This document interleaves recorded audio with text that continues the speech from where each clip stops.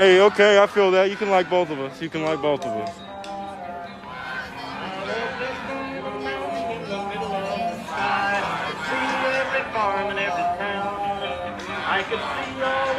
No, I did not get arrested that night.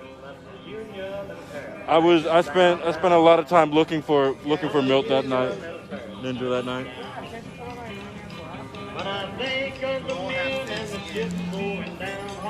I think the vape ruins my image. I said I think the vape ruins my image. Yeah. Cigarettes? Huh? No, I mean like I'm wearing a. Thank you for your cooperation allowing firefighters to extinguish the fire. Please remain peaceful and do not light fires. Northeast Emerson Street remains closed until we go to East Martin Luther King Jr. Boulevard and Northeast 6th Avenue. Please stay out of the closure area and off the North Precinct property. Thank you for your cooperation allowing firefighters to extinguish the fire. Please remain peaceful and do not light fires. Northeast Emerson Street remains closed until we go to East Martin Luther King Jr. Boulevard and Northeast 6th Avenue. Please stay out of the closure area and off the North Precinct property.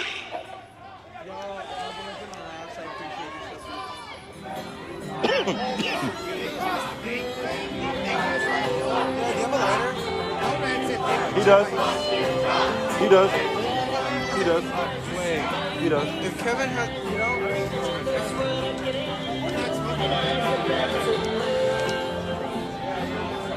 Thank you for telling me. I know. Oh, hold this. Hold this. And this.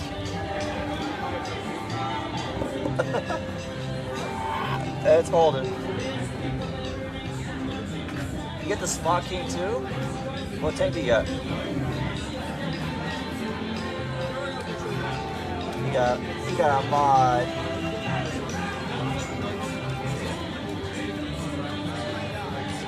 I'm gonna go sit on the curb. You can stay right here. Can you hold it up for me? Not on me. My zipper stop.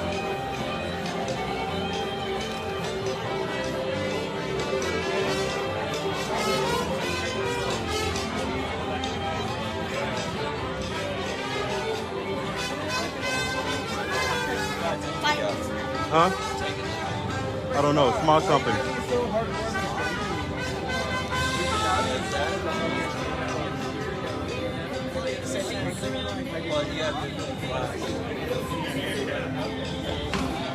So y'all were just gonna let my zipper be down and never tell me? Fucking assholes. I mean, I was gonna tell you later. Assholes. Yeah. Comment on that. Thank you for whoever told me. So the rest of us are gonna head out. I'm looking at you on the side. Dickhead. I'm sorry, I was being selfish. Up here. Yeah, I just got here. Yeah, I know. Thank you, Lindsay. I know G person. Yeah, I saw them earlier. Am I feeling better today? Yeah, I don't know why I had such a Did 44 unzip me? I don't. Maybe. I don't Well, I know. guess it was justified because, I mean, obviously Milton mom got fucked up when she was all alone, so I was scared as fuck. Yeah, I was at the party. Are you flashing everyone, Baloo? No.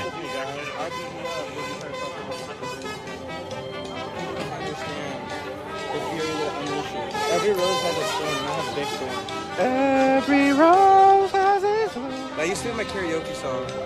Just like every night, there's a storm. Just like every cowboy sings a sad song. Nobody in the camera survived. Really, I always look below Baloo's belt. He's my sexy beast. You know what? Back off. He's mine. I mean, obviously he's out of my league, but if he would have. It hurts when people joke around about us dating because I'm like, I wish. Yeah. We're just like slowly getting annoyed right now.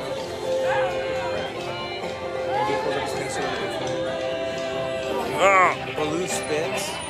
Yeah, Baloo rap. No. No? No. Can you sing? No.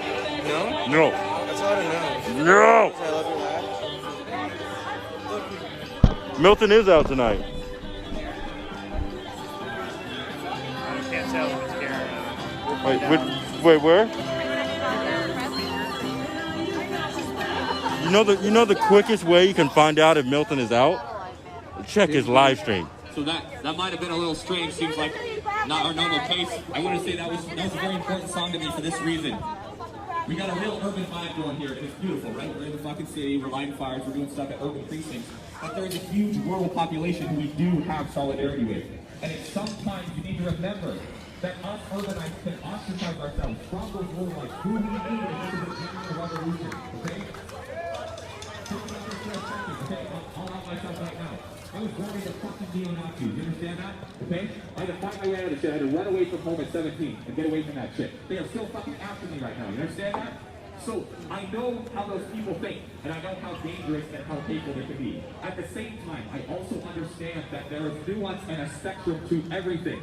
There are a lot of people who might even identify as conservative in this country who are absolutely disgusted with Trump. Who are absolutely disgusted with all of this. But they are scared by anything that they think of as liberal, okay? So what we can do, this is very important, there's a pamphlet that was given out at the last hearing that said 40 ways to fight fascism. It is a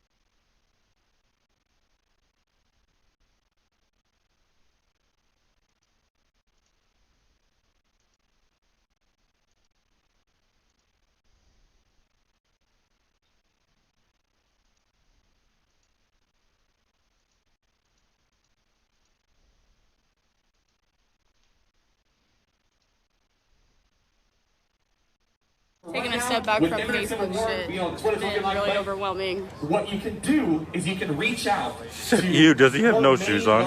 That's kind of his thing. or even conservatives I love it. and let them know, hey, you know, He PJ does have Fair, those shoes. guys, Oh, the they're guy not who doesn't. you think they are. They use religious They're both guys. values.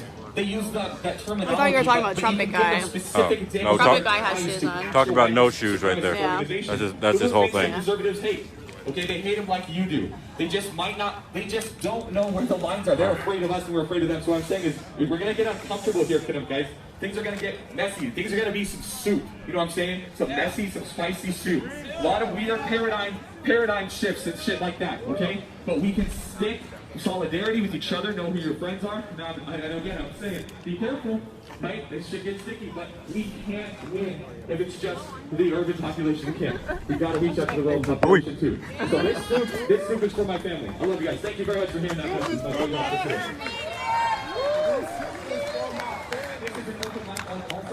want to make a bunch of voices here. Anybody got something on their heart? Please come out and please help.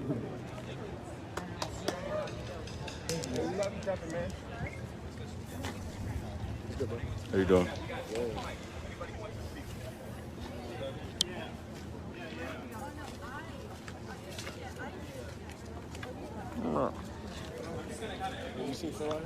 Who?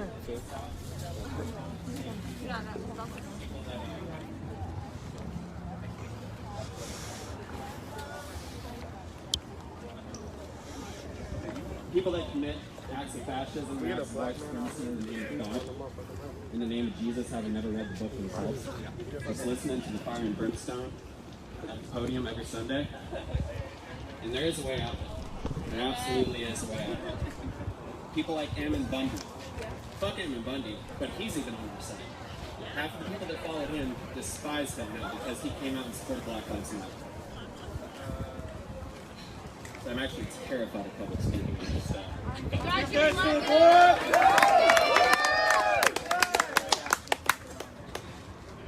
Think of a place like, anybody ever been to Memphis, Tennessee? Yeah. Memphis, Tennessee is an absolutely beautiful place. A lot of sadness, a lot of beauty. going to the Lorraine Motel once a year to see the things that happen there, walking across the bridge of Selma in Alabama. The oppression that still occurs down south is absolutely unbelievable. But in the midst of that, people come together. And in a place like Memphis, Tennessee, the segregation is still there on the east side, but within the heart of the city, which 85% of the black people that live in Tennessee all live in Shelby County. But the black people in Memphis, Tennessee are as country as any of the people you'll find in Clackamas County. Any of the people you'll find at Battleground, north of Vancouver. And the white people there can be hood as fuck. And everybody loves each other for it. It's absolutely possible. I just wanted to echo, because that really stuck with me, what Trump right here said. It's totally possible. Reach out to your people. Reach out to them, because you all know them. You all know them. You may live in this area, but you all know those people. They're not irredeemable. Well, a lot of them fucking are. Anyway, thank you. Thank you so much. Anyone else want to talk? Come on, this is straight soup right here. We need more ingredients. We need some peas, we need potatoes, tomatoes, all of that shit. Come on. I won't take too much of y'all's time, but I want to echo what was said before. I was born and raised in East Texas, and I am an out trans woman. And I was raised in a devoutly Christian family that was also deeply conservative, watched Fox News 24/7. But one thing I learned about my family is even though they essentially abandoned me whenever I came out to them, the reason they did that is because they don't know better. It's something I like to call innocent ignorance. Because we have to understand that your external circumstances, the culture that you're raised in, your family have a tremendous impact on you. And one thing I've learned, especially after moving here, after becoming involved with these protests, is that the idea of whiteness is incredibly powerful. And something that I'm trying to tell a lot of my white friends is like, y'all need to just listen, okay? Listen to people of color, listen to the trans community. I've realized that like I have a lot of sisters of color, trans sisters of color, who are being shot left and right in the streets, a lot of times by white supremacists and fascists. Those people are my family. And talking to them, becoming closer to them has really made this movement special to me. And it's really made me see myself as like a member of this wider community. One thing I try to tell people is you may have people in your family, you may have friends, you may work with people who they espouse these really hateful ideals, but a lot of them genuinely do not know better. So one of the best things that we can do is just be willing to talk to them, be willing to say, like, hey, if you want to have a conversation about this sometime. So when I cut his face off like this with the camera, No Shoes looks like Captain Jack Sparrow. And I've noticed that I've started bringing my mother around, and she told me, even though I don't understand the nature of what it is to be trans, all I can do is listen to you and understand and do my best to support you. And that's exactly what a lot of us can do with this movement right now, is even if, because of the nature of privilege, a lot of us, from our perspective, do not understand what it is like to be oppressed, like the black community, like indigenous people. But what we can do is we can have this community, we can get together, we can talk to each other, we can learn from each other, and we can understand what it takes to make this successful. And it doesn't take that much, and it's scary, you know? Being like a leftist or wherever you come from, I'm personally anarchist, politically. Yes! Let people around, obvious. But like, it's just, all it takes is a little bit. Just be willing to reach out to people, show them love. If they're willing to listen to you, you could be the person who helps turn them from fascism, from being a neo-Nazi, from this toxic brand of evangelism, conservatism. You could be the seed that helps them come around into their senses and be willing to, at the very least, even if they don't fully support us, listen to us and understand. That's incredibly, incredibly important, and it's really beautiful seeing what's happening here. I love y'all. I know it's been long with every one of you, so let's keep this going, right? Another day! We can make it another more, yeah? That's good. Hey, that was fucking beautiful. Thank you. So, hey, before I give it to this gentleman right here, he spoke at our last open mic. He's got some powerful words right here. I want to address kind of an elephant in the room here, okay? So, This is a Black Lives Matter movement. That's what got the people in the street. Okay, I understand that. We just had a lot of allies speaking. And for a long time, allies have stepped back, and that's been very important. We need to amplify black voices here. Okay, I totally understand that. And I appreciate those black leaders for giving us this space right here to do that. You know, I have the privilege. I don't know what that POC experience is. My Aztec buddy here does know a little bit more about that, okay? But that said, I really appreciate the leadership giving us allies. Sometimes got to speak to allies. You know what I mean? We got to understand how we can work with this. And the other weird elephant here is like, you know, where are we on the political spectrum? Is it a leftist thing? Is it an anarchist thing? I don't know. I don't have answers on all that. But we do have solidarity and love here, okay? So we're going to keep repping Black Lives Matter. Everybody agrees that that statement is true, that Black Lives Matter, okay? It's very simple. Yeah, it's very simple. Yeah, absolutely. And so we're going to continue to amplify black voices, and I want to thank those black voices for giving us, these allies, a space to speak to each other and try to understand what the fuck is going on. So here we go. Thank you. So, real quick, y'all, I just want to make sure that on behalf of the Black Lives, we show appreciation for all of our live streamers out here and all of our medics. We need to give all of them a fucking hand, y'all. Make some noise. It's because of you guys that the nation is witnessing what's going on here in Portland. Keep getting the truth out there. And for all you people that are in the media that are trying to paint a certain fucking picture, fuck you. Understand that? Make sure when you guys are talking to the press, you understand the questions that they are asking you, because they will take those words, turn them around, and paint the picture of Black Lives Matter as what they have been painting the picture. We are non-violent. We are civilly disobedient. We're going to burn. We're going to do whatever the fuck we have to do to make sure that they understand that Black Lives Matter. And for those of you guys who are questioning the vote, understand something. The vote is to expose the system. That's what it's all about, okay?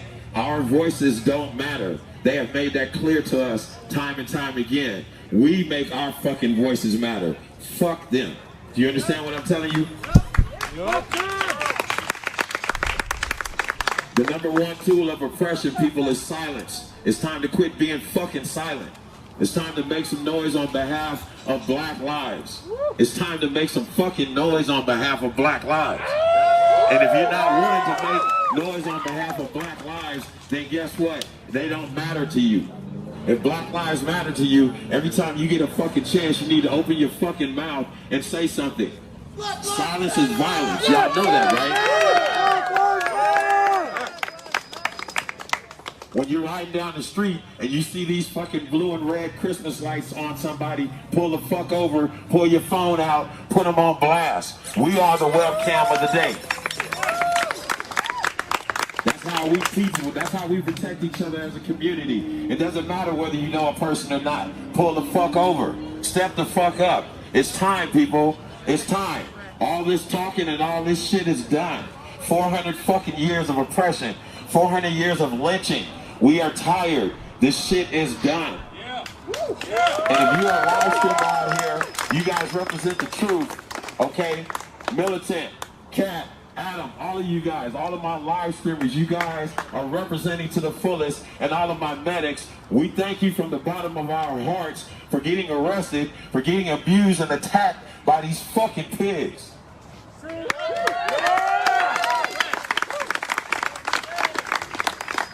And understand, people, it's simple as saying, and it's true. Each one teach one. If you want to know, ask somebody. If you want to know, ask somebody.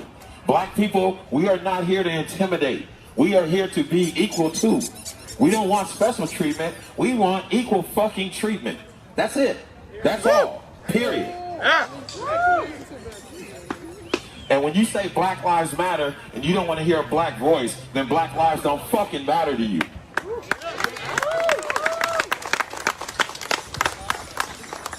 They have spent all of the time in the existence of this country suppressing black voices. We now finally have a platform. Give us our few minutes, please. We've been waiting 400 fucking years to have a voice. Listen to us, allow us to speak. The only thing we have to say is we love you back. And we always are going to have love. We love you. And And when you see an angry black man, understand there's a reason why black men are fucking angry. There's a reason why black women are angry. There's a reason why brown women and brown men are angry. There is a reason for that. There's a reason for that. This system is working too fucking good. The system has been working way too good for way too long. And it is time not to fix the system, not to break the system. It's time to rewrite all of this fucking shit. It's time to change the narrative, people. It's time to change the narrative. It's time to change the narrative. Any excuse they give is not fucking good enough. There is no excuse that's good enough. This society, we should not be out here as a people right now protesting anything, especially another black man or a black person being killed in the streets like a dog. Understand something. 8 minutes and 46 seconds. Just think about that. 8 minutes and 46 seconds. Our children are being killed. Talk about Tamir Rice.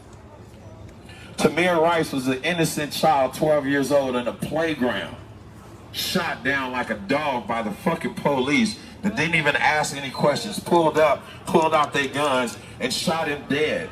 A 12-year-old boy, Tamir Rice. Fucking pigs! Fucking cowards!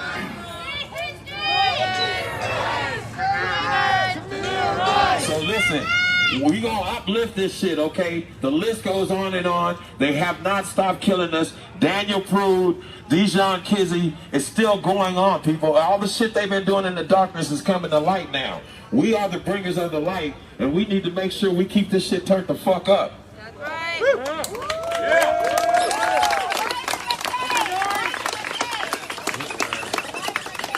Elijah McCain walking home from getting a fucking Gatorade, minding his own business.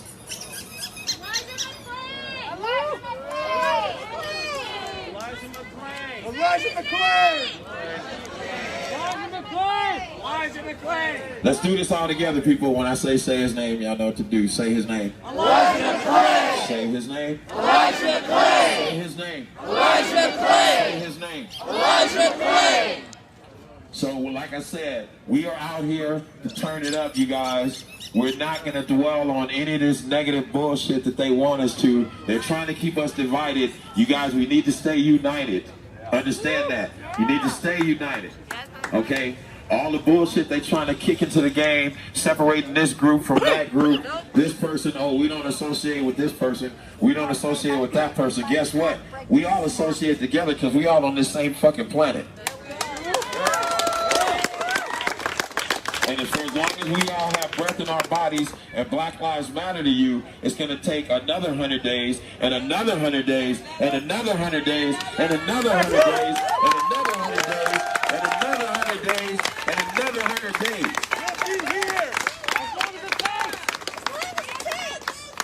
I was involved in the Rodney King riots, people. Let me make sure y'all understand something. They play this game real good. They're just going to wait. They're just going to wait. Oh, they'll get tired. Oh, they'll go home. Oh, eventually they'll stop. And guess what? That's exactly what the fuck happened. So we need to change that narrative now. You understand? Whether it's 2 people out here, 10 people, I don't give a fuck. We need to have somebody out here every night. Every night. We do this shit every day. Every day. Every day. Every day. Every day. Every day. Every day. Every day. Every day. Every day. Every day. Every day. All right, now who's ready to fuck with some cops? I'm ready to fuck with the cops. Let's fuck with some cops out here. Make some fucking noise.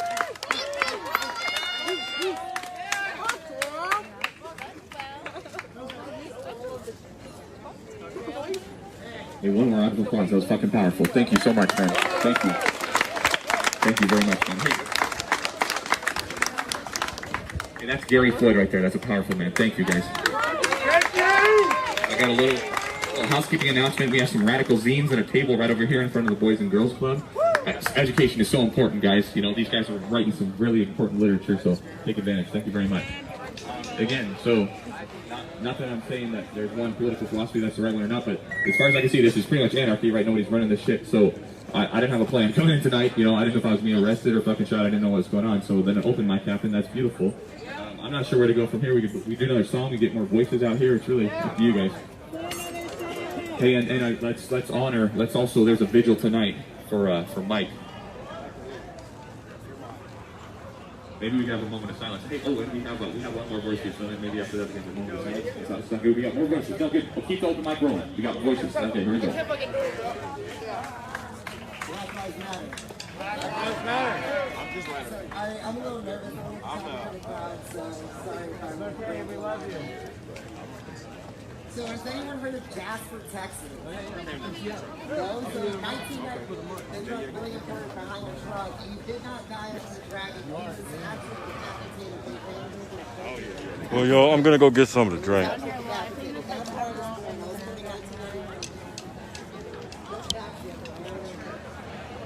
No ice cream just yet, but I'm gonna go get something to drink.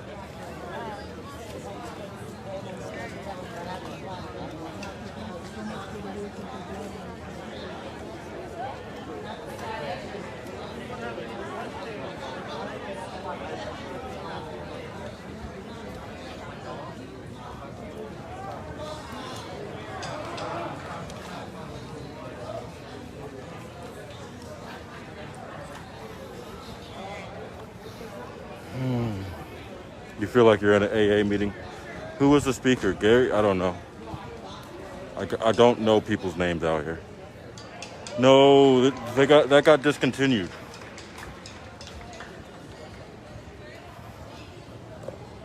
Like you can buy it in a big ass pack on Amazon, but that's until like supplies run out.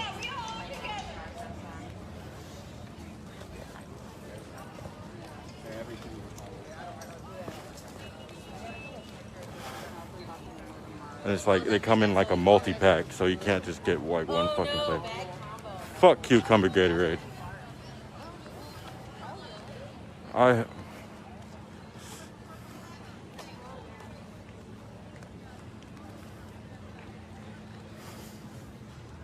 Sure. Oh, hi, puppy.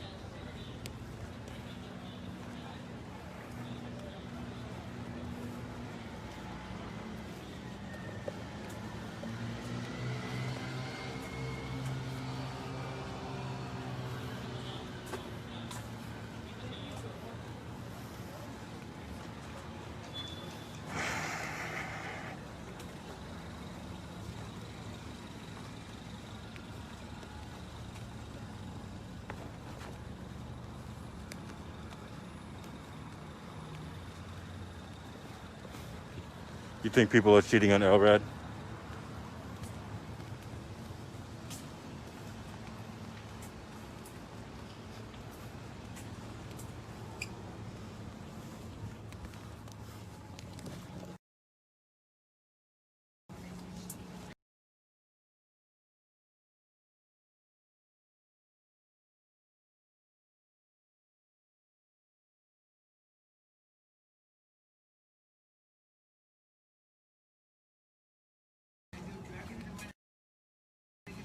Negative.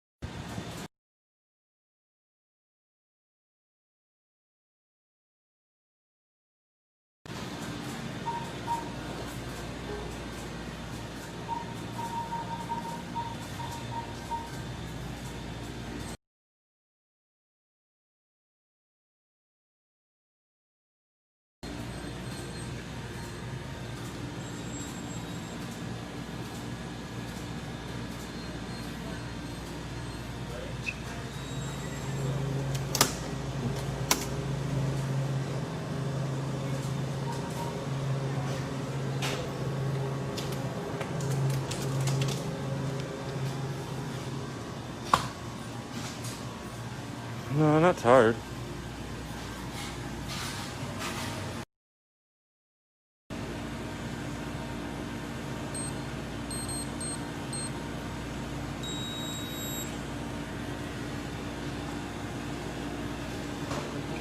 Thank you.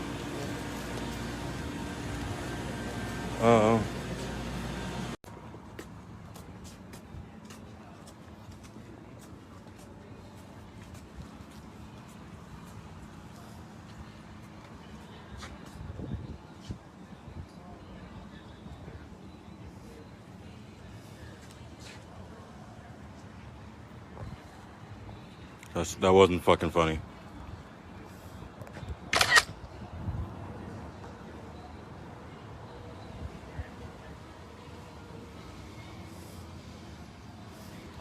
Well, be careful. My mods might ban you too. And look, if my mods ban people, I am not going to answer the messages anymore of why they got banned. I don't fucking know why they got banned.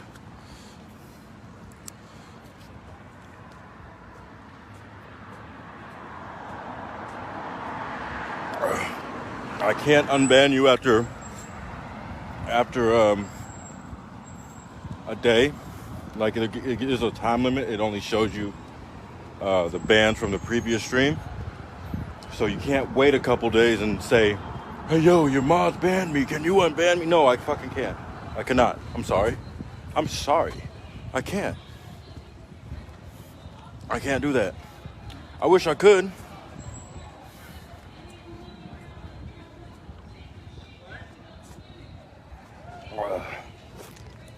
Y'all need to stop fucking messaging me when you know you say something fucked up. You all know you say something fucked up. And then you message me like my mods did not send me a screenshot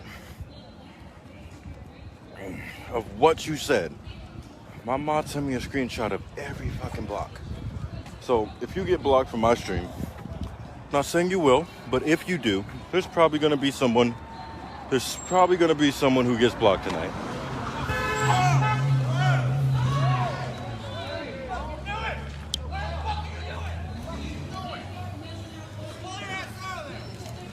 Uh, 645 FFC Prius.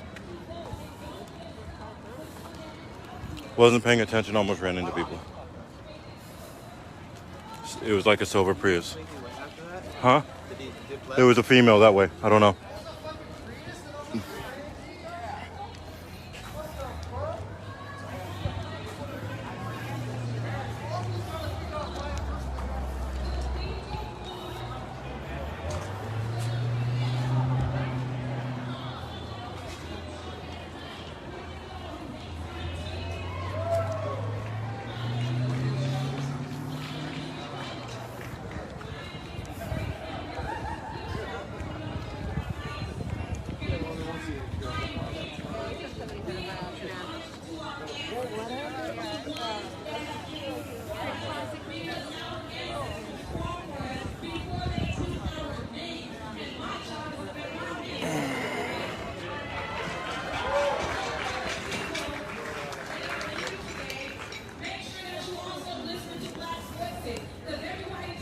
It's a fucking Prius, right? Who the fuck tries to speed in a Prius? I did tell him that.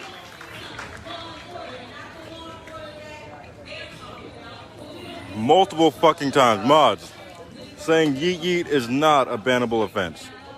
So, yeah, we did block that Escobar because he was spamming the chat.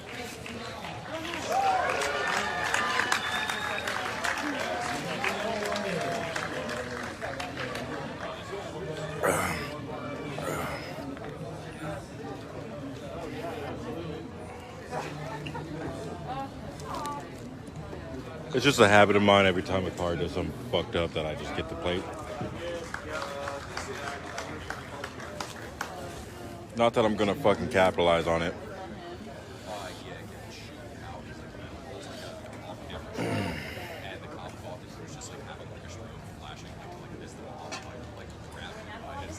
But with that being said, I don't care if you say yeet yeet. But with that being said, don't fucking spam it. That's a bannable offense. If you spam it, like fucking type that shit in multiple fucking times in a row, I'm gonna personally block you. Huh? Are we in Pacific time zone? Yeah. Pacific? Where you from? I'm from Utah and Montana. So Oh, okay. kind of move back and forth whenever the hell I want. I feel that.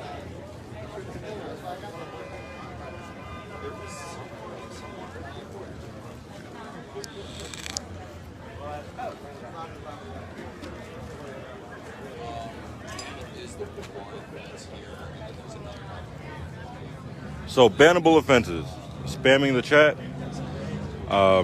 hate speech, wishing harm or threatening someone.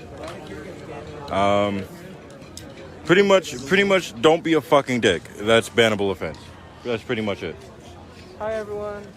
On blue screen. Let me say hi.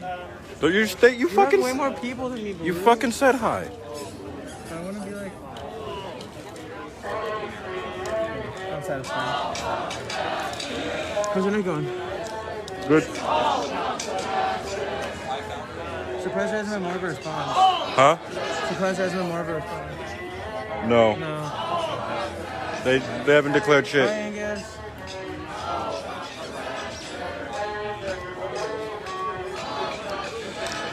What's up for really cigarettes? There's a store down the street. I don't have cigarettes in my helmet. Huh? I have a couple more cigarettes in my helmet. Okay. You have a lighter now? No. I told you that earlier. I don't. But you should be carrying one just for me. No. Why the fuck would I do that?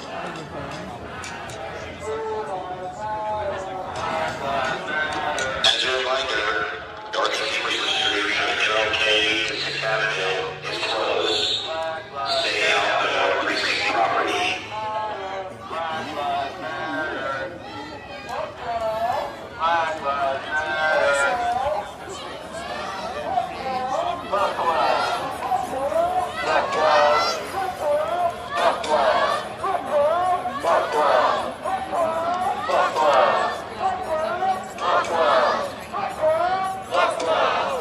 Yes, Rosa is live.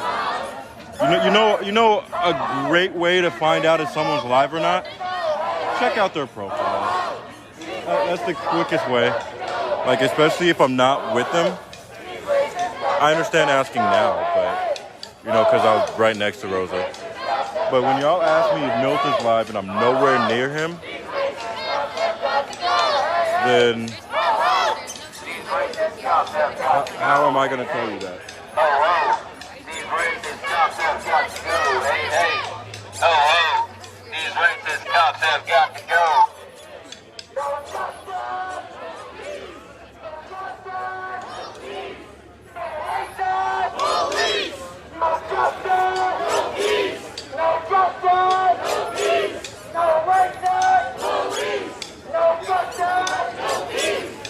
Yeah, if you want to see if someone's live, be like, just go to their page or the page they stream on.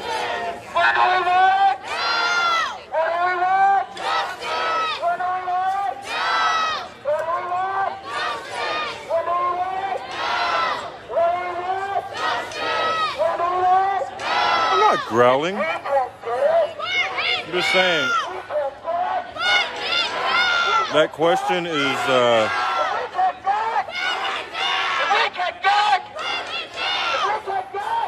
annoying. That question is annoying.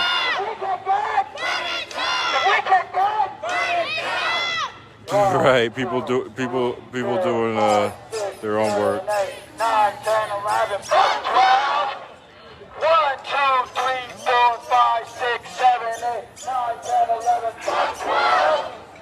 1, 2, 3, 4, 5, 6, 7, 8, 9, 10, 11, 12. 1, 2, 3, 4, 5, 6, 7, 8, 9, 10, 11, 12. 1, 2, 3, 4, 5, 6, 7, 8, 9, 10, 11, 12.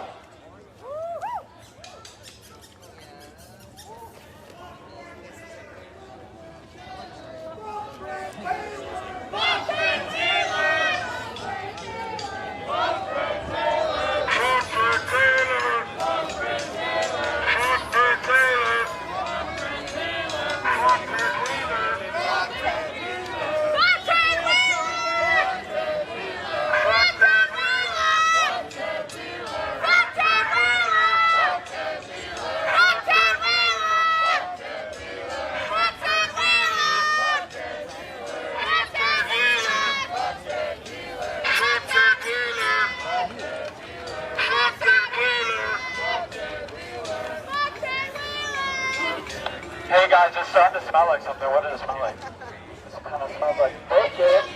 I smell bacon. I smell bacon. I smell bacon. I smell bacon. I smell bacon. I smell bacon. I smell bacon. I smell bacon. I smell bacon. I smell bacon. I smell bacon. I smell bacon.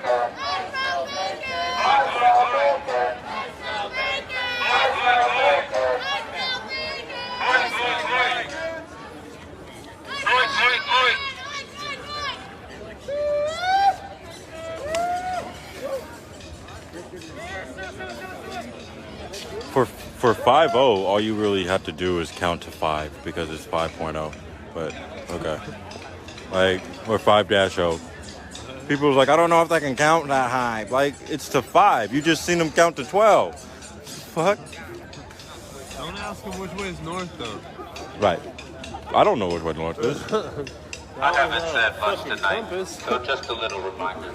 Portland police are little bitches.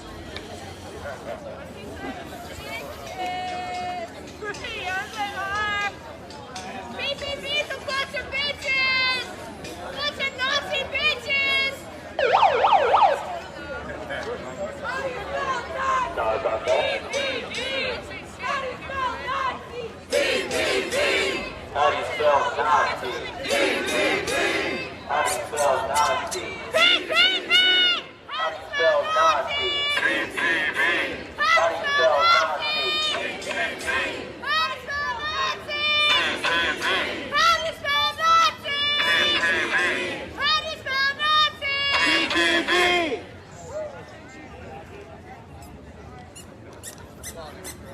Yo, my mods, what I was saying is my mods screenshot and send me things of bands. Y'all don't have to send me things of bands. My mods do the work. But thank you. Thank you, though. So, thank you so much.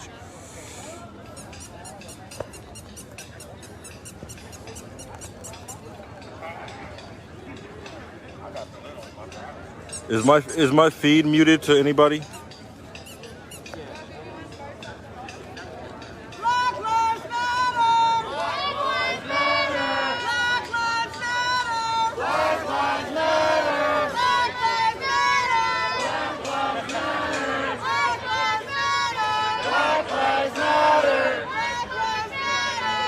These are Portland police.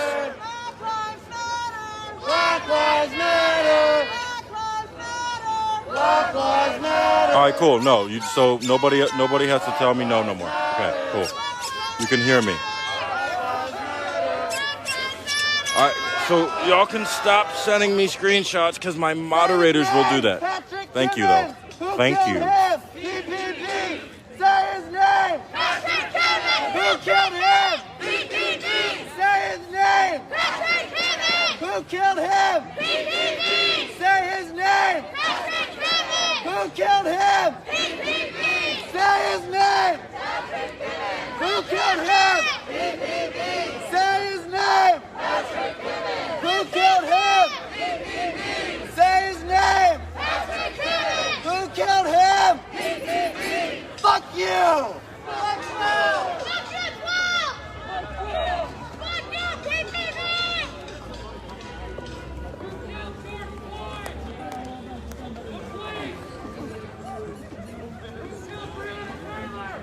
The police! Who killed George Floyd? The police! Who killed Breonna Taylor? The police! Who killed Tamir Rice? The police! You killed a fucking child, you piece of shit!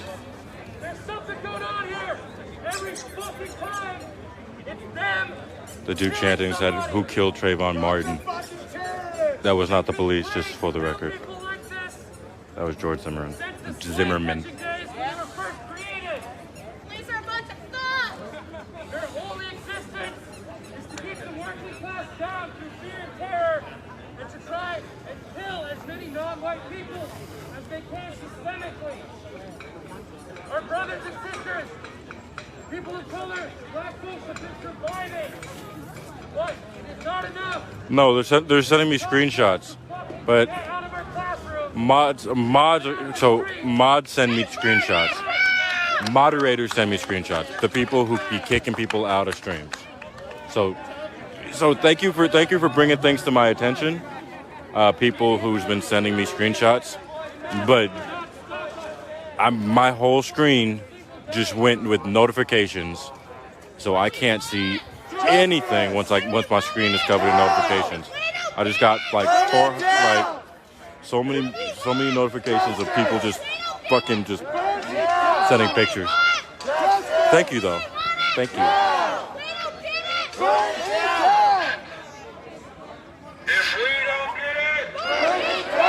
I want to so bad. Her voice is so fucking annoying. It's like a fucking what's those things that like a kazoo? So fucking annoying.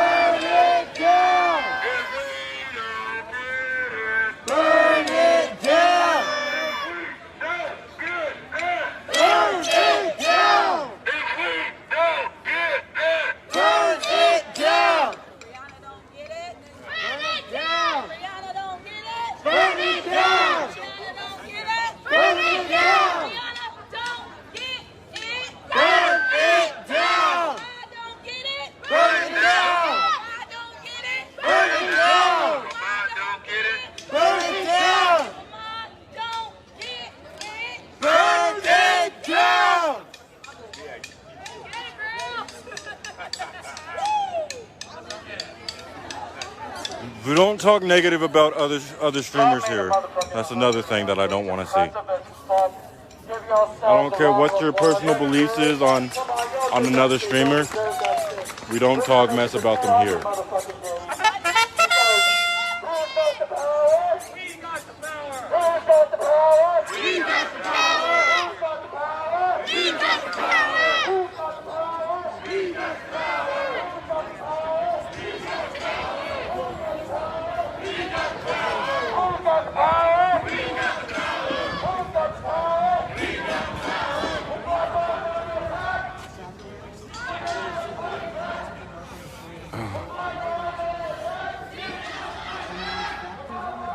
The fuck you doing here? Be here?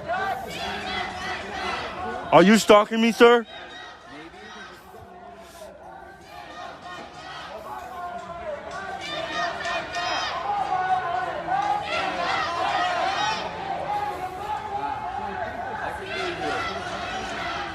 Too many lame rules. It's just what I don't want to see.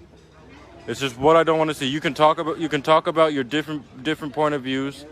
I just don't want people talking shit or spamming. It's like 5 fucking rules. How is that too many? And if you don't like it, bounce. That's it. Just bounce. I don't care I don't care. Of course I.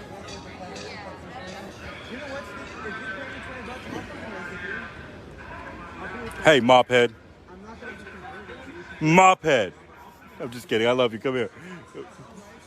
I love you.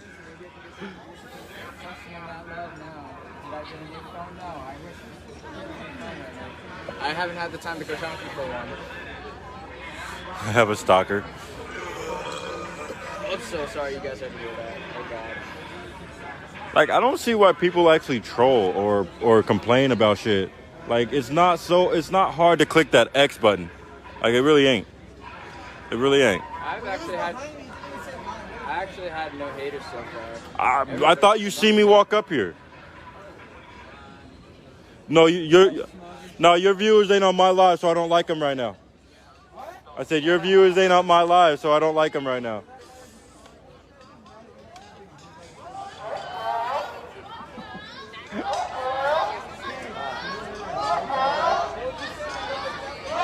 Yeah, there is such thing as freedom of speech, but just don't fucking annoy the shit out of me. I did not get my gas mask.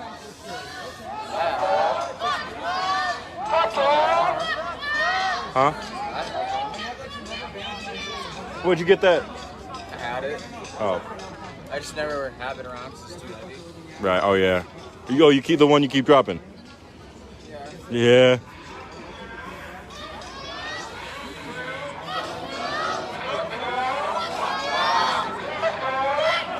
See, just because there's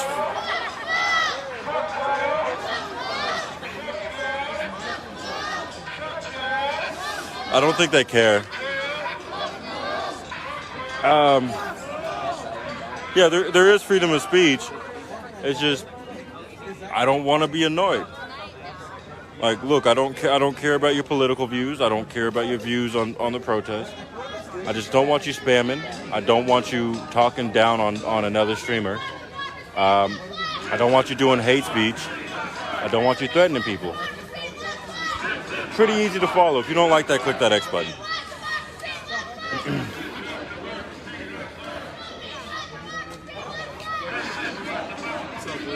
What's up, dog?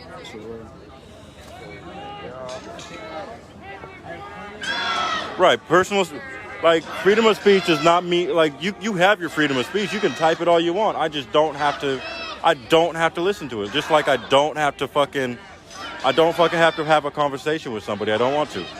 It's pretty much the same deal. Y'all act like it's this is K2 or something.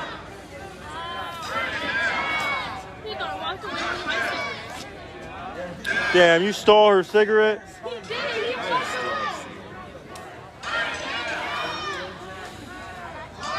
Right, it's be respectful. Don't be a dick. It's really the run rule. Fuck, I can't talk right now.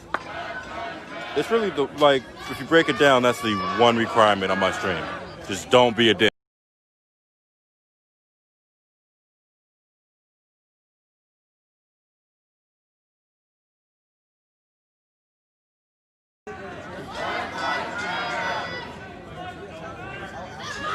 That's cool, Joe. You hear that? Cop lives don't matter. You're a bunch of little bitches. Like I said before, little bitch number 1, little bitch number 2, and little bitch number 3. And I know there's more little bitches behind y'all, so at least y'all didn't. Quit your job. Quit your job. Quit your job.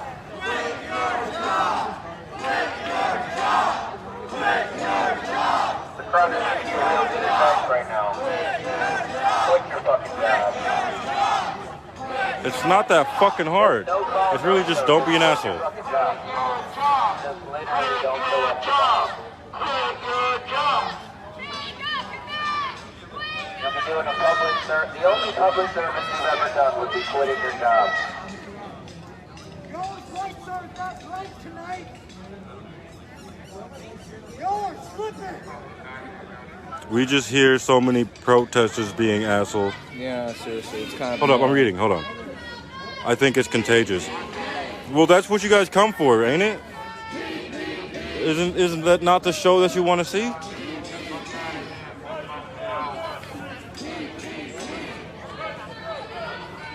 Right now, I am a protest streamer. You guys came to the stream wanting to see what's happening at the protest. So it's a show that you tuned into.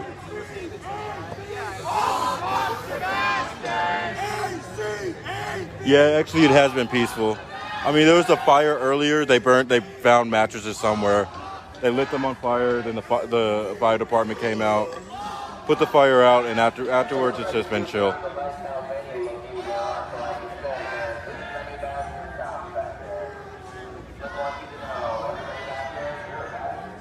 Is he calling us bastards? No, he's calling the cops bastard.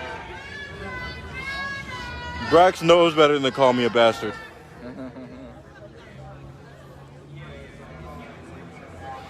Right, I got to see her once.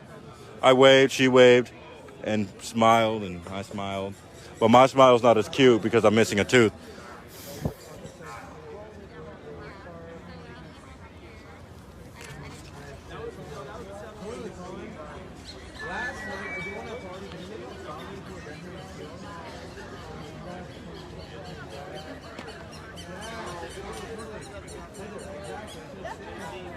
Oh, y'all know I'm not staying home.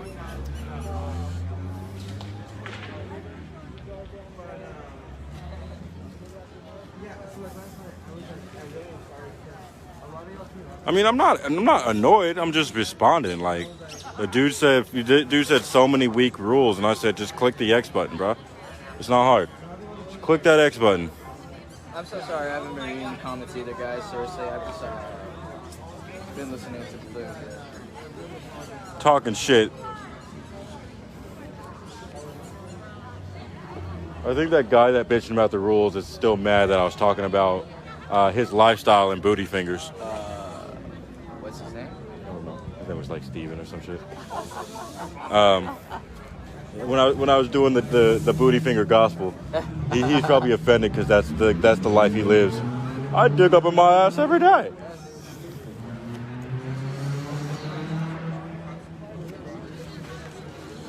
Our streamers fill in.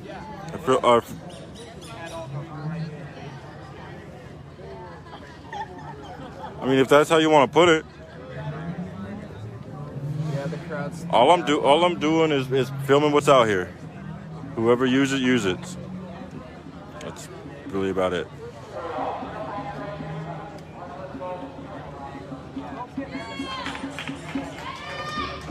Yeah, people have left. I see Kevin over there dancing, so I think he's bored.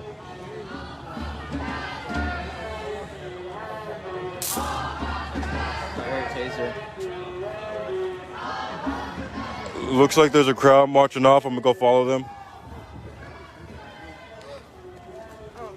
No, Rosa, stay. Stay. You stay here. Stay. All the Bear Gang media bullying you.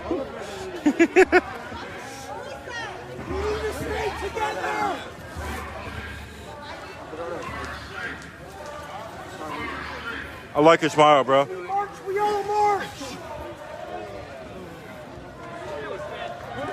Go off the front. Hello, where were we even going? I don't know. Hey! We stay together.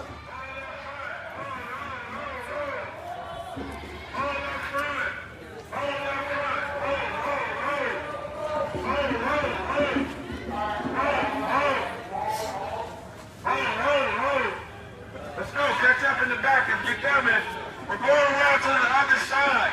We're going to fuck with these kids from the back side. So hold up up here. Hey. Oh, God, we're going right by my car again. Jesus, I probably should have parked somewhere else. Damn it.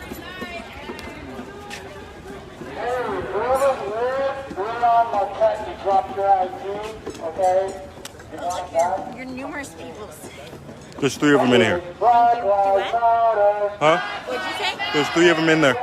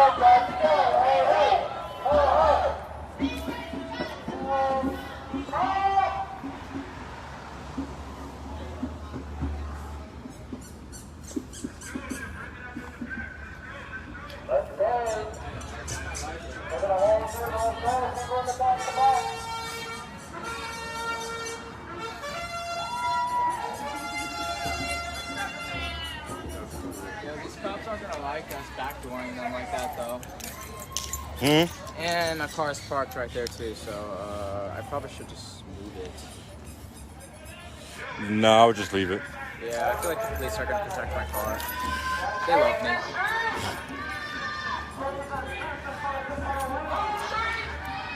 If y'all know anybody in the PPB, please let them know. Protect Ninja's car. They ain't going to. Protect Ninja's car. Where did you move it anyway? Not that car. Don't say where your car's parked on screen. That's the dumbest. I didn't mean specifically. That's like saying your number on stream. 503. Goddamn area code. Here, I'm not going all the way down to the fucking. No links. Stop posting links, please.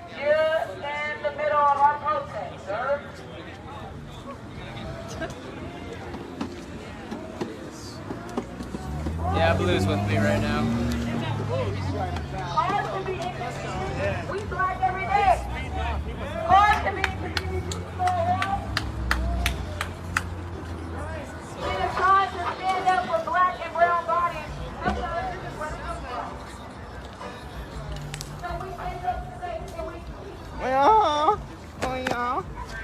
That was a man hug. That was a man hug. Huh? Stay together. Stay together. Give us Sparky. But they wanna, yeah, they're gonna march to the backside. Thank you. Oh, not to grab a second round, but I got to.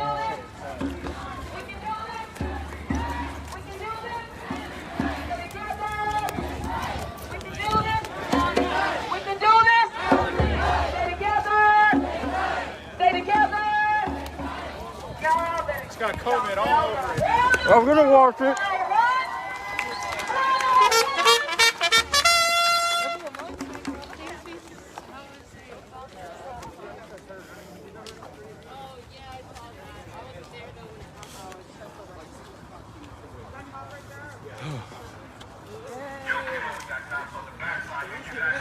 No, I bummed this.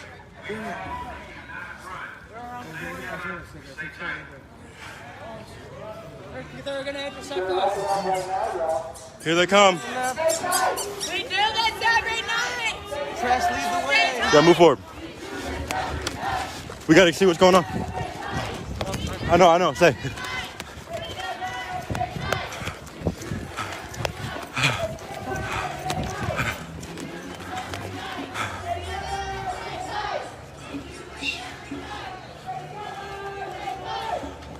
Oh.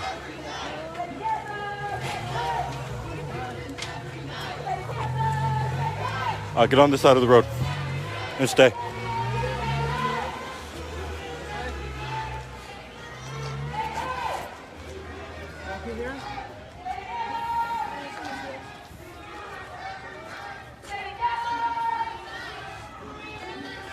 I don't think they're happy.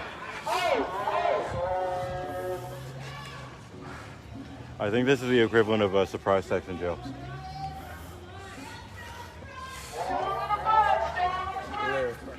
Now you can see why I'm not comfortable. This is the Portland Police Bureau. Northeast 6th Avenue is closed south of Killingsworth Street.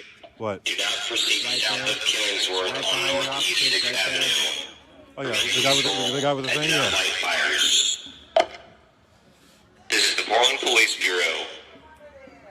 Northeast 6th Avenue is closed south of Killingsworth Street. Do not proceed south of Killingsworth on Northeast 6th Avenue. Remain peaceful and do not light fires. That ride's just a little tiny bit too loud tonight.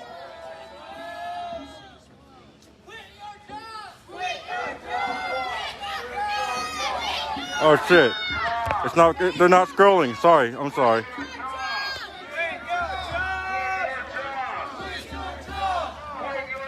They were trying to be sneaky. No, that's not 44. She doesn't have a number. This is the Portland Police Bureau.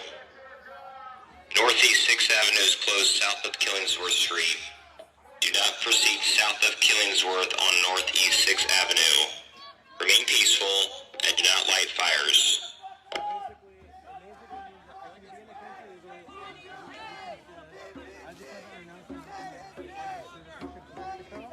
And I haven't gone and taken the $1,000 test to gain my citizenship.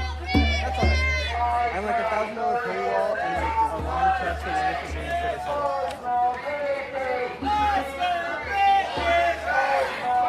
Y'all, can we share the stream? Tag Newsworthy Spike and anybody big you can think of.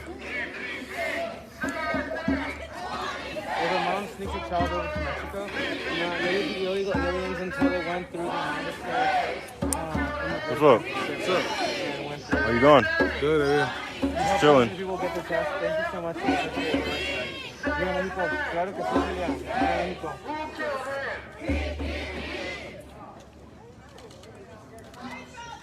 How much is that? I'm not gonna read that long paragraph. I'm sorry. Gotta hit the see more and shit. Right. If I have to see click on see more, I'm not reading it. Not until tomorrow. Exactly. You're not gonna go all the way back and look at this shit. But I'm also very finicky around announcing. I mean, you can post it all you want. I'm just not gonna read it. By the time I read that whole damn paragraph, there's gonna be like 70 fucking comments that I missed. Bongo Girl is fire. Yeah, she is.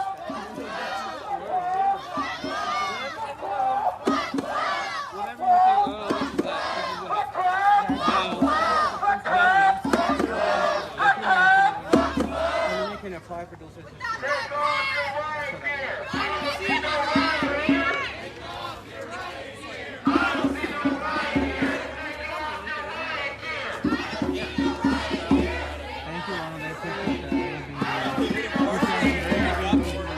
Can you do me a quick favor?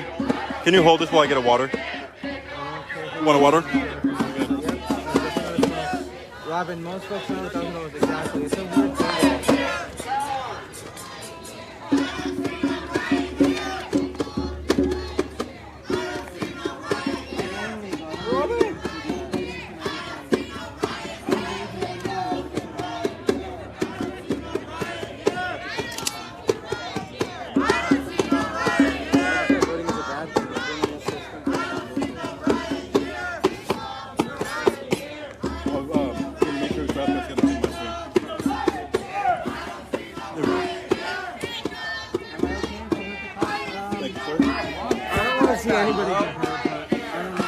What?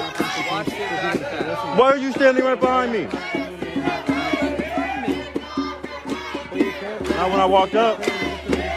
Whole bag. Okay. Yep, I think you're busy. After announcing my situation, Can we all share the stream? Tag some VIPs.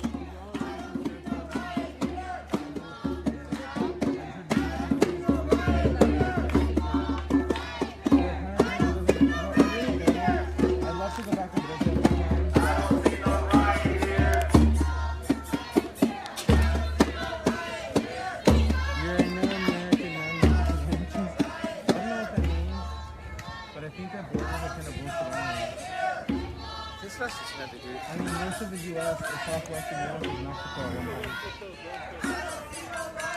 I have a brother from USA who's born in England. That's awesome. I want to visit England. You know, I don't like the associations with imperialism and colonialism. So I will say that I love Americans who are the that they are supposed to protect the people. She's right there. I have a lot of pictures actually that I found recently of me and those male presenting me up there. It was really weird. Police brutality, and we're here protesting against police brutality, and every single night, y'all continue to brutalize us. We witness y'all tackle us to the ground and then sock us in our faces. We witness y'all Hello. and beat us with your baton. Damn, you have more viewers than me, Baloo. That's come on my stream. No. You know, I'll give you a better time. Damn, you fucking up my stick. This is Portland Police Bureau. Northeast 6th Avenue is closed south of Northeast Killingsworth Street.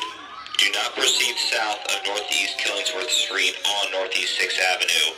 Stay out of the parking garage adjacent to North Precinct. Thank you for remaining peaceful and do not light fires.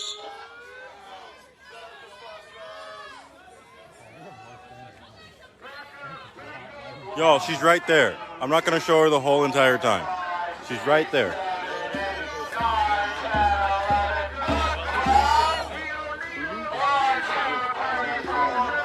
No, because you never sent me the exact video that I needed to watch. Because I'm not gonna remember a certain video like after like 5 hours. If you send me the exact video, the exact name of the video, I'll I'll watch it when I get off. 4, 5, 6, 7, 8, 9, 10, 11, 12. Look, that person trying to drive to us.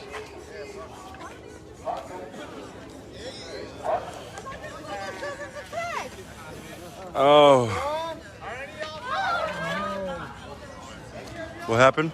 Oh, it's just the car's trying to turn around.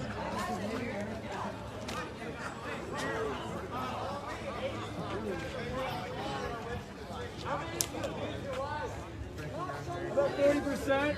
Fuck you! It's not like I'm saying off the break.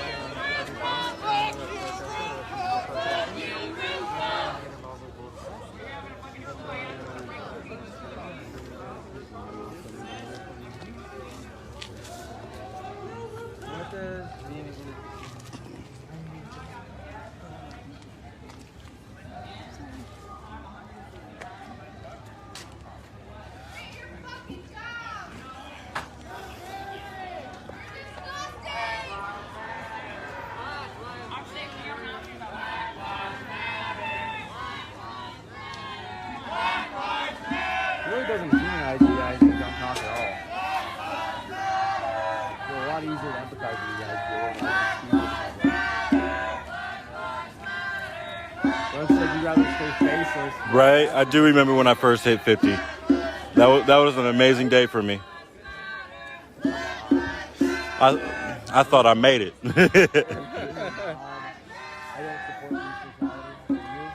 So I appreciate every single person watching.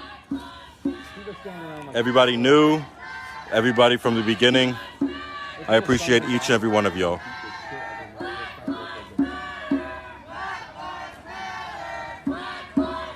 legitimately don't hate you. Most people out here don't. Question. Do you have a sticker? The last line like 2 days ago. Should have asked me. I got a stockpile. Want to know why I have a stockpile? Start this right now. Okay, I don't want it from you. I want it from a cop. Okay. I mean, technically, they did come from a cop. I don't need it secondhand. I want it from a cop. You too good for secondhand? They don't want to humanize themselves. Are you too good? You too good for Goodwill stickers? It's not like I didn't get one before. Okay. See, they're just too good for us.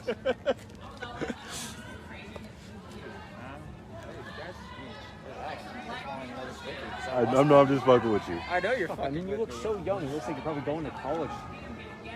It's like, do you want this to be the career for the rest of your life, where you're known for this kind of shit? Hey, bro. You know what? I don't feel good about this person right here. Like, you're laying on her pretty hard. You're also in I feel her danger. heart, We're not and gonna she's a stay good on the person. same road. There's plenty of your equals out there. Wait, what?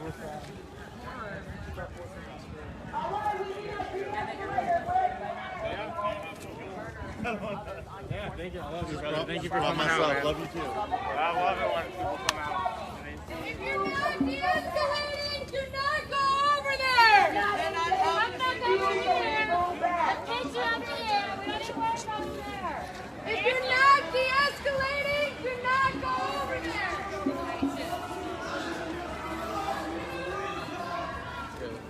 I've worked here on the workshops right now.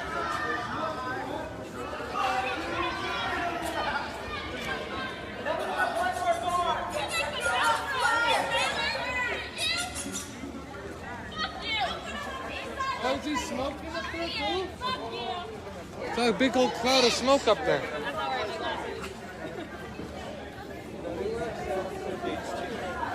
I think they target.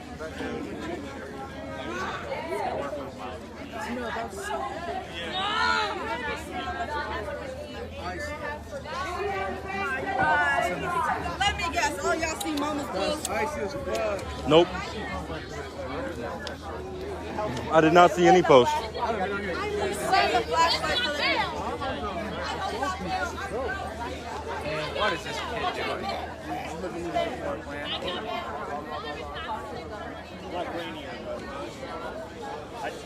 Bad idea. Bad idea.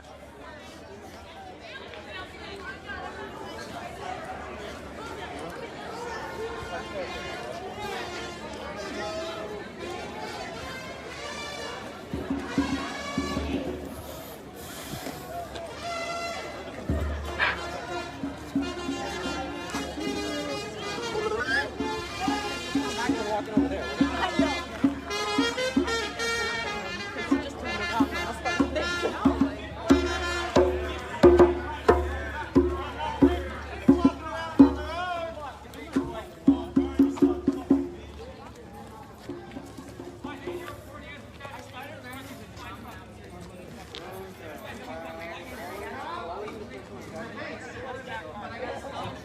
So, Mark, nobody torched themselves. Nobody threw fire and hit themselves. Yesterday, someone threw a Molotov from the back of the crowd and it hit a protester.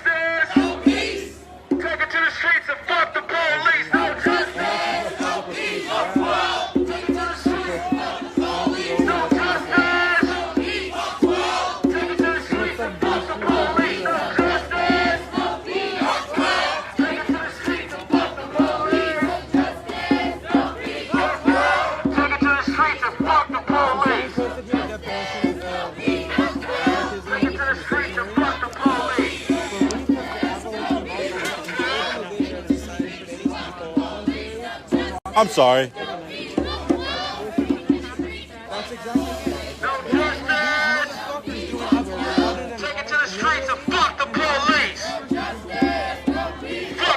So I blew a cloud. I wasn't intending it to, but like that whole cloud just went right in this officer's face. My apologies.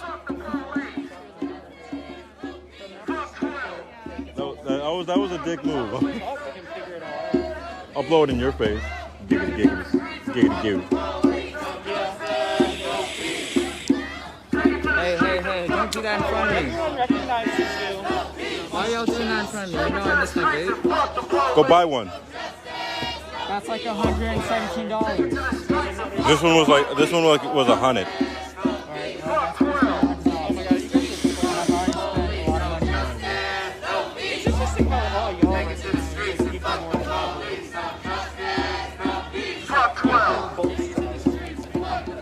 Better wipe that shit off too, nigga. How do I know that?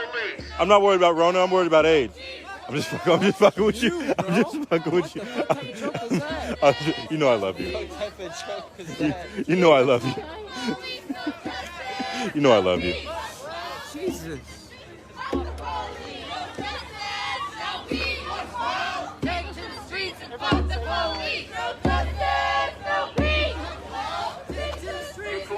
Now, what flavor is that? I can't guess. It's fruity though. It is fruity. Yeah, very fruity. Now, what's the flavor? Literally on the wrong side of history. Jeremy? 20 years from Hi, now, Jeremy. are you going to look back at the year 2020 Heather and also be proud that you stood in Heather right says that here you need to do it in faced 44. off I do. humanity I do. with the people and beat people in the street? Is 44 married? Why are you asking that question? That's a personal question. I know it is. Does that make you feel good when you go to sleep at night? It'll determine if I still have a crush. Does that really feel good to y'all? Why does everyone stand by being 44? Oh, speaking of, are you okay? Yeah. Okay. Yeah, I'm fine. I saw. I unfortunately had this thing. The word you was looking at, fortunately, not unfortunately, but. Yeah, no, I fortunately. Okay. Yeah, I fortunately had And then someone chased Carissa down. last night. Yeah. I didn't hear about that. Some dude in a orange hoodie. Okay. The guys who came up on me were all they look almost like black bloc. They look like BLM people. Yeah. But they hit me with those bottles out of nowhere. It kind of sucks. I got hit with the bottle when we was at PPA, like in the ankle. Because nobody fucking pays attention where they throw shit. I don't like them throwing shit. But if you are going to, at least look. Yeah, at least like aim a little bit. Yeah, I hate how they hide behind people who are like streamers. Right. Hate that shit. That sums it up. That sums it up, y'all. That's the summary right there. We say let's have some dialogue and we get a gun pointed at us. Flashlights in our faces all night, but we can't point ours in there. All the insults aside, if you really want a chance to speak, we're giving you that. We're giving you that. You guys really don't want to go down like that? Come on, you guys are tired.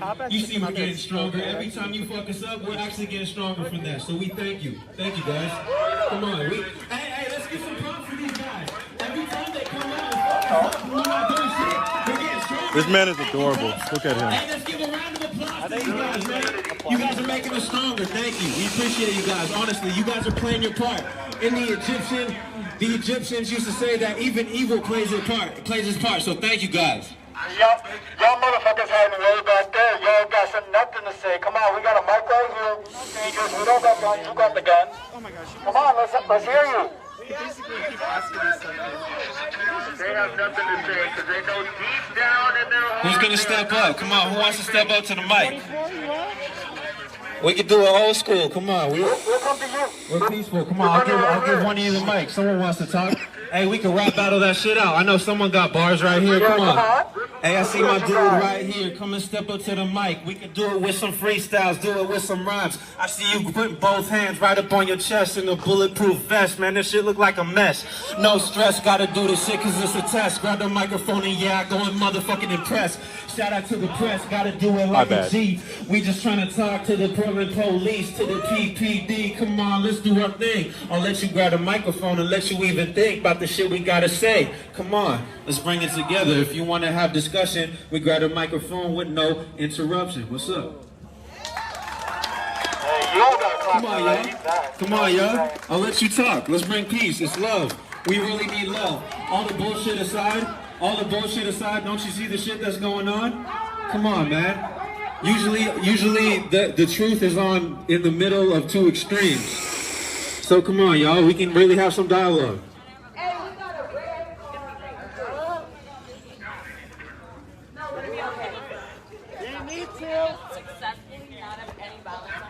No violence. Can you imagine how beautiful that would be? The world is watching Portland. If you guys step up to the mic, someone spit a freestyle. I don't care how bad it is. We'll love that shit. Come on, the world is watching you. I know you got some bars. This dude right here got some bars. Come on, yo. Someone step up to the mic. Come on, yo. Only bars they got are prison bars.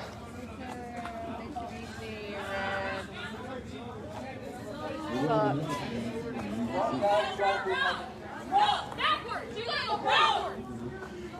Get out of the way! No! Violent protest! Get out of the way! Violence with us! Set fires in the street! No, that's violent! Okay? That's violent!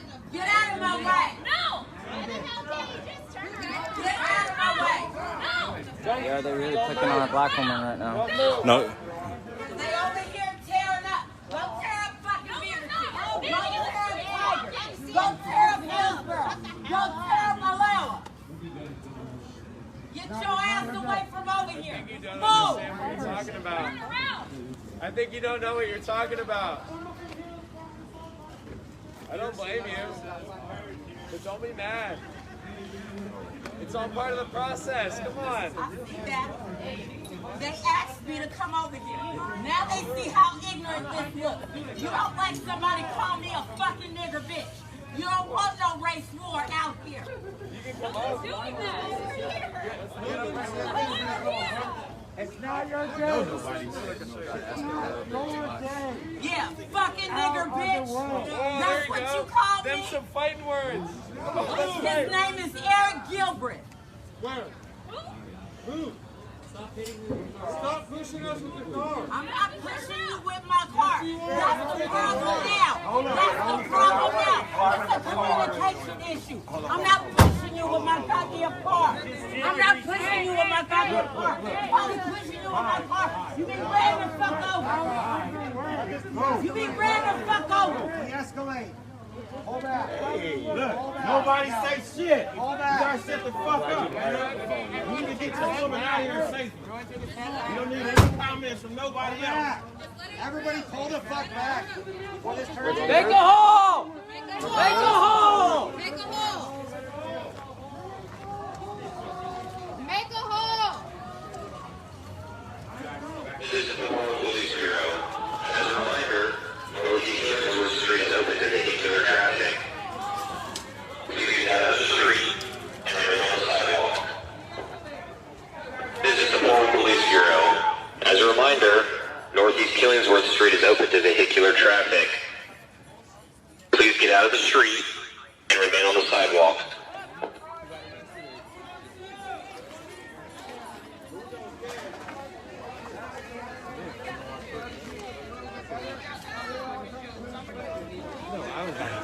The car did go forward multiple times. They were also leaning on the car, but it did go forward. But she just like released her foot on the brake, like kind of inching forward. But also, don't block the fucking streets.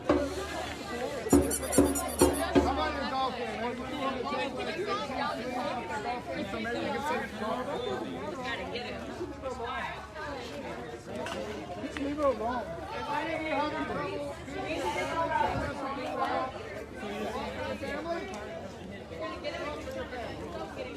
I don't know what you're trying to do, but if you just keep trying to keep people from like... I want you to leave her alone. I'm going to get in between you and her. How's that? And then you got to go through me. All right, so you leave her alone or you're going to go through me. And you don't want to go through me. You understand that? You don't want to go through me. I'm not trying to create your enemy. Leave her alone. You don't yell at people, you talk. I don't want you picking on her. Hey, you know, like the boys over there to talk to leave her alone. These are the people we are fighting for.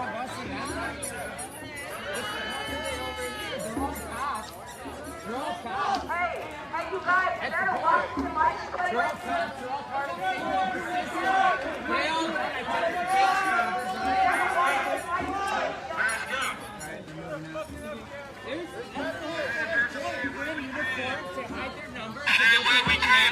They bomb us, they gas us, they shoot us, they do all of it. Stay together! Stay tight! Settle down! Leave the car! You will be charged with a federal crime. Pay attention then.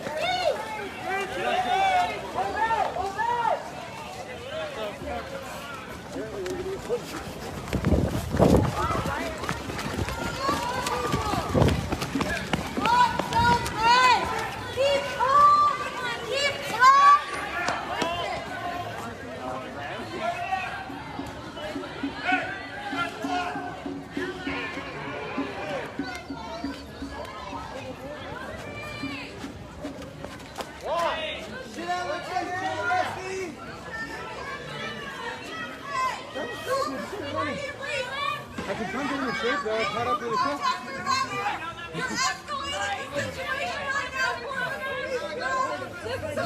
I just promised Jaime that no one would damage his building, and now you guys are starting his building and then potentially tear gas him. What's your name? We're peaceful protesters. You're violating our First Amendment rights.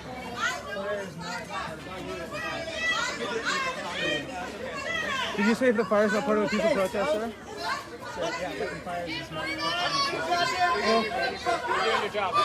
I don't agree with fires either, just so you know.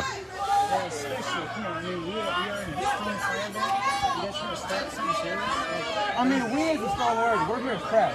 We didn't start any time. I respect your right to be here, but I'm speaking about the government. Oh, so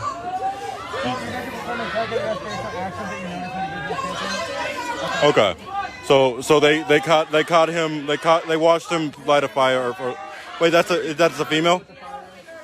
Is that a male or female? It's a male. So they caught him lighting a fire earlier and found him and arrested him. They're doing targeted arrest.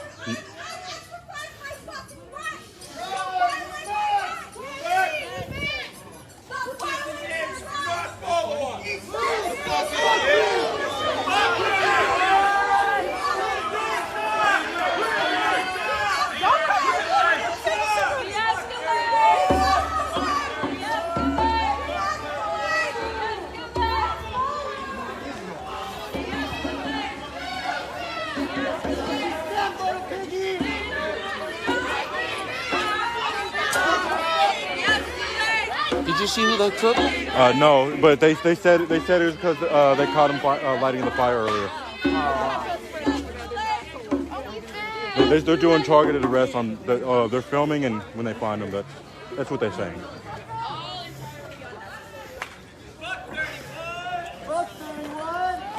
Hi. Where's the? Yeah, I know they're also on my shirt. Oh, they didn't let him go. I'm a human being. They're all human beings too, but they still choose to be a part of it. That's enough for me. Yeah, but you don't have to pick on. You don't have to pick on. She was just in that spot. She's in the same part system. That's the whole point. But I'm done. Yeah, but you've been picked on enough tonight. That's what I'm saying. Everybody's been getting her elected. Okay, then maybe she could let him know to stop putting her on the end. Well, I'm just saying, there's lots of boys out there that you can talk to. She's heard our skill. Then she should have her voice known. No, I can't handle it, bro. I can't handle it. I've seen her seen you lecture the shit out of her. Can you turn the flash on your camera? I'm the one with the problem. Because that was not her. just like one of the bitches that arrested me. My flash ain't going on.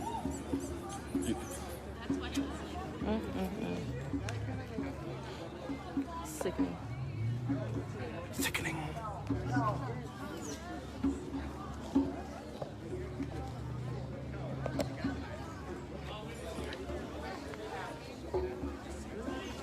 Got no number on there. Oh, of course, you stupid bitch. Well, the reasoning for And that. what's crazy is I had her number memorized too. Yeah, so that's probably not her then. So the reasoning is she's not part of the riot squad. Only riot squad has numbers on them. From what they said earlier to Rosa.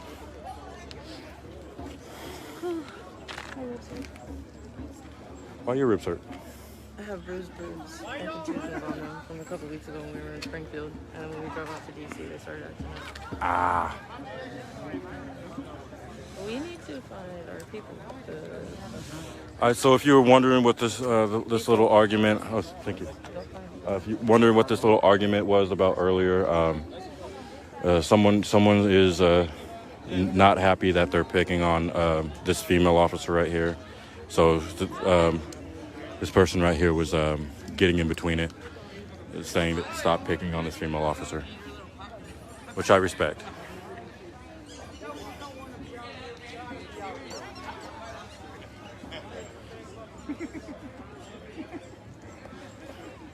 There are racist black people. I agree with that.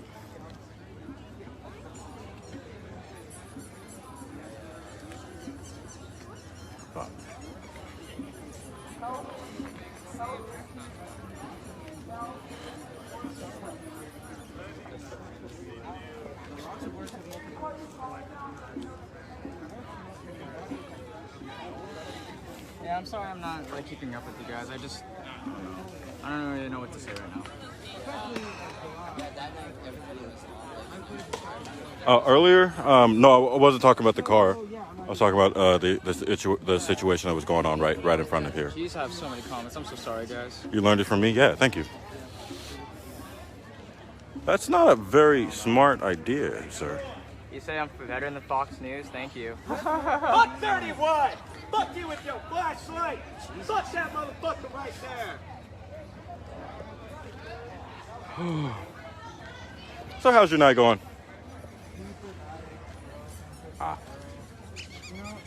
Okay, I don't blame her. Yeah, I don't blame her at all either. But I hope you all notice that yes, I upstate myself. Also, thank you for that. Can I know your pronouns? Or? She, her. She, her. Thank you. So I didn't know when I was talking to stream, so I just said this person.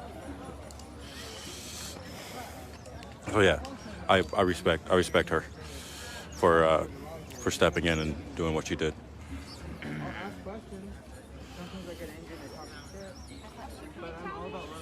People got booted.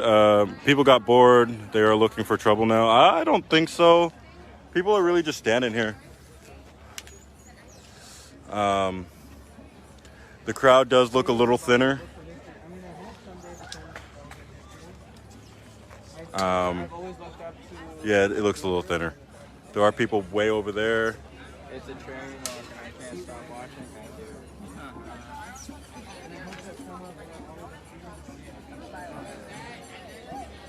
They sound like kids. And now that I think about it, Baboon was pretty funny.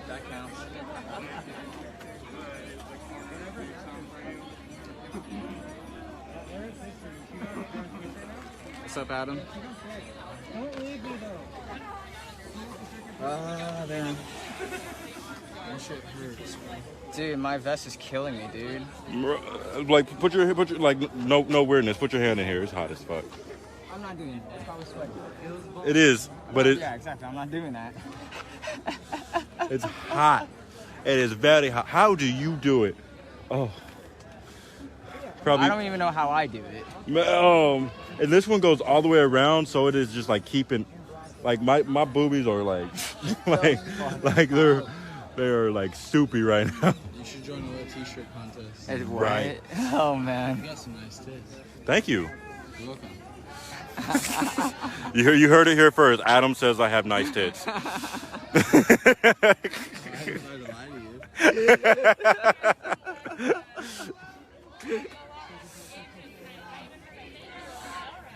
Oh Jesus. I was asking him to put his hand in between my my body armor. Yeah, I wasn't down for that. He's not down. Most nights it is, right? Why does he sound so exasperated all the time? Why is it so dark? Mainly because it's like almost like, what time is it? It is exactly. Y'all didn't know when the sun goes down.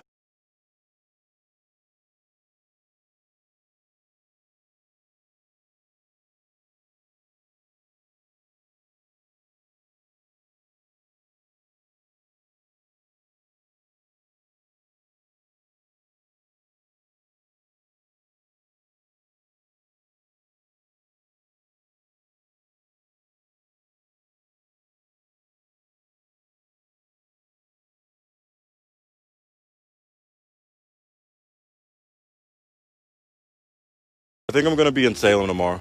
True. I'll still be here in Portland. Well, good. That you guys like my movies, my moves. Moves. Hey, if I keep walking around like I am, these are gonna be gone.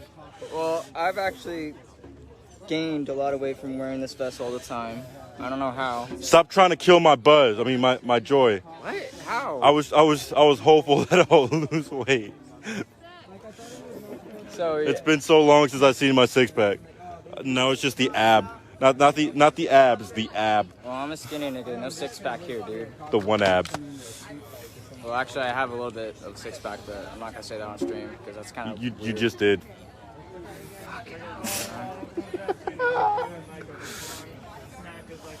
You want to know? You want to know how insecure I am in my belly? If I go to the pool and I go swimming, I wear a shirt. Okay, I wear a shirt at the pool in the pool. Talk about this live. I'm a fat ass fucker, huh?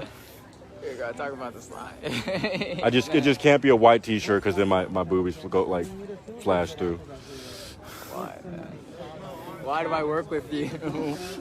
I asked you if you wanted to, and you said yes. That's your fault. It is kind of my fault. You don't need him. I kind of don't, but you know what?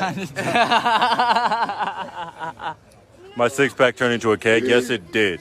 I could be totally independent if I wanted to be. I'll show you video. No, I won't. I fucks with him. I just looked for the white shoes. Just like I had to wear new shoes. I would never wear white shoes. That shit would just get ruined in one day. I think. I bought these today. Well, I tried to buy like 3 other pairs of shoes. I thought they were gray. Mom, I said they were gray. Yeah, they're gray. They are gray. Mine are river. Bro, no strobe. Everything else. I have to cycle through the damn things. Yeah, but the strobe is annoying. I got strobed so many times by the feds. How does that? Oh, it's gonna. Oh, you just. Try working in a nightclub. What the fuck? Why would I work in a nightclub? Because those lights be fucking with your eyes all damn night. And if you don't see something, they'll be like, "Hey, why did you kick him out?" Because my eyes are burning, bitch.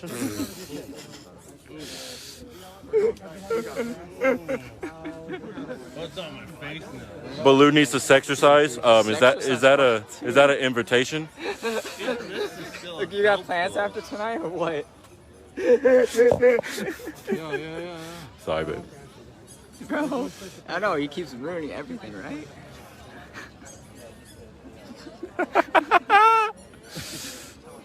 Anyone want a popcorn? I just bought some. Oh shit. What, like smart food? Is anybody smoking? No, I'm reading out loud. I'll smoke with you guys right You now. think I'm just gonna pull popcorn? I don't know, Blue. I don't know. I grew up and dreamed that just we're gonna summon popcorn. Let me get my USB microwave out. Right. Yeah. It runs on He the did battery. and doing. Wait. What did you say? I'm just straight up keistering the popcorn. Full bag, fully expanded, straight up in the keister. Why y'all won't let me get to my car? Because you need me to protect you. I came back and called it. I ran back because I seen her freaking out about the mattress. As soon as she got all the way through, she went around the corner and was bitching at the mattress on the ground. And I came over here and I said, So hot in the West Coast, I agree. As soon as that happened, fuck it. It's always She hot came here. back. Especially when you're wearing She full was gear. mad It's about the annoying. mattress. That whole thing was about the mattress. When she said clean up, it was about the mattress. Let's get some guesses in here. What do you guys think all these mattresses are coming from? Right. Where the? That's Oh. what happens when all the couches are sold. No, we're just not gonna tell me my zipper's down again. Yeah. Now Why we're would I on be the looking mattress. there? One of y'all, I know one of y'all You were. got a purple, now you gotta sell your mattress. Because everyone got purple off of Facebook. They replaced that shit. Want a Oh, good there's night's Eric's, sleep. guys. Oh, here comes There's some everybody's more favorite guys. streamer. What's coming on? I don't know. Well, they're marching bringing up. popcorn. Can someone bring me a cheesecake? I would love a cheesecake right now. Cheesecake sounds fucking fire. What's What your kind of cheesecake? peanut butter chocolate? Peanut butter chocolate's good. I like strawberry. What is your favorite cheesecake? Do you like cheesecake? I think they're about to bull rush us right about now. In a sec, so I don't think we should be asking questions right now. Does pineapple belong on pizza? Shut up. Do you remember when I tried to give you cheese at the Justice Center? No, I'm pretty sure you're the right person. Are you certain, Adam? In other words, you don't remember. She don't remember you, bro. That's bad. I was trying to give him cheese. Oh god, dude. You know what sounds good right now? Like Ritz and that bacon, that spray cheese. Dude, I love that. Hey, That's awesome, dude. I fucking want it.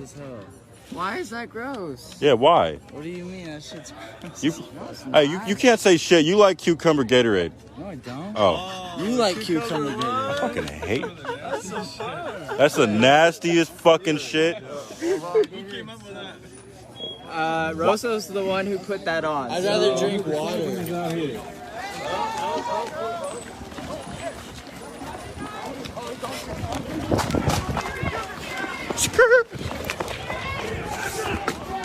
Who is that? Who is that? Who is that?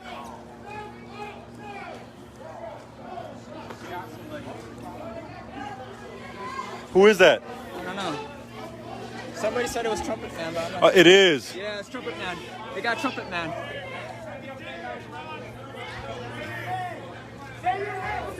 We got his name already. Don't worry, we already know him. Okay. Yeah, it's a trumpet, dude. I'm Cell phone? Yeah. It's a battery. I can return it on. wait, is that mine? No, it was his. Okay. It looks like I was like, oh, mine's still right here. Yeah. At least he returned someone's shit. Oh, yeah, seriously, I had mine. Sorry. Love you, Trumpet Man.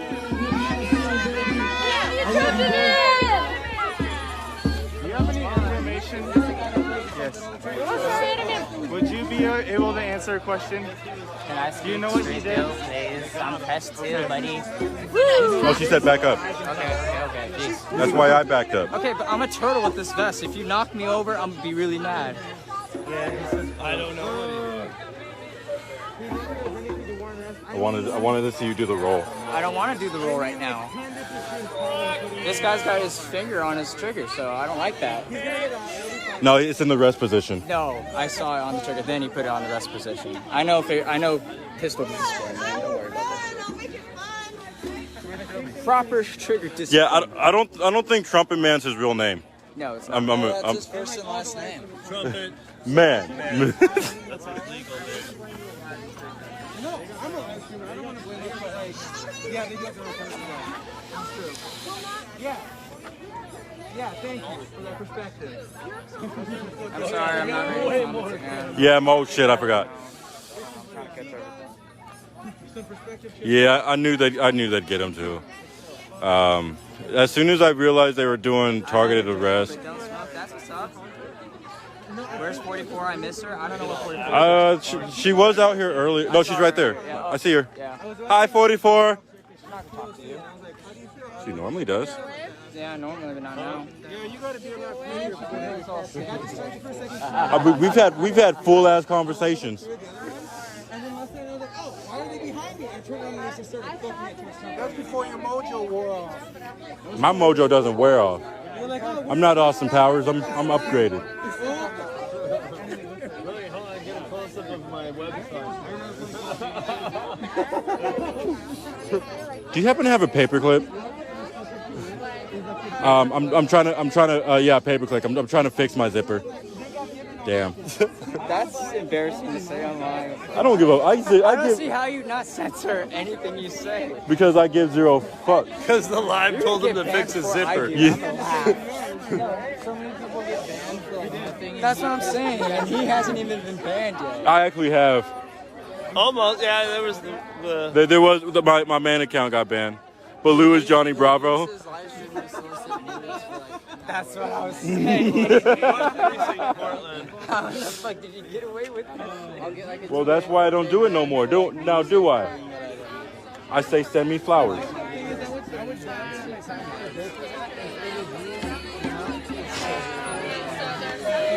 You're gonna kill me. Were you there yesterday?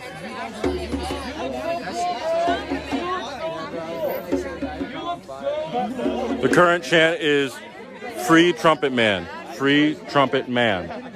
Free Trumpet Man. Trumpet Man.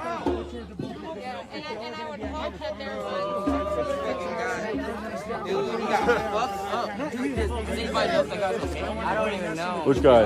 The guy that got fired on fire. Oh yeah, he's good. He's good. He's good? Yeah, He he's didn't even good. get burned up? No, they're both good. Oh shit. But they stayed out all night. That's good. That's what's up. He stayed out. He He still stayed out. He stayed out all night. aloe on it. Oh. At least one of them did. Burns for life, like shit. No, you that gotta sucks. take care of burns right away. Yeah. You can get infected. Fuck that shit. That's like the number one way to honestly die is from burns. Like The worst way to die is to be burned alive. Shaking. That can fuck you up too. Especially if you're taking stuff. Oh, anyway, never mind. Why you call me James Brown? she's had enough. She's had name on my face. We got one single wall. I wouldn't. I wouldn't. I would not. Dude, did you get the wall of mom? The wall of mom. Oh, he's Check.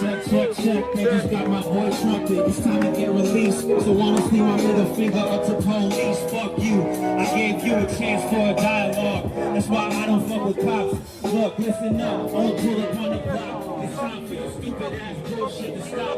Listen to me speak. I'm speaking to your heart. I know I feel my lyrics. It's no job. I'm playing my shit. Fuck you. 1, 3, 4, 2, 4, 6. Fuck you. Fuck you. Fuck you. But it's time that we change.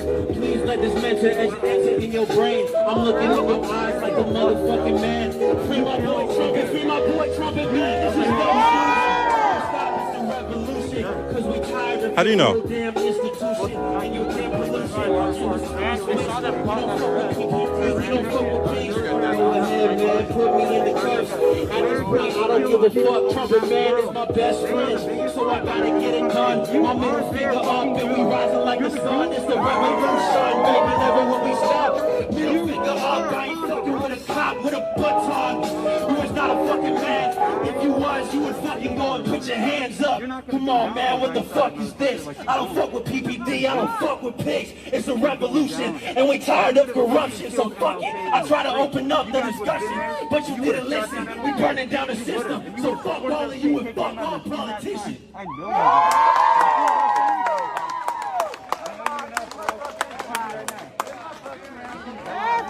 Where you're standing, I know you. I know you. Why are you even telling me? Why are you even playing my game? You're so dumb. You're so dumb. Now, when you fuck your wife, it's supposed to be wet, and beating them doesn't help with that. Like, it might, but that's confounding wrong, and that's a lesson for another night. No, it doesn't. No, it just doesn't. Because you have like a family you go home to, and you're like, oh, I'm fine. I'm fine, bro. I'm fine. So, Don, keep bringing up the productive dialogue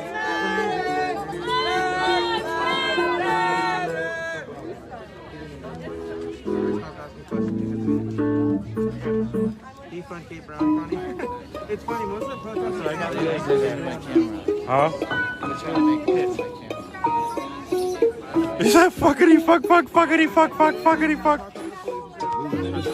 When he was saying fuck all the time, like I kept thinking of that song by CeeLo Green. We will never stop. You get it? We're gonna make progress so we don't just have productive conversations.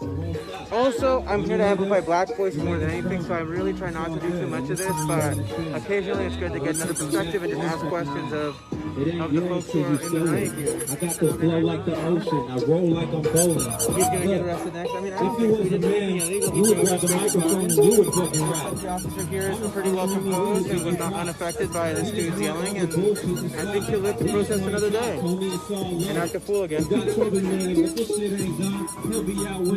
I like his vocabulary. Fuck you, fuck you, fuck you, fuck you, fuck you. I like how basically he was saying a lot of the same shit I was saying, but just like with a bunch of F-bombs and not articulate at all. In translation, he might have said some super intellectual shit, but nobody understands. Yeah. Your commentary interrupted that guy. Yeah, I did. As soon as I was like responding to your comment, he stopped and looked at me like, oh, she's talking about me. That's so funny. Blue, did I stop the guy who did the kick? I was referring to him when I was talking about me. I will give you $5 to tell them thank you. Why are we fucking talking about that? Oh, never mind. Taco Bell is killing its menu. What? They better not take off the fucking the crunch wrap. They're taking off the Mexican pizza? No! That is uncalled for. Why? That I've is never had a Mexican pizza. Do I need to have one, guys? Is it worth it? Is it worth it? Taco Bell is taking off the Mexican Never had one pizza. either? See, guys, you have things in common with people you'd never imagine. Hey, we should be protesting that right fucking now. That's what the comment said, but I didn't want to give it a voice, and now you're over here saying it unprompted. No. I mean, we got to come together because that Mexican pizza has a fucking stay. Sorry, Mr. Dialogue Rosa. It's okay. I'll probably, once this chills out here, I'll ask this guy a couple more questions. He seems he seems like a productive converser. That's what I'm willing to say on the stream. So the crunch wrap is staying though. I don't know, but I think so. Okay. Why do you know so much about Taco Bell? It was the first time you ever had.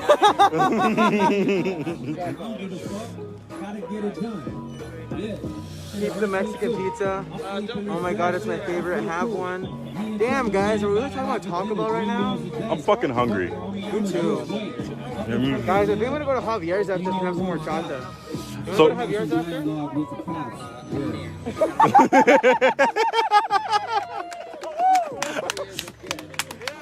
Hey, what is your after work routine? Because mine is I go straight to 7-Eleven, get a banana cream pie ice cream. Huh? So, you do? Have you had the banana cream pie ice cream? Cucumber lime Gatorade? God damn it! Thank you. This is fucked up. He doesn't like the cucumber lime Gatorade. Nobody likes the cucumber lime Gatorade. We're gonna spin this as a good thing. The cops don't like cucumber lime Gatorade, and I do. Well, we should ban it then. We do that. I'm Thank you for helping me out. Because that shit is fucking disgusting. You're disgusting, Blue.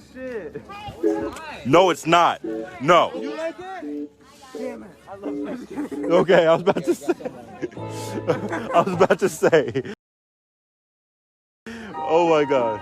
The thing is, you haven't mixed it with tequila and put it on a glass with its tahini rim. That might make it. Portland Police Bureau. Please step back from the officers. Give them room to work.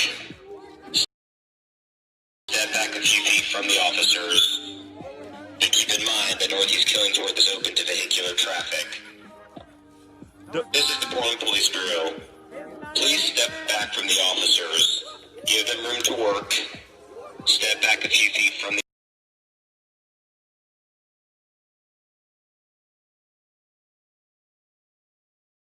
officers. And keep in mind that Northeast Killingsworth is open to vehicular traffic. So does pineapple belong on pizza? My high five, bow. You put whatever the fuck you want on a pizza. That's it. Right. Okay. So this gentleman has no... It's the truth. This officer, that's a... They just pulled you off patrol. You want the bloodshed, but we don't want that. What is horchata? As a motherfucking man. Horchata Hey, hold up, rice, excuse me? Rice milk. Excuse, what did they just say? It's a type of rice milk with cinnamon. This is real shit. Did they say what is horchata? We don't want to fight, but if it comes to that, the shit will cost lives. If y'all don't know, And we don't if y'all want been it. watching my stream, you don't know what horchata No. is. Y'all are It's just just for confused. profit. You should go watch the This Louis shit stream is instead. toxic to I know what a fucking horchata is. Yeah. But still. My Don't be on my stream. my step papa is straight from the motherland. Man, tonight, fuck that shit. Straight from the motherland. Fuck yeah. You like Jamaica? Huh? You like Jamaica? Who's down? Let's get arrested! I like pozole. Yeah. Pozole is my shit. Stop reading the truth of human is Elrad just said.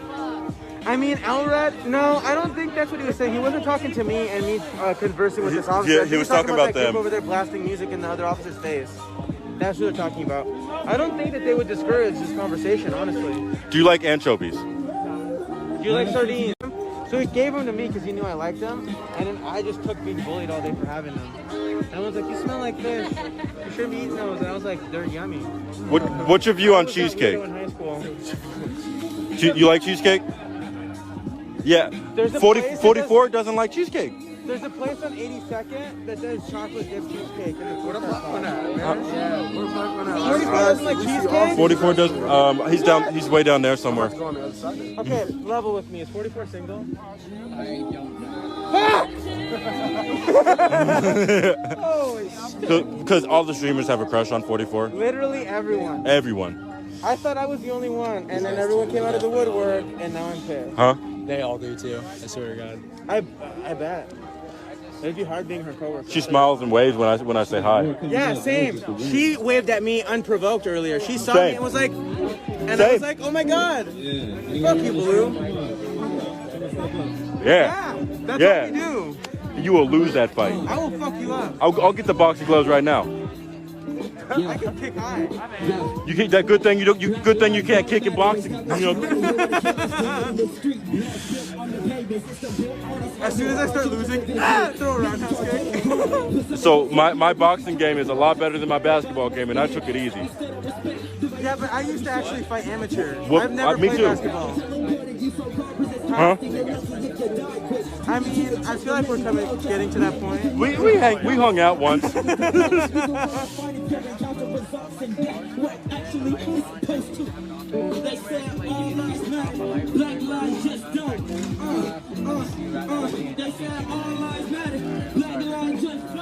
It's a protest and we started with the fucking flow. Cause these PPT, yo, it's time to fucking go. I got my homie right here, that's my fucking bro. Build a little relationship with somebody. Oh yeah, your battery, your light is on. Shit. Yeah, you get smacked with the lyrical ability. The cops still out here and they motherfucking killing we.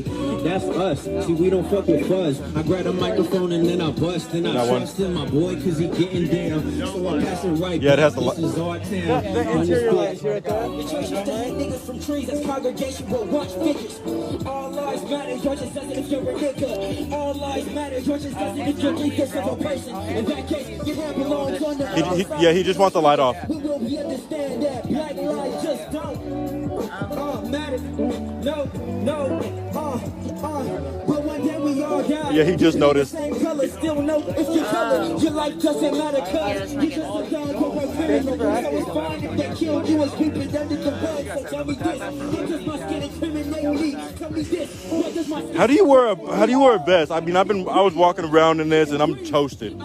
Bro, I'm wearing 30 pounds. Oh, this shit is heavy. Put your hand under here. Feel how hot it is.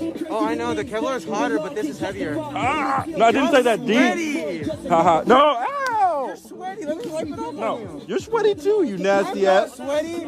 I'm in peak physical condition. Are you? I've lost like 50 pounds since the protest started. Isn't that dope? Huh? How to run it.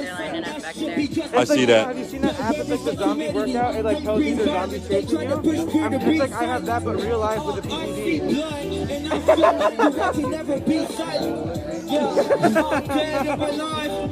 He's running in body armor. Oh, good time. They're also searching your car.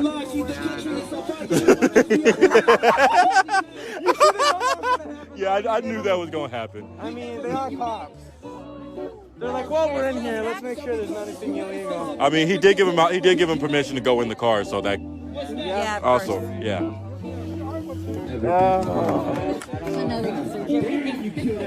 I mean, due diligence and all, but that is kind of a foul play to play like you're gonna hook somebody up and then be like, yeah, let's search his car. Yeah, where can we find you, bro? Where can we find you? Oh, they got it. But they did it. They didn't do too much of an intensive search. I guess just due diligence type stuff. That was kind of funny though. That is like a one-of-a-kind thing on a stream, having like a BIPOC stream and seeing a cop. Dude back there is like, why are you doing nice shit? Clean out all the garbage. Oh, if y'all can clean my car out, that'd be great. This is the Portland Police Bureau. The officers on Northeast 6th Avenue will be disengaging from the line. Do not follow them as they pull back. Northeast 6th Avenue is still closed between Northeast Killingsworth Street and Northeast Roselawn Street. Do not proceed into the closure area or you are subject to the arrest, citation, or use of crowd control munitions. This is the Portland Police Bureau. The officers on Northeast 6th Avenue will be disengaging from the line. Do not follow them as they pull back. Northeast 6th Avenue is still closed between Northeast Killingsworth Street and Northeast Roselawn Street. Do not proceed into the closure area or you are subject to the arrest, citation, or use of crowd control munitions. All right, before you go, my partner wants to know if you have a sticker. My partner wants to know if you have a sticker. Do you really? So, oh no, bummer. just so you know, a lot of the streamers are a bunch of grown-ass kids with stickers. I started that movement, by the way. I know you did, Baloo. I give you credit all the time. Just so you know, I started the sticker movement. Yo, by the way. Not the BLM movement, the sticker movement. just so we get that clear, I asked for stickers. Yeah, it's all good. Hey, who wants to sleep with Trumpet Man tonight? Bye. Sleep. I'll sleep. And I will always love you.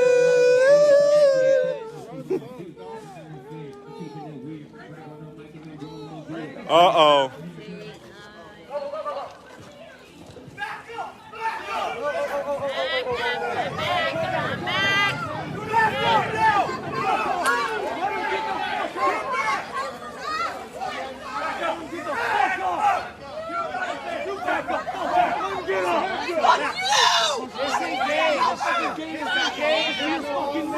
Hey, put that fucking gate, get this crowd back now.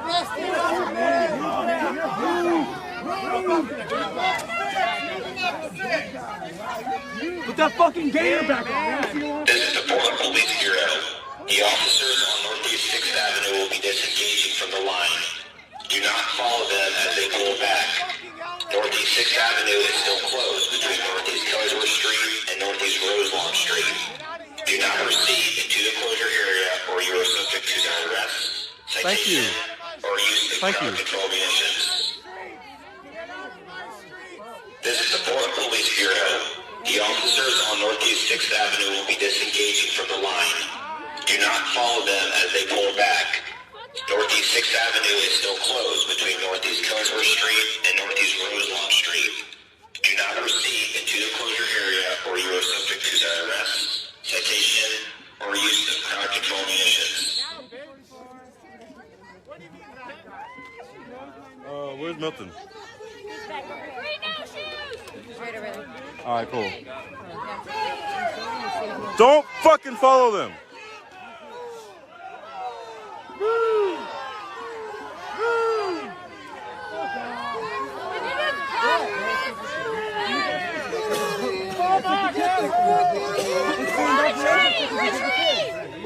We want to know how many I got in my house?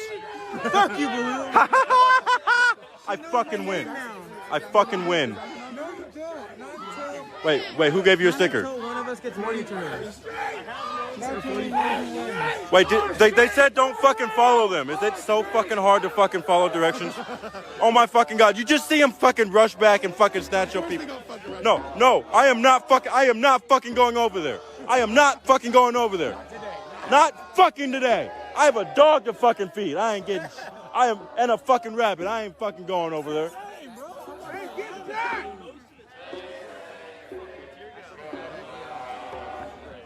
Where's your cowboy hat? Oh.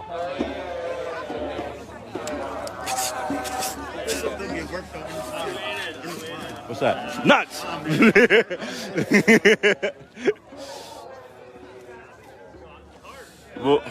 Well, now that there's a bunch of people right here, I know I can run back. They're gonna grab them first.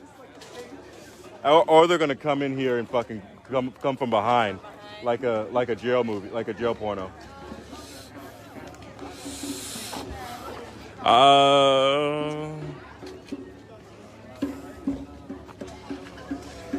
See that? They left my car alone. Just fine.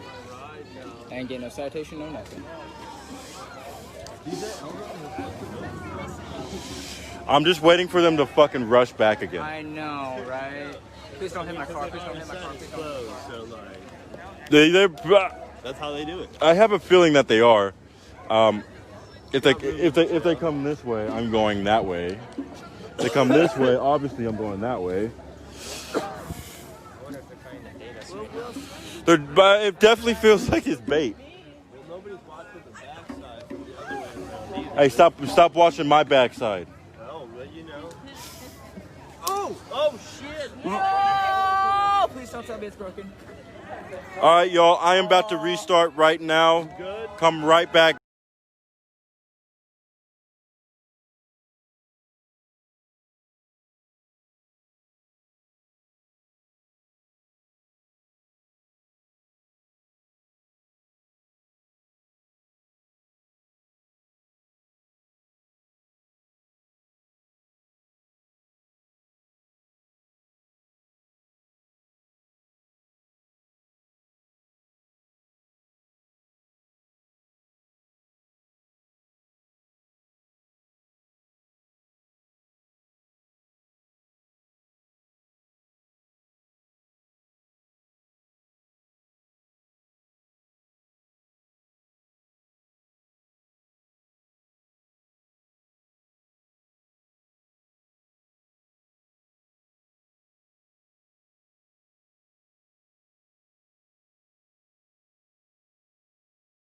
Morning, everyone. We're about to be joined also by the Minister for Health, who was under different travel restrictions in order to be here today, which are, as usual, are approved by the relevant authorities here. Also joined by Professor Murphy, who you all know well. He's here today, not just in his capacity as the Secretary of the Department of Health, but he is also here as the chair of the expert panel that has been advising the Australian government on vaccines, which is the principal reason for me being here this morning. Australia needs some hope today, and particularly in Victoria they need some hope today, and so that is what we're here to deliver today. Today we take another significant step to protect the health of Australians against the coronavirus pandemic. A $1.7 billion agreement for the supply and production of more than 80 million vaccine doses. This builds on the announcements that the Health Minister and I made several weeks ago. Even more important about this agreement, though, is not just that it puts Australia right up front in getting access to these important medicines.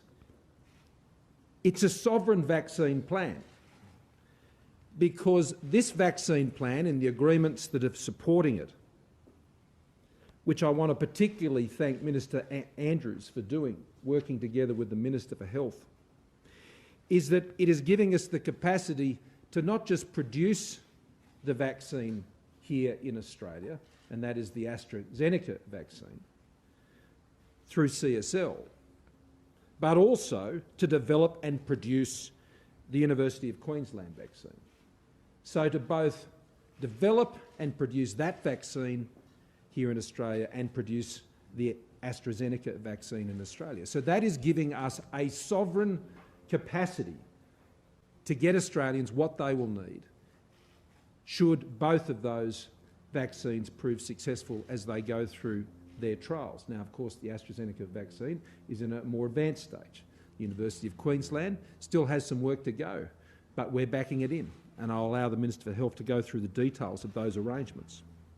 So a homegrown sovereign plan for vaccines is the hope I bring to Australians today. The decision was endorsed by Cabinet last week, not long after I left you here last Friday. And it follows recommendations by the medical expert panel, which I indicated is led by Professor Murphy. We don't expect this will be the last decision we make in this area, but these are the two best prospects, and we have acted on the advice that they have brought forward, and Professor Murphy can speak to that process. Having a sovereign vaccine strategy is an important part of our plan for how we live with COVID-19. Ultimately, a vaccine provides that opportunity. But even under the timing of what we have for the development of these vaccines, it'll be some time yet before we can be living in a potentially vaccine environment in Australia. Hopefully that is next year. Hopefully that is in the early part of next year. Well, it certainly can, under this arrangement, be from the start of next year with what we've been able to put in place should the trials and other arrangements be successful. But it's not the only thing we need to do. Lockdowns and borders are not signs of success in dealing with COVID-19. They're not signs of success. And so it's important that we put ourselves in a position where they do not feature in how Australia is dealing with COVID-19 on a sustainable basis. And as I reminded you on Friday, at the outset of the COVID-19 pandemic, what we set about was boosting our hospital capacity. And the Minister for Health and then Chief Medical Officer were integrally involved, as I said, in getting the respirators, getting the ICU capacity to ensure that should the virus reach those high levels of community transmission, then our hospital system would not be overrun and that we would not have those devastating scenes we saw in hospitals overseas with people gasping for their last breath and not being able to have a respirator. We have been able to protect Australia from those outcomes by ensuring that we move quickly to build that capability and provide that health protection across Australia. And that enabled us to move forward with the three-step plan, which would have had, should we have been able to fully implement it, seen Australia open again in July of this year. Now, that wasn't achieved for the reasons we all know. But now we are returning to those objectives. And I welcome the fact that we are doing all that we can to see that Australia is open by the end of this year. To ensure, though, that we achieve that, it's not just about the rules for how you run cafes and restaurants. They're important. They're part of the plan. But the most important thing is ensure that we build an integrated tracing capability right across the country that enables a country to remain open despite the threat of outbreaks. That is the difference between being open and closed. A capable, integrated tracing capability. And as I've noted, New South Wales is the gold standard. That is where we have to get everybody to ensure that Australia can be open. And the plan that we will work on with the states and territories is to get ourselves to that standard so Australia can be open. Now, Victoria's announcement yesterday by the Premier, as I said, it was crushing news. Of course it was. The announcement that Victorians would continue to live under curfew and be under these restrictions for many months, if not just weeks, in the most harsh of those restrictions, of course is crushing news. And I know Victorians, and Greg has just joined us today directly from Victoria. The feeling out there today is hard. They're frustrated. The mental health of Victorians will be sorely tested. The plan that was outlined yesterday, I hope, is a worst-case scenario. I see it as a starting point in terms of how this issue will be managed in the weeks and months ahead in Victoria. We will continue to carefully review this plan. We're yet still to receive the detailed modelling. We've seen the high-level modelling and the other assumptions that have gone into the plan. But what I can't help but be struck by is that under the thresholds that have been set in that plan, Sydney would be under curfew now. Sydney doesn't need to be under curfew now. They have a tracing capability that can do with outbreaks. That's why I say it's important that we work on building that tracing capability in Victoria to get it at a level that enables it to move in a more confident way than I think the plan that was announced yesterday set out. It was a very detailed plan, and it is based on a set of scientific modelling, and that is what I know will be interrogated, not just by the Commonwealth Government, but many others in the scientific community will look at that. And the decisions that have been drawn from that modelling have very profound effects for people living in Victoria. And so it's right, and I'm sure Victorian Government would welcome that interrogation of that. We will be providing constructive feedback on that plan. We will be sitting down with industry. We will be sitting down with business through our national coordinating mechanism, which is run out of the Department of Home Affairs. And we'll listen carefully and we'll faithfully convey all of that feedback. As I said, I hope it's a starting point. I hope we can move more quickly than that. Obviously, the legal authority for all of these matters, of course, rests with the Victorian Government. It's not for the Commonwealth Government. We do not have that authority to step in and tell the Victorian Government they have to follow another plan. That is not how Australia's federation works. And so it is incumbent upon us to work constructively with the Victorian Government to raise these issues as we will with them in the days, and I imagine the weeks ahead, and remain always responsive to the most recent information. And so building that tracing capability is incredibly important.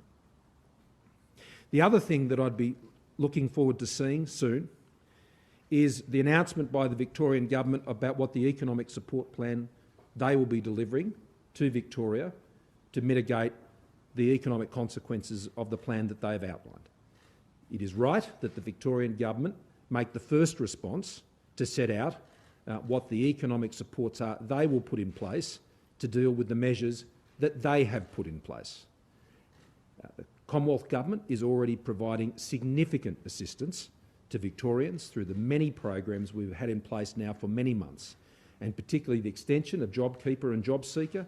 Victoria will draw down on that more than any other state or territory. Victorians are being supported more by the federal government than any other state and territory is drawing on that support, and we will continue to do that. So what is required over and above the support the Commonwealth Government is providing to Victorians, we first want to see what the Victorian Government will be doing to address that. And then we'll consider, the Treasurer and I and the senior members of the Expenditure Review Committee, what further measures may be required. But let me finish on this. Australia is in the leading pack of countries in the world today for how we are protecting Australians' health and protecting their livelihoods.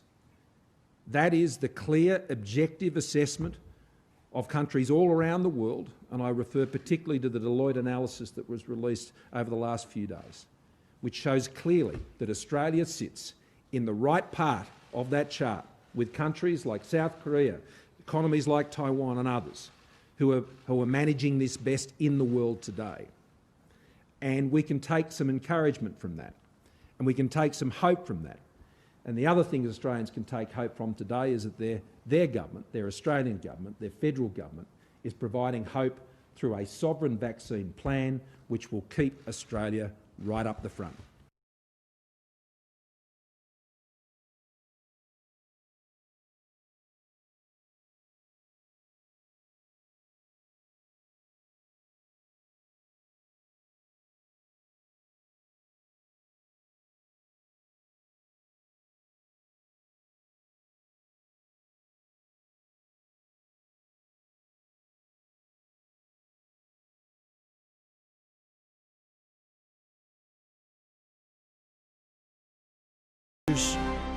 Fulfilling dreams.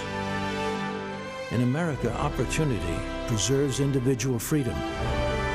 It leads to exceptionalism.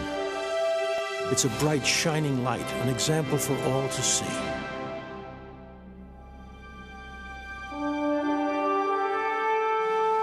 Tonight, we explore together America,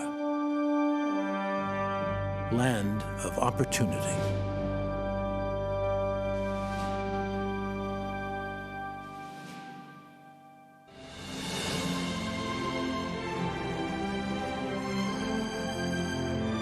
From Washington, D.C., welcome to the 2020 Republican National Convention. Tonight, celebrating America as the land of opportunity.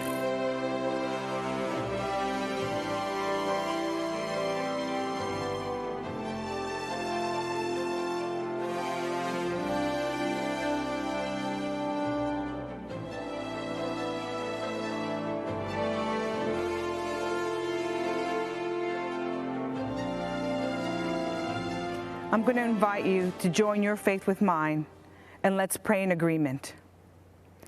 Lord, we come before you to ask for your spirit of peace to come over hurting communities in Wisconsin tonight. We pray for healing and comfort to Jacob Blake and his family. We pray for your protection over those who put their lives in harm's way to bring safety and security to our streets. We pray that the truth and justice will be at the heart of all decisions that are made by our leaders, and that we as a people will seek reconciliation with you as we do the same with each other. Thank you, Lord, for your goodness over our lives, for your blessing over our nation, for your guiding hand over every person that calls the United States of America their home. Lord, we thank you for all that have gone before us and have sowed seeds of sacrifice for our freedom, for our prosperity, and for our peace. Those that gave their lives so that we could live and achieve the American dream. Your word declares in 2 Corinthians, where the Spirit of the Lord is, there is freedom. This country was founded by the people for their God. Liberty, freedom, equality, it's what we want in our country. Lord, we invite you into our homes, into our lives. Give us revelation that will overthrow any enemies that stand against us so that we will be victorious in this next season. We need you. Let your kingdom come. Let your will be done on earth as it is in heaven. We surrender to your plans and purpose for our lives. We ask, bring heaven down to earth over every person here and all those watching today. As we move into this next chapter in our journey to greatness, we ask for your presence to be with us. Lead us, Lord. Give us strategies from heaven.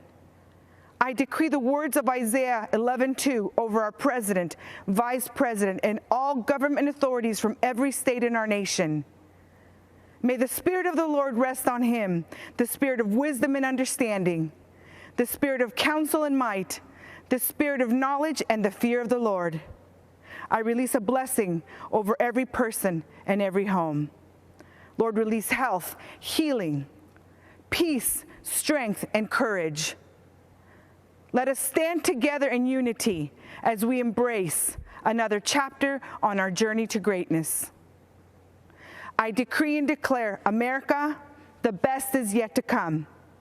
And I ask all this in the name of Jesus. Amen.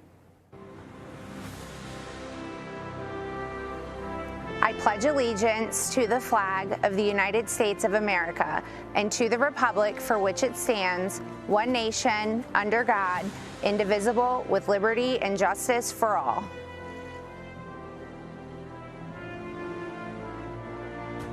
Yat-e. I'm Myron Lizer, the Vice President of the Navajo Nation. I give this address from the majestic rock spires of Shiprock, Sebet-ai, or Rock with Wings as known by our Dene people. It is here as well that many of our ancestral leaders sought to govern and lead a nation within a nation. They sought to lead their people into the promises of a better way of life for their children's children. It is also where they have not been as successful as the rest of America. Our First Nations people, the host people of the land, we are still here. Our Creator placed us here and knew for such a time as this, we would have an opportunity for an appeal to heaven. You see, our people have never been invited into the American dream. We, for years, fought congressional battles with past congressmen and senators that were part of a broken system that ignored us. That is, until President Trump took office. President Trump delivered the largest financial funding package ever to Indian country. The $8 billion in CARES Act funding to Indian country was a great start in alleviating the devastating effects that the COVID-19 pandemic has inflicted on our Indian tribes. The Navajo Nation once led the nation in per capita positive cases because of the health disparities that previous administrations failed to improve. Whenever we meet with President Trump, he has always made it a priority to repair the relationship with our federal family. Recently, President Trump signed the first ever presidential proclamation officially recognizing missing and murdered American Indians and Alaska Natives. He established a task force called Operation Lady Justice to address the problem. The president also provided $273 million to improve public safety and support victims of crime in the Native American community. As a result, a cold case office was recently opened on the Gila River Indian community. The president has reactivated the White House Council on Native American Affairs to promote economic development and rural prosperity in Indian country. President Trump also strengthened the Supreme Court by nominating strong conservative judges like Neil Gorsuch, who supports Native American rights. Thank you for the opportunity to be here tonight. I'm excited to endorse President Trump's re-election. And Mr. President, we look forward to hosting you very soon. Come visit our land we call Denetra. Akia, thank you very much. I had always had this unshakable sense that I know that life has to be more than what it was I've been living. I caught my very first felony conviction at 16 years old, and that type of behavior had led me into more and more arrests, getting in trouble until the age of 37 years old. I was arrested for a string of bank robberies. And based off of my criminal history, there is a potential that a federal judge can sentence me up to 23 years in a maximum security United States federal penitentiary. And in that moment, I played a let's make a deal with God. And I asked God to climb into the robe of that judge. Whether it's 10 years or 50 years, I'm going to invest the rest of my life serving you. And I stood before that federal judge.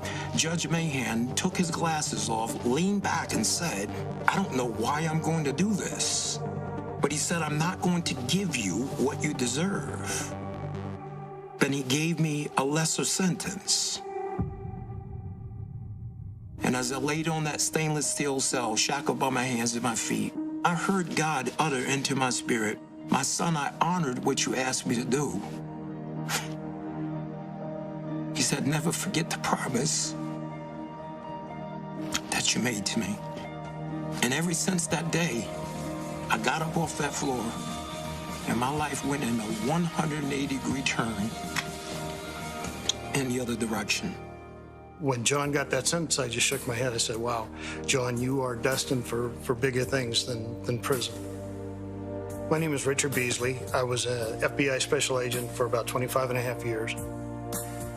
It was something about his demeanor when he walked into that room. I had this feeling like everything's gonna be okay. Then when he got out, he gave me a call and says, hey, Rich, let's have lunch.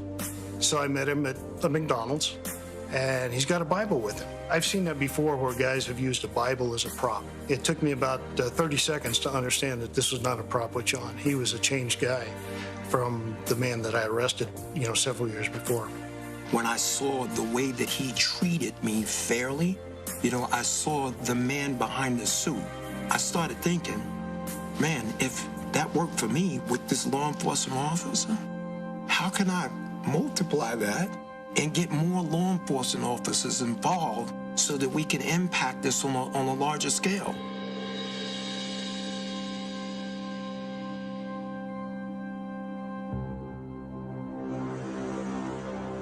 President Trump, he had made a bunch of promises. Let me just be transparent. When he first started talking about the things he was going to do, I'm sitting there going, wait a minute here. I mean, is he serious? Because everything that he was saying that he wanted to do was the stuff that needs to be done.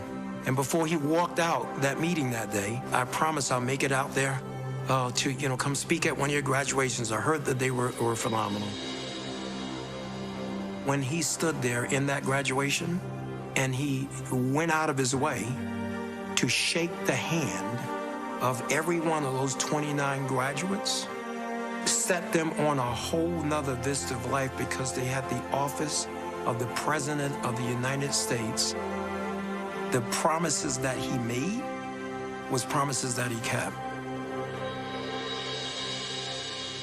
2 years ago, I was honored to tell John Ponder's story of transformation in the Rose Garden on the National Day of Prayer. Today, I'm thrilled to welcome him back to the White House. John's life is a beautiful testament to the power of redemption. John grew up without his father. As he tells it, my mother was strong, but she wasn't able to keep us out of the gangs and off of the streets, and they were violent streets. At the age of 38, he was arrested for bank robbery. While John was in prison, he began reading the Bible and listening to Christian radio. One day he heard Reverend Billy Graham on the radio proclaim, "Jesus wants to be Lord of your life." On that day, John dedicated his life to Christ. He spent the rest of his time in prison studying the Bible.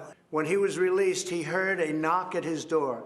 It was the officer who put him in jail, FBI Special Agent Richard Beasley, who said, "I want you to know that I've been praying for you." Now, Richard and John are best friends, and we are grateful that Richard is here with us today. In the last 10 years since John was released, he has created one of the most successful reentry programs, Hope for Prisoners in Las Vegas. I was glad to speak there earlier this year. As John says, Hope for Prisoners is a movement that began as a dream in a tiny prison cell and is now making a difference in the lives of thousands, truly bringing hope that there is an opportunity and a community that is waiting and willing to offer them a second chance. John, we honor your devotion to showing returning citizens that they are not forgotten. We believe that each person is made by God for a purpose. I will continue to give all Americans, including former inmates, the best chance to build a new life and achieve their own American dream, and a great American dream it is. Now I'd like to ask John and Richard to say a few words. I can't tell you how grateful I am to have the opportunity to speak here today.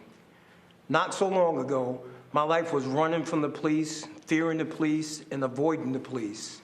Not because of anything that the police had done to me personally, but due to the animosity I had allowed to grow inside of me, making me believe that they were my enemy. But today, praise God, I am filled with hope. A proud American citizen who has been given a second chance. My transformation began in a prison cell where I found myself a 3-time convicted felon facing yet another sentence.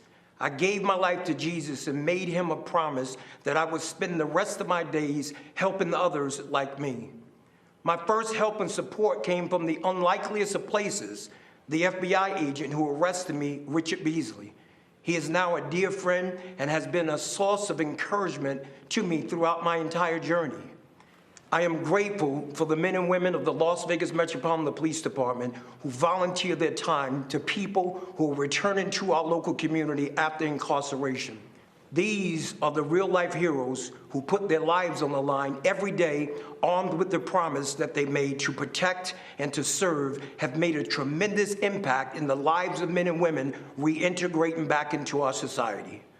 My hope for America is that formerly incarcerated people will be afforded the opportunity to take advantage of the fact that we live in a nation of second chances. My hope for America is that law enforcement and people in the communities across our country can come together and realize that as Americans, we have more in common than we have differences. My hope for our great nation is to continue on this path we are on of being the most prosperous country in the world. I'm so proud of John with his life's turnaround and for all the lives that he's helped to change. It may be hard to believe that as a retired FBI agent, one of my best friends is a person I arrested for bank robbery. When I met John 15 years ago, he was angry, scared, frustrated, and anxious about his future. On the drive to prison, I stopped at a convenience store and bought John a coffee and a donut. After he was sentenced, John sent me a necktie and a note thanking me for treating him like a gentleman. 5 years later, when he got out of prison, John called me and wanted to meet for lunch. He was a different man. He talked about starting a reentry program for men and women coming out of prison. Over time, John earned the trust and respect of the law enforcement community, many of whom volunteer in John's Hope for Prisoners program. I'm grateful for President Trump's commitment to criminal justice reform. On February 20th of this year, he was the guest speaker at the Hope for Prisoners graduation. He stayed much longer than scheduled to hand out diplomas to the 29 men and women who graduated that day. What a sight. The most important man in the free world shaking hands and pledging his administration's support to ex-offenders. Their families were there, the community was there. What a great second chance. I also appreciate President Trump's support for law enforcement. I always felt like I had strong support as an FBI agent, but there's nothing worse than knowing you're being second-guessed when you're doing your job. In certain parts of our country right now, law enforcement doesn't feel like they have the support from their local leaders. They're being painted with a broad brush, unfairly, with calls for defunding. But as President Trump knows, the overwhelming percentage of law enforcement officers are good, smart people who are doing their jobs very well. And they can change the world working with people like John. Thank you. So now I'd like to invite John's wife, Jamie, to join us as I grant John, I'm not sure you know this, a full pardon. So I don't know if you know that, Jamie. Come on over here. It's just an honor. And you have done incredible work. Thank you, sir. And all of Las Vegas and all of Nevada and all of every place in this country is very proud of you. The job you've done, bringing people back. And you're right, I was supposed to be there for 5 minutes. I stayed for an hour and a half because it was so interesting to me. Congratulations to both. Thank you, sir. Thank you. Richard, thank you very much for the job you do. Thank you. It's fantastic. Thank you.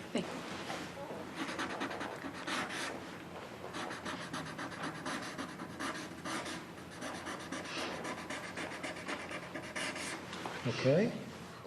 I think I'll give it to Jamie. What do you think?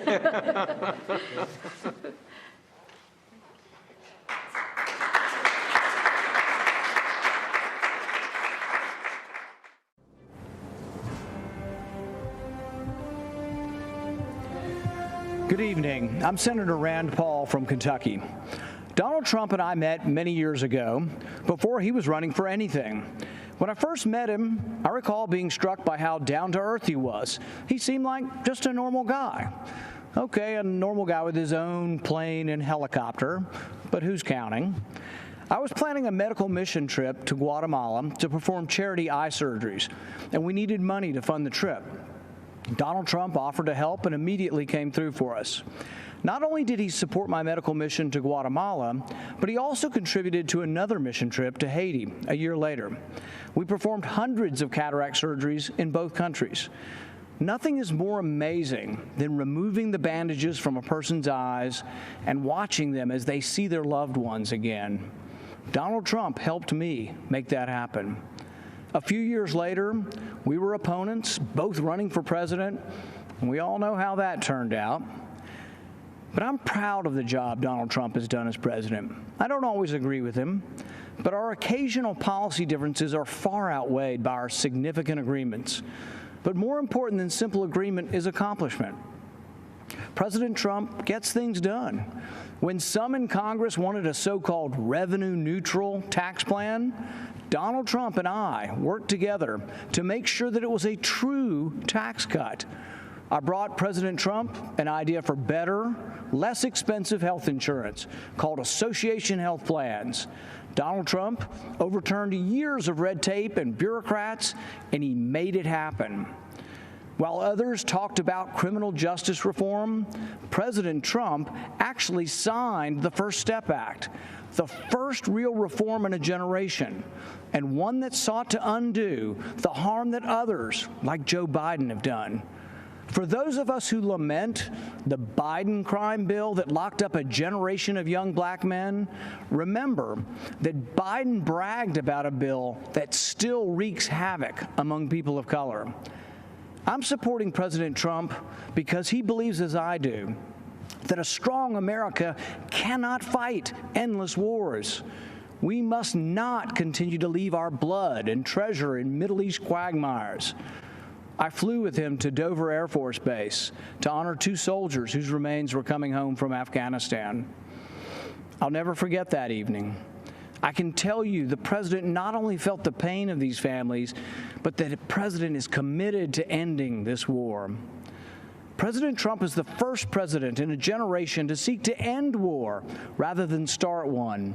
He intends to end the war in Afghanistan. He is bringing our men and women home. Madison once wrote, "No nation can preserve its freedom in the midst of continuous warfare." I'm proud to finally see a president who agrees with that. Compare President Trump with the disastrous record of Joe Biden, who has consistently called for more war.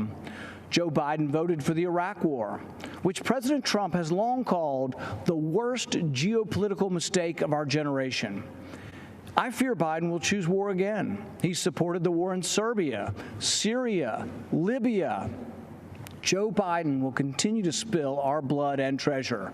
President Trump will bring our heroes home. If you hate war like I hate war, if you want us to quit sending $50 billion every year to Afghanistan to build their roads and bridges instead of building them here at home, you need to support President Trump for another term. So to our soldiers and their families, join me in supporting President Trump. To those of you who want lower taxes and better, less expensive health care, join me in supporting President Trump. To those of you who want to stand up and fight the socialists poisoning our schools and burning our cities, join me in supporting President Trump. Let's rebuild America together.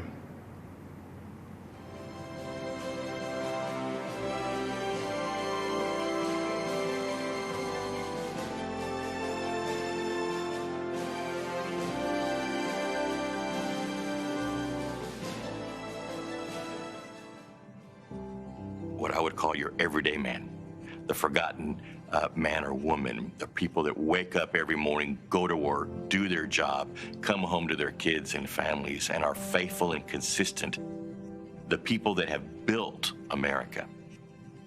There are people in our country that have been forgotten, that are hard workers. We do not hold signs. We are not on street corners. We are waking up at the crack of dawn, working and earning our living. But every single day, men and women from across this country are affecting people in positive ways.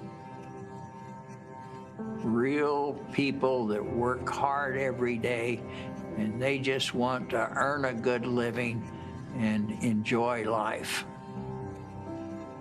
And he really knows them, understands them. It's clear he has been on the job site, interacting with people from all backgrounds. I've never had someone care so much about making sure people have job security. The president's job is to protect us, keep us safe, and help make our life better and the opportunity to pursue the American dream. That's what Donald Trump is doing. As a cattle rancher and a farmer, I do feel that we are not forgotten with this administration. We have hope for preserving our industry.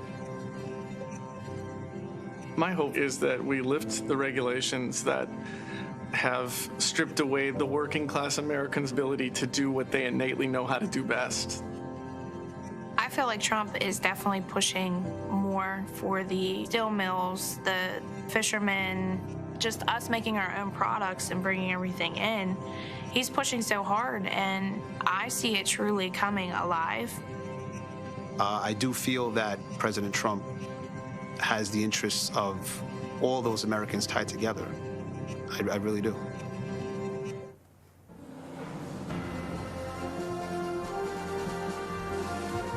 Good evening. My name is Jason Joyce, and I'm an 8th-generation lobster fisherman from Swans Island, Maine. I make my living from lobster fishing, oyster farming, and providing eco-tours in the beautiful waters near Acadia National Park, where I have over 200 years of family history. I have to confess, I didn't support Trump in 2016. Skeptical that he shared my conservative views, I expected him to flip-flop on his campaign promises. But he has followed through on his promises, including last week when he brokered a deal to end European Union tariffs of 8% on Maine live lobsters and up to 20% on Maine lobster products, which is great news for Maine's lobstermen and women. I live on an island with 370 residents, and lobstering is how we provide for our families. Maine's lobstermen are true environmentalists. We practice conservation every day. If we didn't, we'd be putting ourselves out of business. 4 years ago, the Obama-Biden administration used the Antiquities Act to order thousands of square miles of ocean off limits to commercial fishermen. They did it to cater to environmental activists. Although Maine's lobstermen don't fish there, Obama's executive order offended us greatly. It circumvented the Fisheries Council's input. President Trump reversed that decision, reinstating the rules that allow stakeholder input, and he supports a process that seeks and respects fishermen's views. As long as Trump is president, fishing families like mine will have a voice. But if Biden wins, he'll be controlled by the environmental extremists who want to circumvent long-standing rules and impose radical changes that hurt our coastal communities. I strongly support President Trump's re-election. When he sees something isn't right, he's fearless in fixing it. He listens to working people. He nominates judges who respect the Constitution and the right to life. He keeps his word, like eliminating the European tariffs and moving the U.S. Embassy from Tel Aviv to Jerusalem. I hope you will join me this time in voting for President Trump. Stand up for your country. Thank you.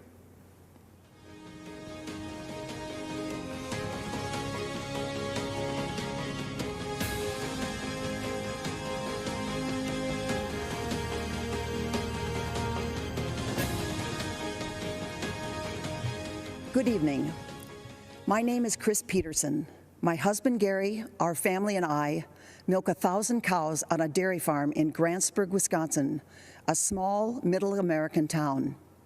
Truth be told, until I married my cute farmer from Grantsburg a long time ago, I was a city slicker from Minneapolis, which is about 70 miles south of us. Donald Trump became president in the middle of the Great Depression for dairy farmers in Wisconsin. In 2016, prices were horrible, and longtime generational farms across the nation were going out of business. In 2017, our 120-year-old barn, which served as our milking center, caught fire and burned to the ground. Our cows were spared, but because they needed to be milked 3 times a day, farmers, friends, and complete strangers from all over northern Wisconsin helped haul them to other farms where they stayed until we could rebuild. By the end of 2018, we had a new state-of-the-art robotic milking facility that allows our cows to milk themselves 3 times a day. At about the same time, President Trump's economic boom began helping dairy farmers across the nation. As a businessman, President Trump understands that farming is a complicated, capital-intensive, and risky business. More than any president in my lifetime, he has acknowledged the importance of farmers and agriculture. That support and focus on negotiating new trade deals gave us the confidence to rebuild our barn and dairy operation.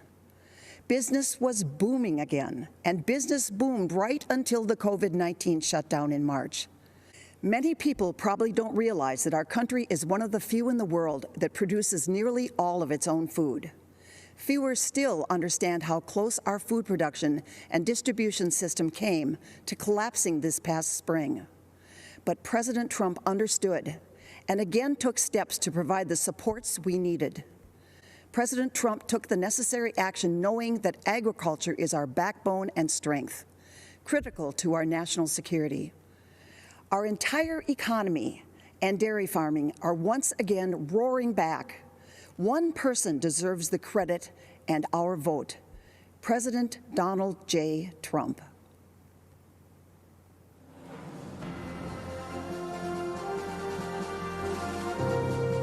What was happening prior to President Trump, you had businesses that were overregulated, not a friendly environment at all to start a company.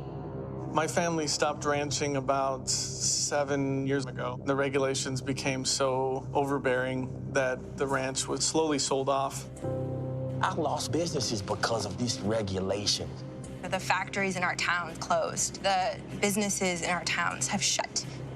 It got to the point finally that middle America needed help.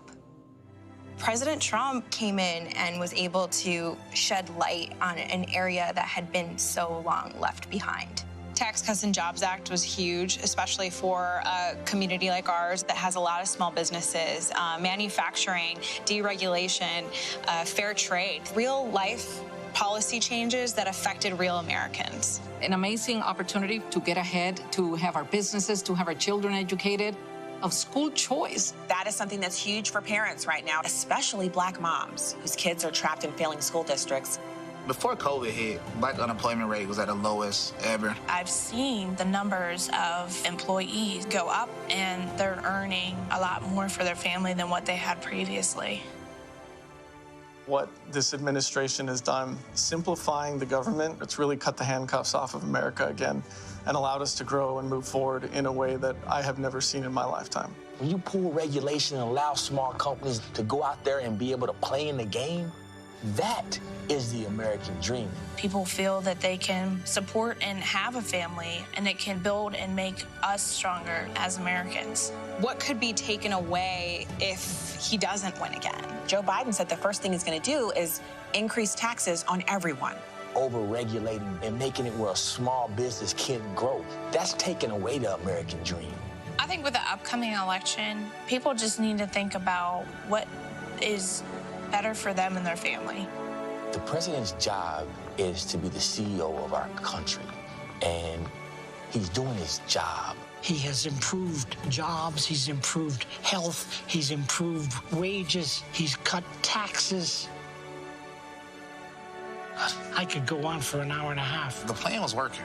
Everybody had a job, making money, spending money, boom, bada bang, boop, we good. My kids are gonna look up to me and say, you are the best mom for working, raising us. It's just tremendous what I could do, I guess. This is somebody who loves his country. He's truly fighting for the American people. Hello, folks. You know me from TV and radio. I'm Larry Kudlow. Years ago, I worked for Ronald Reagan. More recently, I helped the team craft Donald Trump's economic plan during the campaign. It was a roaring success. Inheriting a stagnant economy on the front end of recession, the program of tax cuts, historic rollback of onerous regulations that crippled small business, unleashing energy to become the world's #1 producer, and free, fair, and reciprocal trade deals to bolster manufacturing, agriculture, technology, and other sectors. The economy was rebuilt in 3 years. Unemployment fell to the lowest rate of 3.5%. Blue collars, African Americans, Hispanics, women, all groups benefited enormously. Everyone was better off. A rising tide lifted all boats. Then came a once-in-100-year pandemic. It was awful. Health and economic impacts were tragic. Hardship and heartbreak were everywhere. But presidential leadership came swiftly and effectively with an extraordinary rescue for health and safety to successfully fight the COVID virus. A great bipartisan rescue also saved the economy. Right now, our economic health is coming back. With emergency spending and tax cuts, Americans are going back to work. There's a housing boom, there's an auto boom, a manufacturing boom, a consumer spending boom. Stocks are in record territory. A V-shaped recovery is pointing to better than 20% growth in the second half of this year. Now, looking ahead, more tax cuts and regulatory rollback will be in store. Payroll tax cuts for higher wages, income tax cuts for the middle class, capital gains tax cuts for investment, productivity, and jobs. Much more regulatory relief for small businesses. In economic terms, folks, this is no time for a $4 trillion tax hike. Coming out of the deep pandemic, who in their right mind would pick the pockets of taxpayers and drain money from their wallets and purses? Look, our economic choice is very clear. Do you want economic health, prosperity, opportunity, and optimism? Or do you want to turn back to the dark days of stagnation, recession, and pessimism? I believe there can't be better economic policies than we've had in recent years. So I say, stay with them. Thank you.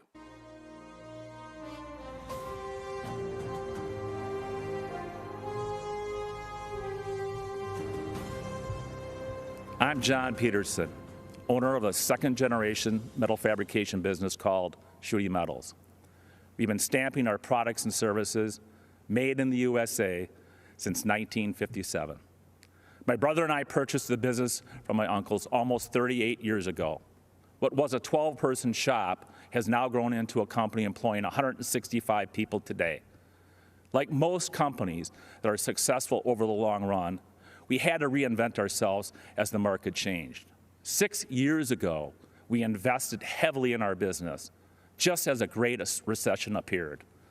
Barack Obama and Joe Biden, two career politicians who knew nothing about business, couldn't get the government out of our way, and it put our business in a tailspin. Sadly, we were forced to make decisions which included cutting staff, a torturous experience when our employees are like family. The Obama-Biden era banking regulations left us no choice. It tied our lenders' hands, and it deprived us of the lifeblood of our business, capital. We scratched and we clawed for 2 years, and then everything changed. Donald Trump was elected president, and he knew what it was like to build a company and create jobs. One of the first things he did was to cut red tape and put an end to draconian-type banking regulations. He also cut taxes on small businesses, allowing us to be more competitive both domestically and internationally. In fact, we increased revenues by 25% for 2 years in a row. By getting rid of the job-killing NAFTA and negotiating the U.S.-Mexican-Canada trade agreement, President Trump ensured a more competitive playing field for American companies. Even with all the challenges presented by the coronavirus, President Trump is rebuilding, and our economy is roaring back again. But when I hear that Joe Biden is ready to raise taxes, crush us with regulations, and weaken our international trade position, I shudder. We simply cannot endure a Biden-induced recession. Some will struggle, some will not survive, and working men and women of America will get crushed yet again. This is not time to hand our government over to a washed-up career politician who will be nothing but a puppet of the radical left Democrats. As a lifelong resident of Wisconsin, I'm a fan of the Badger football team. Many may not realize that the Wisconsin Badgers and the president share 3 common qualities. They are smart, they're tough, and they're dependable. And as a businessman, I can tell you that those qualities we need in our country's leader, and that's why we need to re-elect Donald J. Trump. Thank you, and God bless America.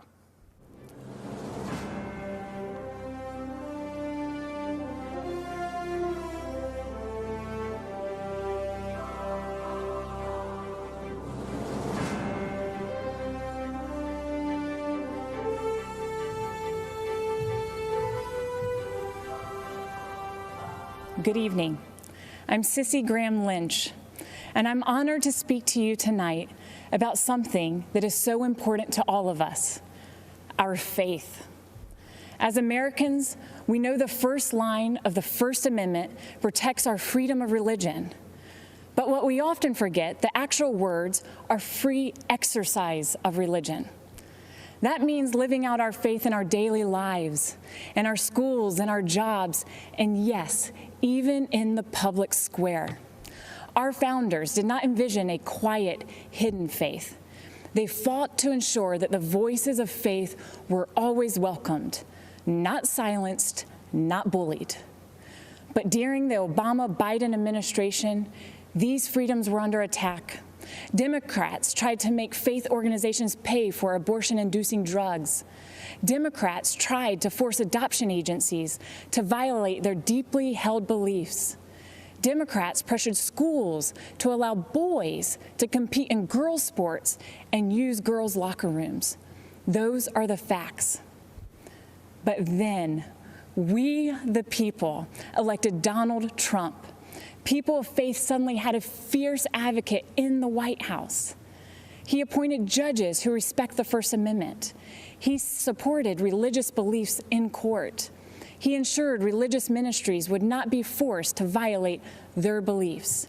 He withdrew the policies that placed our little girls at risk. And on the world stage, President Trump became the first president to talk about the importance of religious freedom at the United Nations, giving hope to people of faith around the world. In America, we have not yet experienced physical persecution, even though the left has tried to silence us. Even during the pandemic, we saw how quickly life can change. Some Democratic leaders tried to ban church services, while marijuana shops and abortion clinics were declared essential. But you know what truly is essential? Our right to worship freely and live our faith in every aspect of life. The Biden-Harris vision for America leaves no room for people of faith. Whether you're a baker, a florist, or a football coach, they will force the choice between being obedient to God or to Caesar, because the radical left's God is government power. So in the words of my grandfather, Billy Graham, let us stand for political freedom, moral freedom, religious freedom, and the rights of all Americans, and let's never give in to those who would attempt to take it from us. Tonight, I'm proudly standing in that public square, and I hope and pray you will join me in voting to re-elect President Trump. I am Bob Vasilovich, Mayor of Eveleth, a small town in the Iron Range of Minnesota. My father and grandfather earned their livings mining the raw materials that made the steel that built America. This election is a make or break for workers who are carrying on the legacy of men like them. Since the Iron Range economy is vulnerable to economic trends and to foreign trade, we have always needed a strong voice in Washington. We looked to Democrats to fill that void for many years because we actually thought they cared about our welfare. Not anymore.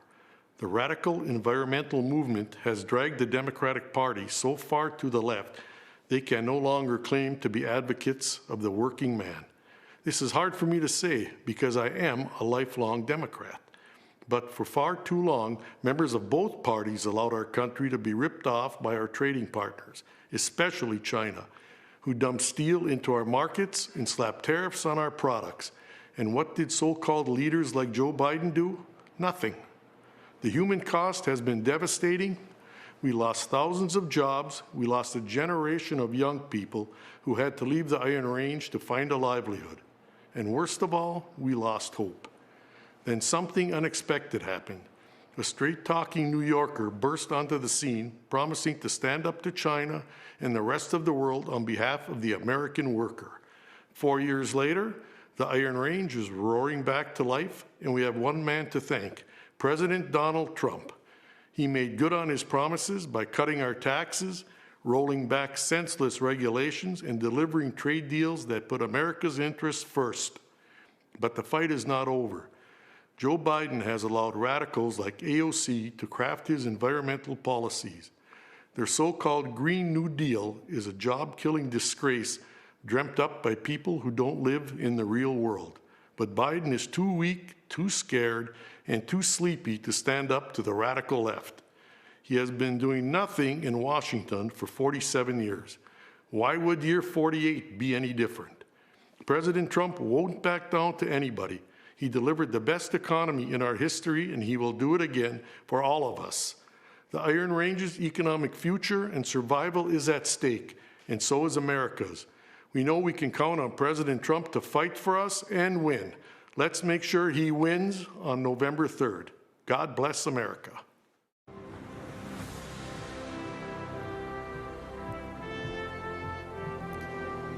My name is Abby Johnson, and I spent 8 years working for Planned Parenthood, but today I'm a pro-life activist. When I was in college, Planned Parenthood approached me at a volunteer fair. They talked about helping women in crisis and their commitment to keep abortion safe, legal, and rare. I was convinced to volunteer and later offered a full-time job as a medical assistant before my promotion to director of the clinic. I truly believed I was helping women, but things drastically changed in 2009.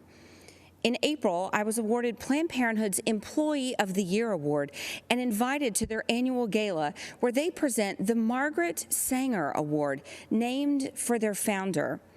And Margaret Sanger was a racist who believed in eugenics. Her goal when founding Planned Parenthood was to eradicate the minority population. Today, almost 80% of Planned Parenthood abortion facilities are strategically located in minority neighborhoods. And every year, Planned Parenthood celebrates its racist roots by presenting the Margaret Sanger Award. Later in August, my supervisor assigned me a new quota to meet, an abortion quota. I was expected to sell double the abortions performed the previous year. When I pushed back, underscoring Planned Parenthood's public-facing goal of decreasing abortions, I was reprimanded and told, "Abortion is how we make our money." But the tipping point came a month later when a physician asked me to assist with an ultrasound-guided abortion. Nothing prepared me for what I saw on the screen. An unborn baby fighting back, desperate to move away from the suction. And I'll never forget what the doctor said next. "Beam me up, Scotty." The last thing I saw was a spine twirling around in the mother's womb before succumbing to the force of the suction. On October 6th, I left the clinic, looking back only to remember why I now advocate so passionately for life. I founded and currently run And Then There Were None, a nonprofit organization that's helped nearly 600 abortion workers transition out of the industry. For most people who consider themselves pro-life, abortion is abstract. They can't even conceive of the barbarity. They don't know about the products of conception room and abortion clinics where infant corpses are pieced back together to ensure nothing remains in the mother's wombs, or that we joked and called it the pieces of children room. You see, for me, abortion is real. I know what it sounds like. I know what abortion smells like. Did you know abortion even had a smell?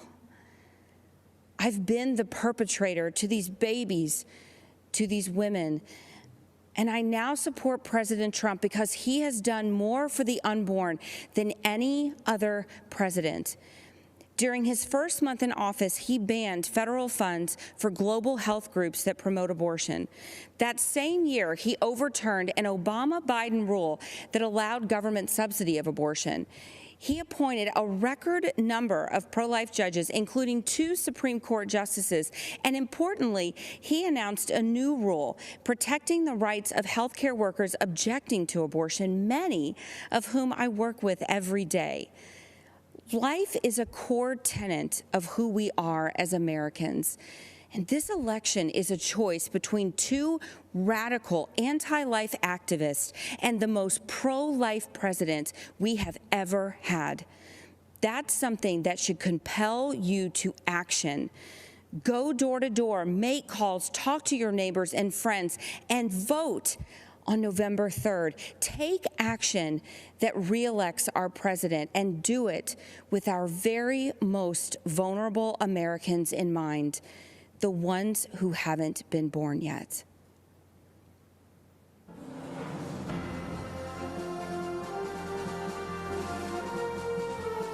It began as a class trip to join thousands for the annual March for Life.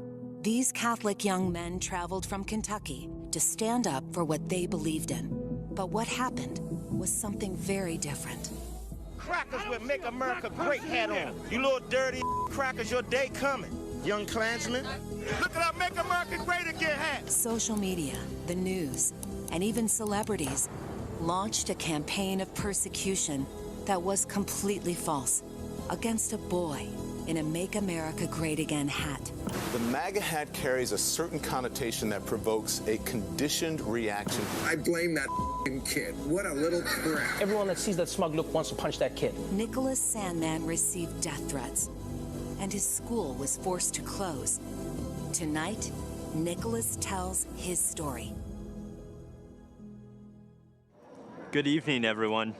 My name is Nick Sandman, and I'm the teenager who was defamed by the media after an encounter with a group of protesters on the steps of the Lincoln Memorial last year.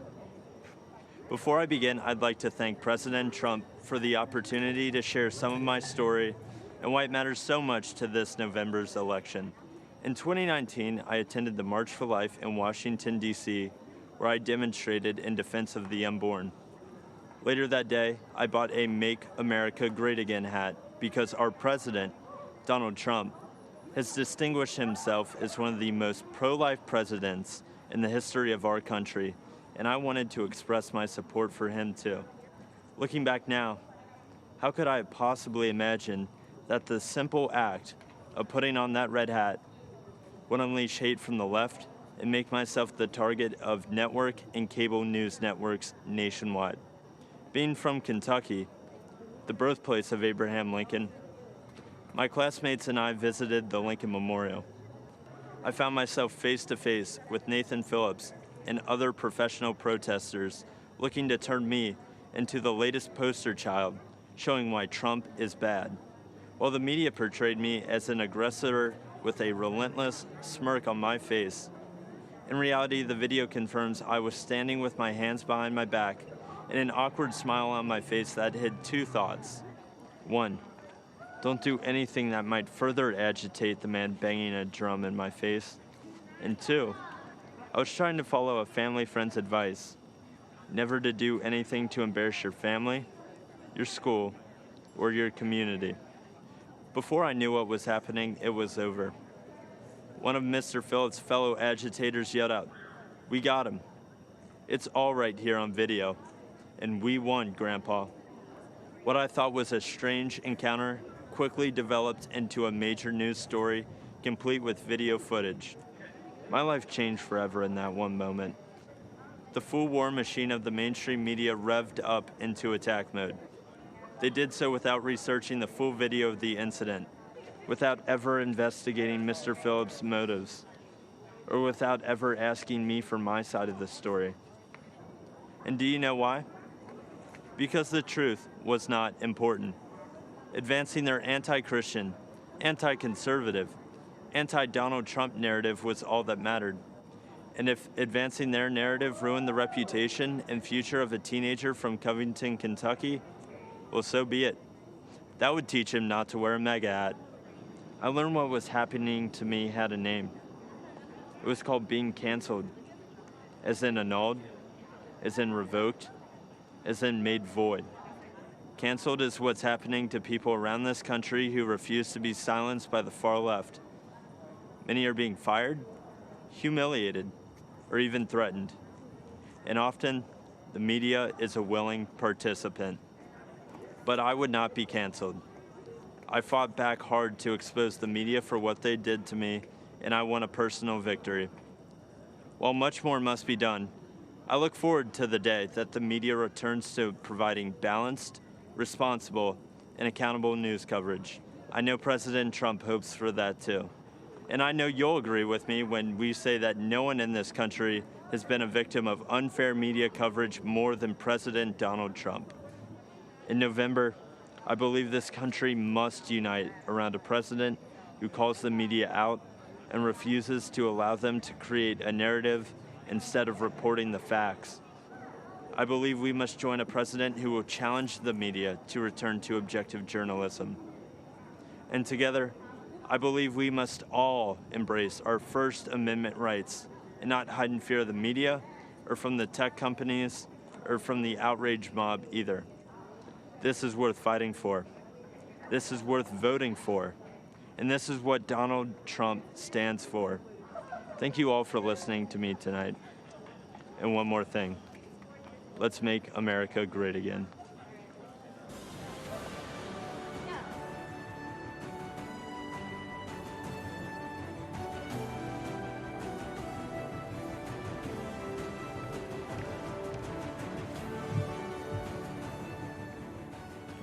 I'm Pam Bondi.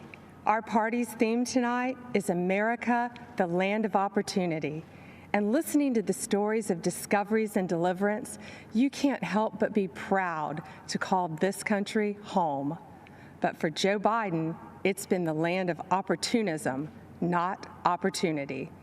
As a career prosecutor and former Attorney General of Florida, I fought corruption, and I know what it looks like, whether it's done by people wearing pinstripe suits or orange jumpsuits.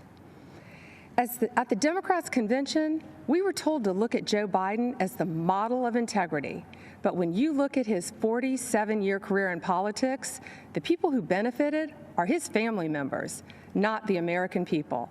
Let's take a closer look. We all know about Joe's son, Hunter Biden. A corrupt Ukrainian oligarch put Hunter on the board of his gas company, even though he had no experience in Ukraine or in the energy sector. None. Yet he was paid millions to do nothing. He only had one qualification that mattered. He was the son of the man in charge of distributing U.S. aid to Ukraine.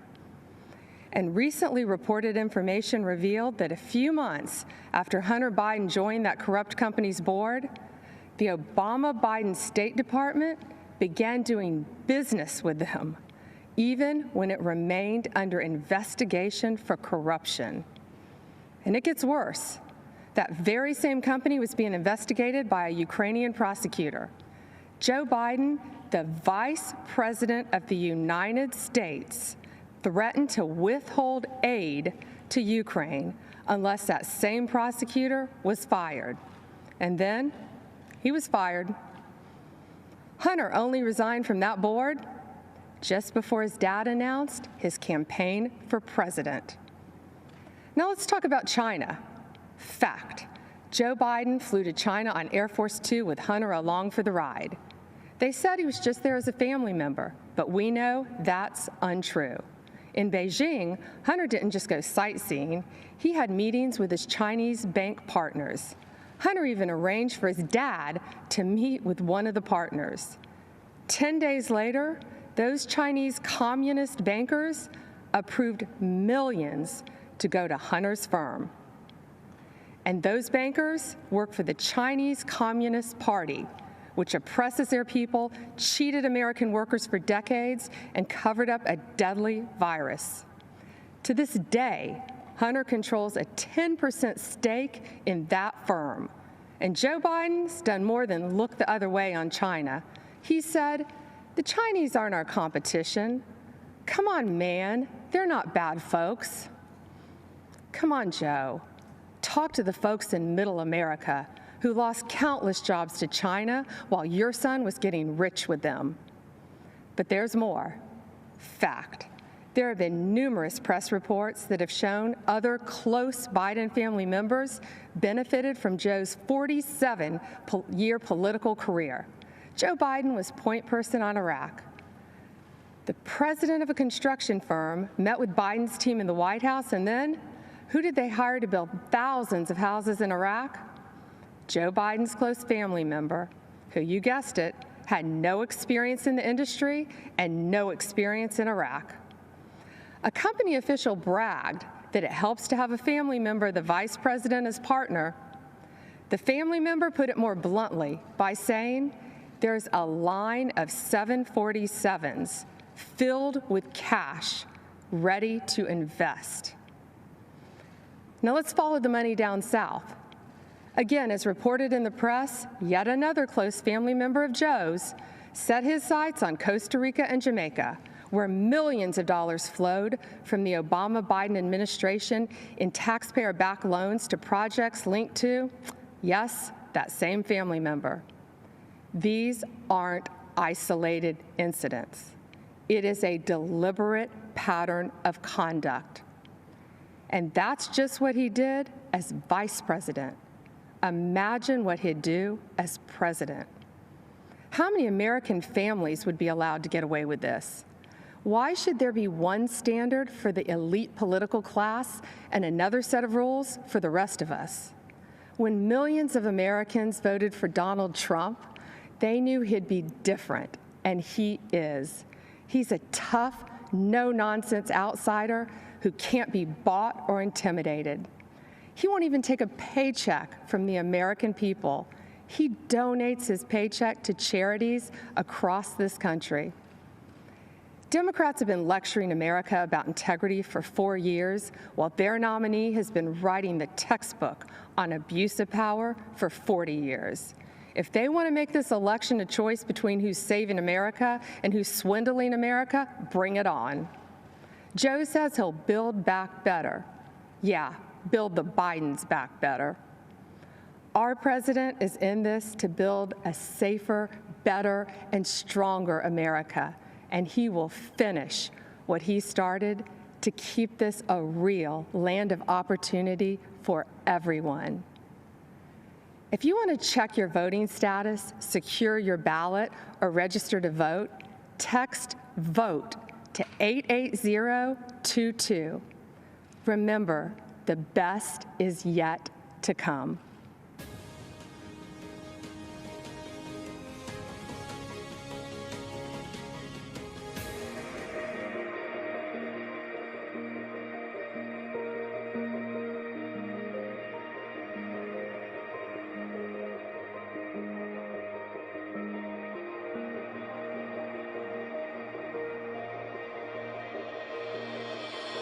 Women have played a very, very big role.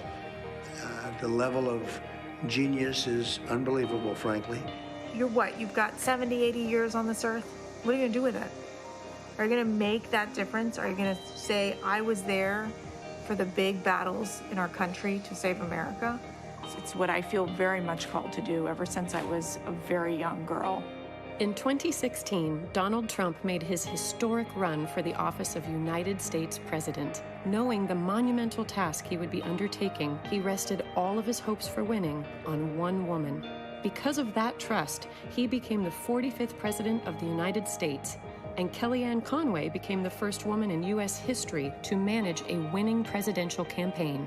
This president has been a champion for women mostly because he speaks to them as if they can handle and tackle all issues. I don't want a job because of my gender. I want the job because I'm the best person for that position. That's it. And he respects that. And he appreciates hard work. You can't ask for anything better, especially in a boss. President Trump continues to place strong women into significant positions throughout his administration and campaign, far more than any other president in U.S. history. That he has had and does have more women on his top team than any president before, but it actually goes down to his deputy assistants, to his special assistants, to our awesome teams throughout the West Wing. And when he called me and said, I want you to represent my entire campaign, I became the first Black woman to represent a Republican presidential campaign, winning presidential campaign in United States history. Throughout his career, Trump has always touted family first as a core value. He shows this especially with his choices of press secretaries, choosing Sarah Sanders, the first mother to become a press secretary, Stephanie Grisham, the first single mother to serve as press secretary, and Kayleigh McEnany, who transitioned into the job while also transitioning into the job of mom. I have 4 children. Kellyanne Conway has 4 children. Ivanka has, I think between all the senior staff women, we might have 75 kids. I'm not sure, we've lost count, but the importance of the work is never lost on any of us. And truly, it is those children that we are fighting for and for their future. With these capable women placed in positions of powerful influence and authority, President Trump has proven that when the stakes are highest, he is proud to entrust many of our nation's most crucial jobs to women. The number of dedicated, amazing, brilliant, relentless women that are dedicated to the country and to the president and to preserving the American dream is one of the greatest, if not the greatest things I'll ever be a part of.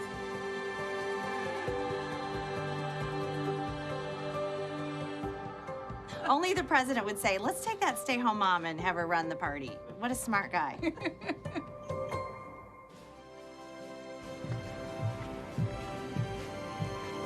Good evening. I'm Tiffany Trump. Since speaking at the Republican convention 4 years ago, so much has changed for the world, for our country, and for my family.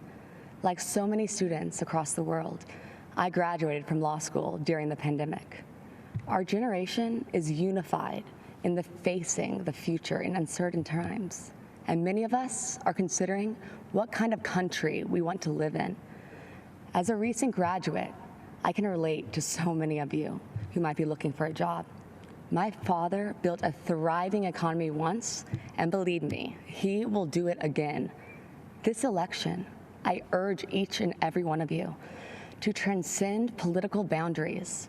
This is a fight for freedom versus oppression, for opportunity versus stagnation, a fight to keep America true to America. I urge you to make judgment based on results and not rhetoric. If you believe in criminal justice reform, there is only one president that passed the First Step Act, giving people a second chance, a chance at a life once again. And if you believe in expanding quality and affordable health care, only President Trump, my father, signed the right to try into law the Favored Nations Clause and other actions to lower drug prices and keep Americans from getting ripped off. People must recognize that our thoughts, our opinions, and even the choice of who we are voting for may and are being manipulated and visibly coerced by the media and tech giants. If you tune into the media, you get one biased opinion or another, and what you share, if it does not fit into the narrative that they seek to promote, then it is either ignored or deemed a lie, regardless of the truth.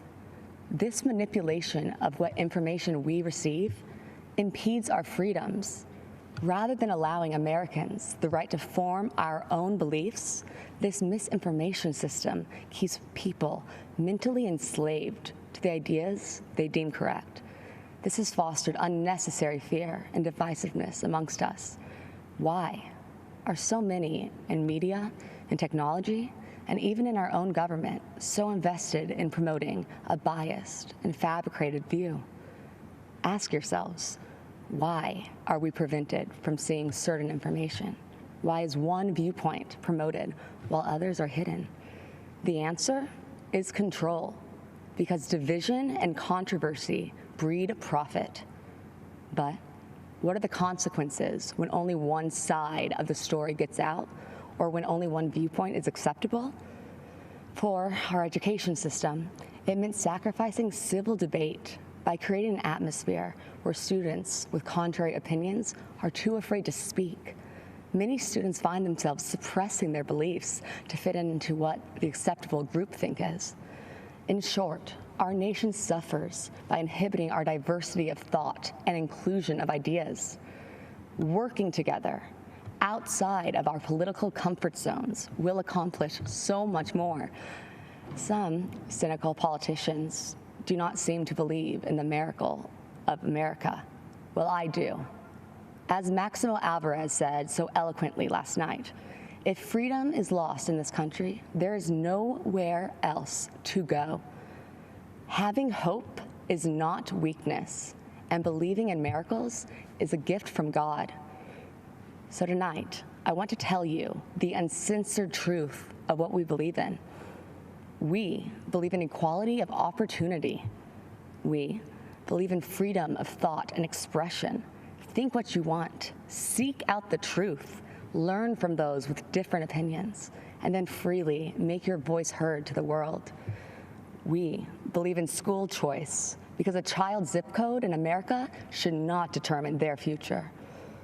We believe in freedom of religion for all faiths, and we believe in the American spirit, a country founded on ideas, not identity, a country where our differences are embraced, and the only country where the word dream has been attached to it. Because in America, your life is yours to chart. So if you're hearing these things and thinking to yourself, that is the kind of country that I want to live in, well, whether you realize it or not, you are a Trump supporter. I encourage you to see beyond the facade that so many other politicians employ. They mask themselves in disguises of decency as they try to pressure us to mask our own identities and beliefs. My father is the only person to challenge the establishment, the entrenched bureaucracy, big pharma, and media monopolies to ensure that Americans' constitutional freedoms are upheld and that justice and truth prevail. My father does not run away from challenges, even in the face of outright hatred, because fighting for America is something he will sacrifice anything for. He dreams big dreams for our country, and he is relentless at achieving them. You see, Make America Great Again is not a slogan for my father. It is what drives him to keep his promise of doing what is right for American citizens. The energy of change and opportunity is with us. God has blessed us with unstoppable spirit, his spirit, the American spirit. My dad has proven to be driven by that spirit. He has demonstrated his faith and his uncompromising heart and actions. My father has made me believe that America can truly be great again. If you care about living your life without restraints, about rebelling against those who would suppress your voice and building your American dream, then the choice in this election is clear. A vote for my father, Donald J. Trump, is a vote to uphold our American ideals. Be true to yourself and stay true to the dream of America. Thank you, and God bless you all.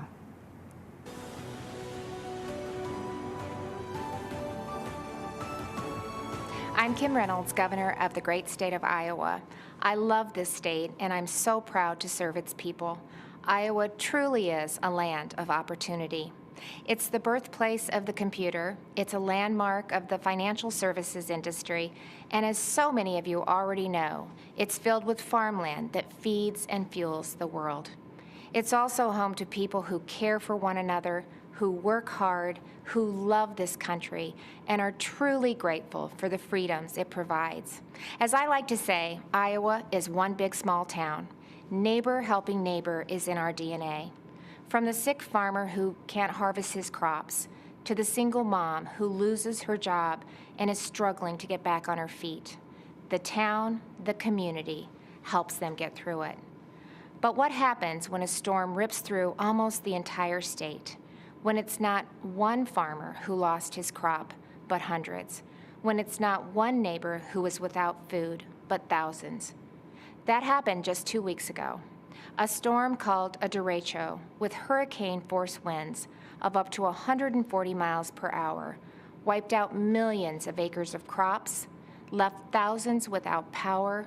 It destroyed homes, wrecked lives, and left devastation in its wake. It was the worst storm in our state's history. And Iowans did what you expect Iowans to do. They helped each other, they took care of each other, and they still are.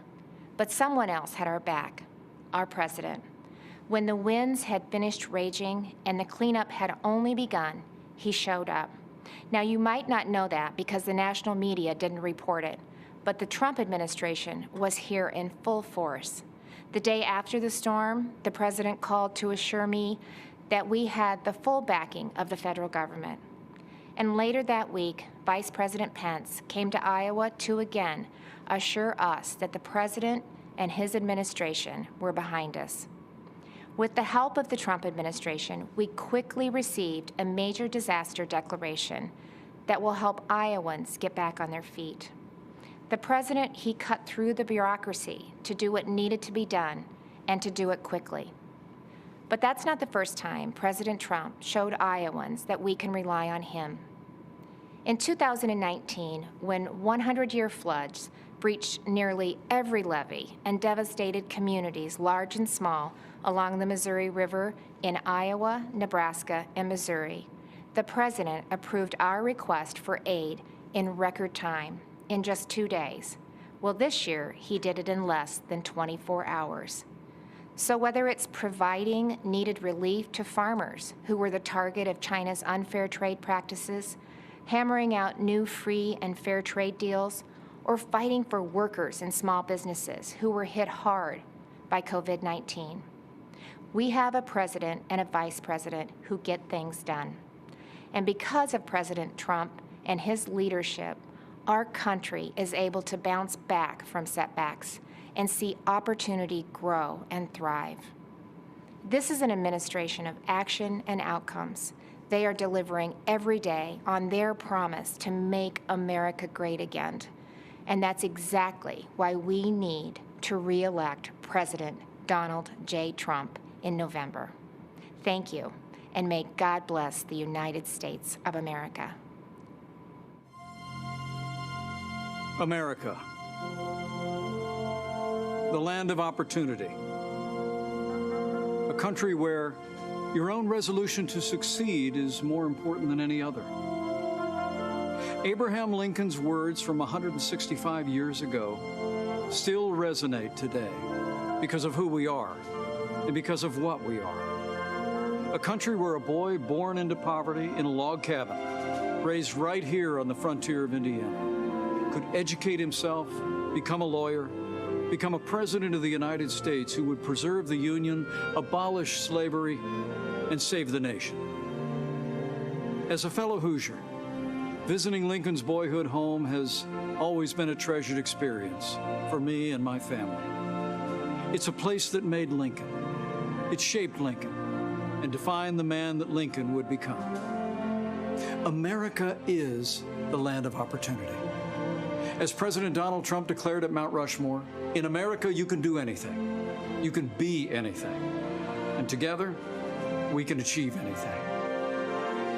Every day, President Donald Trump is fighting to protect the promise of American liberty. Every day, our president's been fighting to expand the reach of the American dream. And on every single day, without fail, President Donald Trump has been fighting for you. So tonight, I'd like to introduce you to a few remarkable Americans who represent that solemn pledge, who embody our president's unbreakable devotion to ensuring that America is a land of unlimited opportunity for all. Jack is an 8-year-old from Wisconsin who was struggling academically and socially in school. But Jack's mom, Sarah, who works 3 jobs to support her son, applied for Wisconsin's school choice voucher program. We're glad that we were able to get the school choice voucher to go to that school. With Jack, he would have slipped through the cracks in public schools, and having the option to go to a school that fits him has been a real game changer for us. And I know that because of that opportunity that he's going to succeed and he's going to achieve that goal of being an apparatus engineer, if that's what he chooses to stick with. Laura McClin is a mother of another inspiring boy, Jordan. Jordan has Duchenne muscular dystrophy, a fatal muscle weakening disorder. Jordan was at my side in Indiana when, as governor, I signed a law allowing terminally ill patients to access experimental drugs not yet approved by the FDA. In 2018, President Trump signed the landmark federal Right to Try bill into law. Thanks to the president's leadership, critically ill patients have the right to access life-saving experimental treatments. We started fighting for Right to Try, which basically says if you have a terminal illness and there's a drug that exists and you don't qualify for the clinical trial, there's no other way to receive it, this is a unique pathway that allows you to have access. You made us a promise back in Indiana that you would do whatever it took to help Jordan, and we're so grateful that you joined us on this journey and stuck it out until it became law so that other people could access treatments. So, Jordan, if President Trump was standing right there, what would you say to him today about right to try? Thank you for being a hero to everybody in the country. Judge Cheryl Allen made history in 2007 when she became the first African-American woman to be elected to serve on the Pennsylvania Superior Court. It's because of leaders like Judge Allen that our nation has overcome our greatest challenges.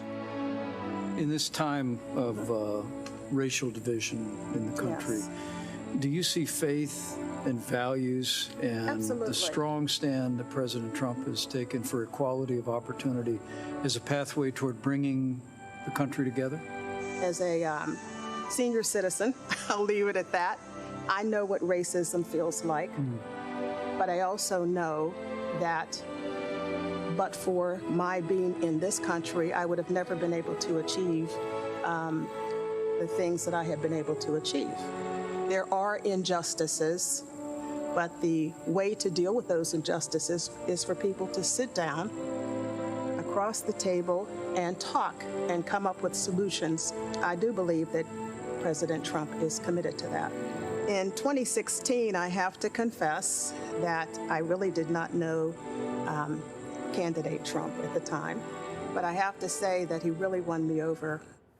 Gino's a truck driver from Ohio who heard politicians for years make empty promises about defending American jobs, only to see those promises broken again and again. But in 2019, when General Motors closed its plant in Lordstown, Ohio, President Donald Trump refused to stand by and watch it happen. And as Gino observed, this president reached out to General Motors to find a way to bring jobs back to Lordstown. And plans were soon set into motion to create Lordstown Motors. President Trump says, this is how we fix it. And I thought, well, that's a simple solution. There's no other president that could have done it. There's no one that has even tried to do it. President Trump's a doer. He appreciates every one of us, and I know he does. I've seen it. When he said, make America great again, that was his task. That wasn't his slogan. That was his task. And every hat you see that says MAGA on it, that's what your president's doing for you. Thank you, Mr. President, for keeping the promises that you made. And then there's Pastor Aaron Johnson. Today, he's the executive director of the Tulsa Dream Center, a nonprofit that provides education and medical services and food to those in need. AJ, you've got a great personal story.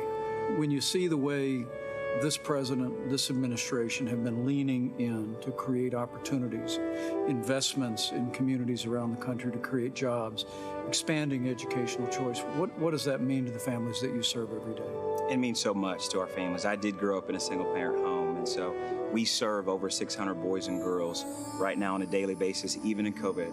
And so for us to give these moms to have an opportunity to take more money on their check, on their paycheck home back to them, to have their children be able to go to a school that they may not have the opportunity to otherwise, it means so much to us. There's been so much greater opportunity for individuals to come together in any walk of life. People have really been able to see such a positive change and been filled with hope, especially throughout this time. Lydia left hearth and home, friends and family in Honduras to pursue a better life here in America. While raising their 4 daughters, Lydia and her husband run a small business that creates security systems. But just months after their business was up and running, our nation was struck by a global pandemic. That's when President Donald Trump stepped in and enacted the largest financial relief package in American history. Her small business stayed in business, and her American dream kept running strong. What did the Paycheck Protection Program mean to your company as the coronavirus struck? Yeah, it was a huge, tremendous help and a big blessing. And so we applied, we were accepted really quickly. We're so grateful. You can't believe how much relief we had. We want to continue serving our clients. We want to continue growing our economy, right? We want to all continue to move forward. So we were able to make it. Because of the support of family and friends, the government, I tell my children, they are born here in the U.S. And I tell them, you are so blessed to live in America. Here at Abraham Lincoln's boyhood home, a young man would grow up to become the first Republican president of the United States. And today, another Republican president is fighting to preserve that same noble legacy of freedom. And President Donald Trump will make certain that the torch of American opportunity illuminates every city, every town, and every community in this blessed land. Hi, I'm Ryan Holitz. I'm a police officer from New Mexico.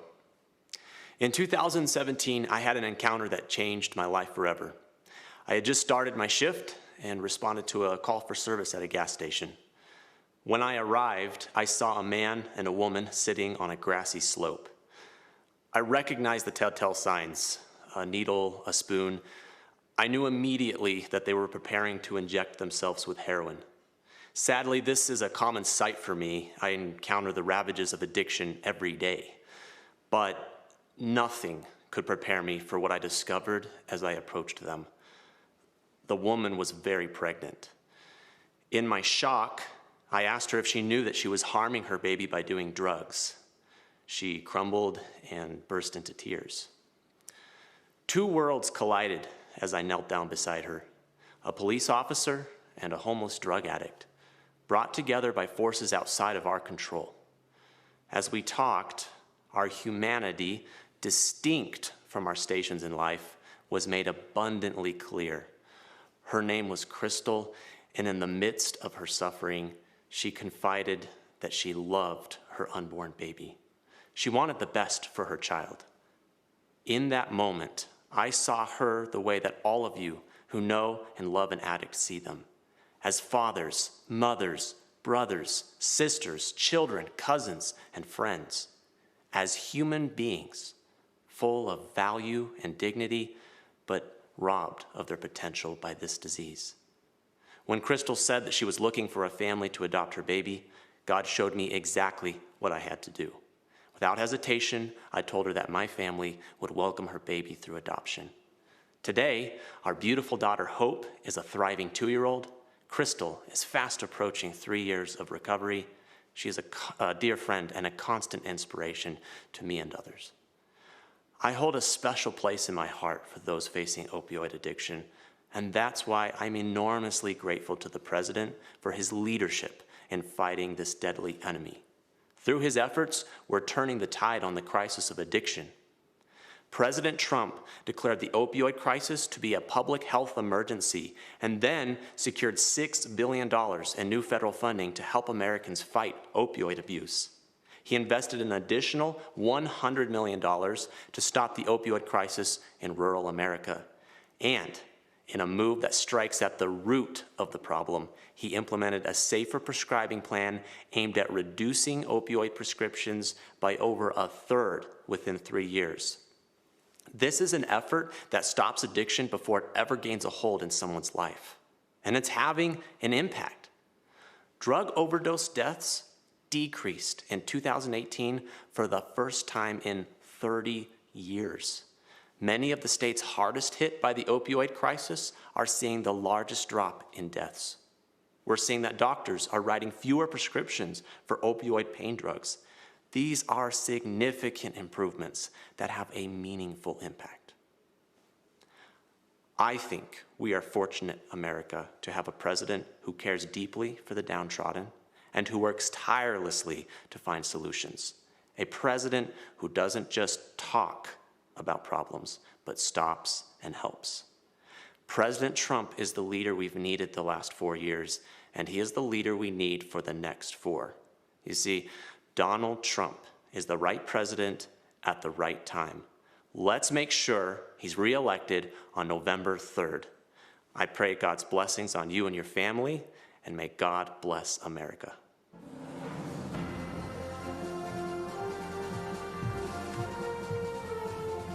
Good evening. My name is Jeanette Nunez, and I'm proud to serve as Lieutenant Governor of the great state of Florida. Tonight, I'm honored to share my story of faith, family, and American freedom. As the daughter of Cuban immigrants, my story began in 1959, before I was born, when my parents' dreams of a prosperous life became a nightmare. Chaos spread quickly when Fidel Castro took control of Cuba. The government confiscated private property, stealing people's homes, farms, and businesses. For my parents, the difficult decision to flee communist Cuba came when the Castro regime abolished religious freedom. Fellow Americans, the fabric of our nation is in peril. Daily, the radical left systematically chisels away at the freedoms we cherish. They peddle dangerous ideologies, cower to global progressives, and normalize socialism to dismantle our Constitution. Let me assure you, socialism doesn't offer opportunity. Socialism deprives. It is a falsehood that feigns promises for its masses and consistently yields only misery. President Ronald Reagan warned, if we lose freedom here, there's no place to escape to. Truer words have never been spoken. Americans have a choice. We can go down a dark road of chaos and government control, or we can choose the path of freedom and opportunity that was paved by those who sacrificed everything to preserve the American dream for future generations. I have faith that Americans will choose the right path. In 2016, our country yearned for a leader who would work tirelessly to jumpstart our economy and fight for hardworking Americans. Since day one, President Donald Trump has put America first. His pro-growth, pro-jobs agenda has ushered in historically low unemployment, record job creation, higher wages, and rising homeownership. The president is fighting to rescue American jobs and industries for places like Ohio, Pennsylvania, and Puerto Rico, jobs that were needlessly shipped overseas. He's defended our religious freedom, stood with democratic allies like Colombia, and shown unwavering resolve while confronting tyrants in countries like Venezuela, Cuba, China, and Nicaragua. Let us join our president in his vow that America will never be a socialist country. Supporting our president requires action. Join me tonight and text VOTE to 88022. We must continue to support our Commander-in-Chief, who has a bold agenda that safeguards the rights and freedoms protected under our Constitution. Today, more than ever, that means supporting our men and women in law enforcement and our heroes in uniform. It means fighting to provide the best quality education by empowering parents and preserving school choice. And it means rejecting the socialist takeover of our nation that will destroy the innovation, economic vitality, and freedoms we hold so dear. As a daughter of immigrants, a wife, a mother of three, and the first Latina lieutenant governor in the history of the state of Florida, it is my distinct privilege to share my story, which is really your story, and the story of a nation that has opened its doors, lifted its people, and yielded success in a way only the United States of America can. Together, let's ensure 4 more years for President Donald J. Trump so that he can continue protecting our republic, and so one day, our children can proudly tell the story of what our generation did to defend the values of faith, family, and freedom. Thank you. May God bless each one of you, and may God bless the United States of America.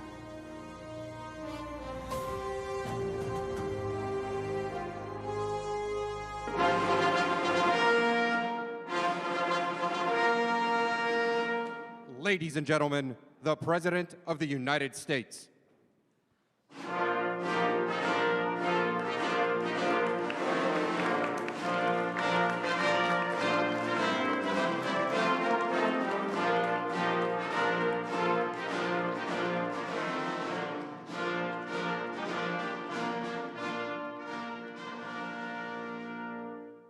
Acting Secretary Wolf, I present to you 5 candidates for naturalization representing 5 countries.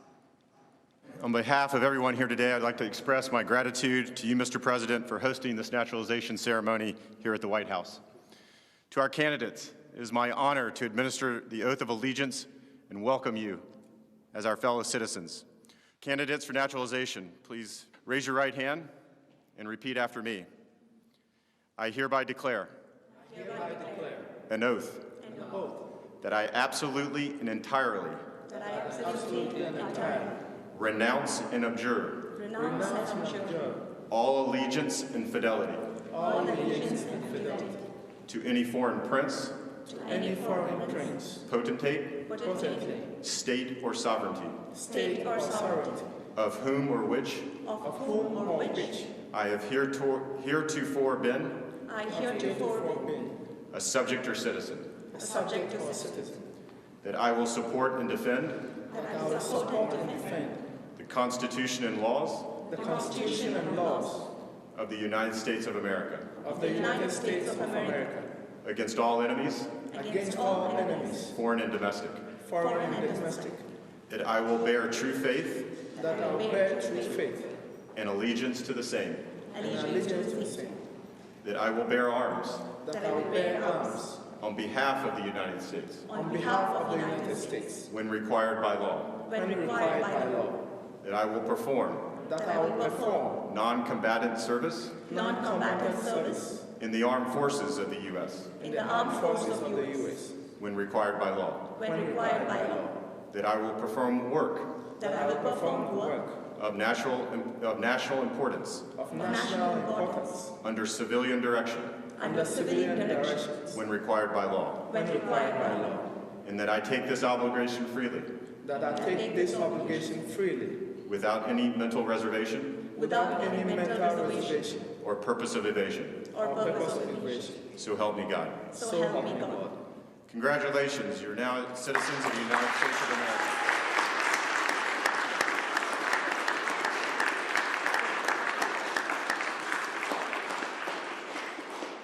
On behalf of the Department of Homeland Security, it is my honor to call you my fellow Americans.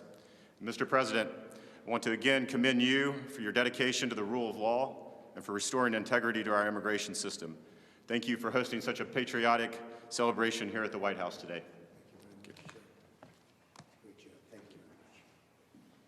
Congratulations, that's fantastic. It's really great, thank you. And I want to thank Acting Secretary Wolf, doing a phenomenal job in so many ways. Today, America rejoices as we welcome 5 absolutely incredible new members into our great American family. You are now fellow citizens of the greatest nation on the face of God's earth. Congratulations. Great going. You followed the rules, you obeyed the laws, you learned your history, embraced our values, and proved yourselves to be men and women of the highest integrity. It's not so easy. You went through a lot, and we appreciate you being here with us today. You've earned the most prized, treasured, cherished, and priceless possession anywhere in the world. It's called American citizenship. There is no higher honor and no greater privilege, and it's an honor for me to be your president. Thank you very much. At this time, I'd like to recognize the 5 new citizens who join us today. Robert Martin Ramirez Alcazar is from Bolivia and has been a lawful permanent resident of the United States since 2013. Robert? Hi, Robert. He and his wife are raising 3 beautiful children. In 2017, Robert achieved the dream of starting his own business, a construction company that now employs 5 workers. Robert says, I love this country. I want to respect the law. America has helped me so much in life. Robert, thank you very much for your devotion. Thank you for the opportunities to the United States. Well, thank you, and good luck with that company. Soon you'll have hundreds of employees, I think, right? Could happen. It will. Rima Gideon is from Lebanon and is the proud mother of 3 children. Rima speaks English, Arabic, and French, and earned a degree in psychology. In other words, she can figure me out. She now works as a daycare teacher in Virginia. Rima says, I feel blessed to be a loyal citizen of the greatest country in the world, a country that has given me the opportunity of a lifetime to realize my potential and my dreams. Rima, congratulations. It's really great. Thank you. Well, that's very good. Thank you very much. I appreciate it. Sudha Sundari Narayan is a phenomenal success, born in India, came to the United States 13 years ago. Sudha is a talented software developer, and she and her husband are raising two beautiful, wonderful children, the apples of your life, right? Yes, they are. Well, thank you very much, and congratulations. Fantastic job. Thank you.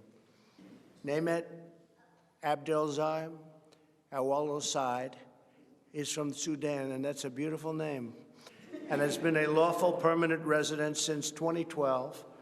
She is the married mother of three beautiful children, earned a master's degree and PhD in animal nutrition from the University of Wyoming, great place, great state, and she is a trained veterinarian. She's also worked as a substitute teacher for the Alexandria Public School since 2004. That's fantastic. Well, Daibat, thank you very much, and congratulations. It's my honor to be with you.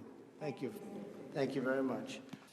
Salah Abdul Samad has been looking forward to this day since he arrived in the United States from Ghana in 2015. Salih speaks 5 languages and works the medical field. Salih says that the American citizenship means everything to me in my life. It cannot be measured or quantified. I have the chance to work hard and succeed in life, to know that I am in the safe country like America. That really is something, because I know they have my back. Salih, thank you very much. Congratulations. Fantastic job. Congratulations to everybody. With the rights and freedoms each of you now enjoys as citizens, there is no dream beyond your wildest reach, because Americans can do anything. Today, you have also accepted the profound duties and responsibilities that come with American citizenship. By swearing the oath of allegiance, each of you has entered a sacred and unbreakable covenant with our nation. You have pledged your undying loyalty to the American people, the American Constitution, and the American way of life. The history and heritage of the United States are now yours to preserve and pass down to the next generation. Our culture, our traditions, and our values are now yours to uphold and live by. The rights so dear to every American, granted by us and granted by God and enshrined in our glorious Bill of Rights, are now yours to support, protect, and defend.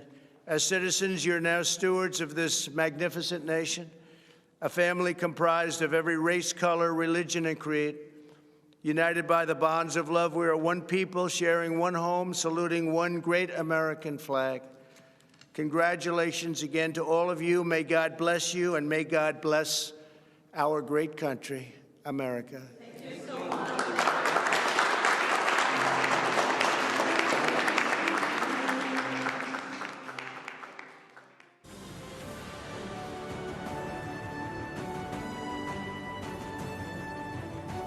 Good evening, America. When I stood on this convention stage 4 years ago, no one fully understood the historic change that was about to take place. We could all feel it. Something was happening. A movement was forming just below the surface. The forgotten man and woman, voiceless in Washington, D.C., were preparing to rise up. Our movement followed the pattern of so many that came before us. First, we were ignored. Then we were laughed at. Then they fought us. And then, together, we won. From that moment forward, America came first. America started winning again. America became respected again. But with every movement, there's a counter-movement. In the view of the radical Democrats, America is the source of the world's problems. As a result, they believe the only path forward is to erase history and forget the past. They want to destroy the monuments of our forefathers. They want to disrespect our flag, burn the stars and stripes that represent patriotism and the American dream. They want to disrespect our national anthem by taking a knee while our armed forces lay down their lives every day to protect our freedom. They do not want the Pledge of Allegiance in our schools. Many of them don't want one nation under God. The Democrats want to defund and disrespect our law enforcement.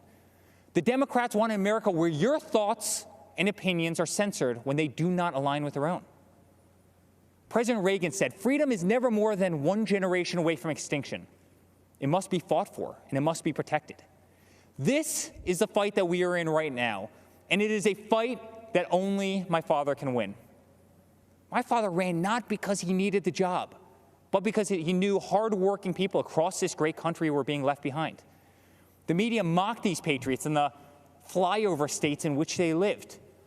They ignored the Trump flags. They ignored the millions of MAGA banners and barns painted in red, white, and blue. The silent majority had no one fighting for them in either party. Their so-called leaders were bowing to China, bribing Iran, and spending more time worrying about how they'd be received by the elites in Paris than how Americans would provide for their families in Pittsburgh. Our family lost friends, but it only pushed us to fight harder.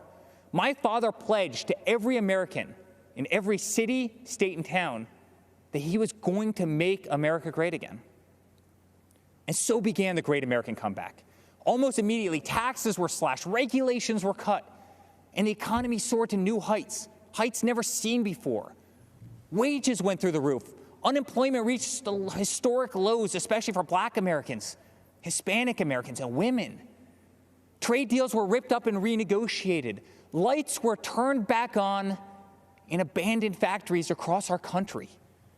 Trillions of dollars were repatriated back to the United States, which had been sitting in foreign lands for far too long. Once again, America became the envy of the world. And with that renewed strength came leverage. The president demanded that our allies pay their fair share for the defense of the Western world.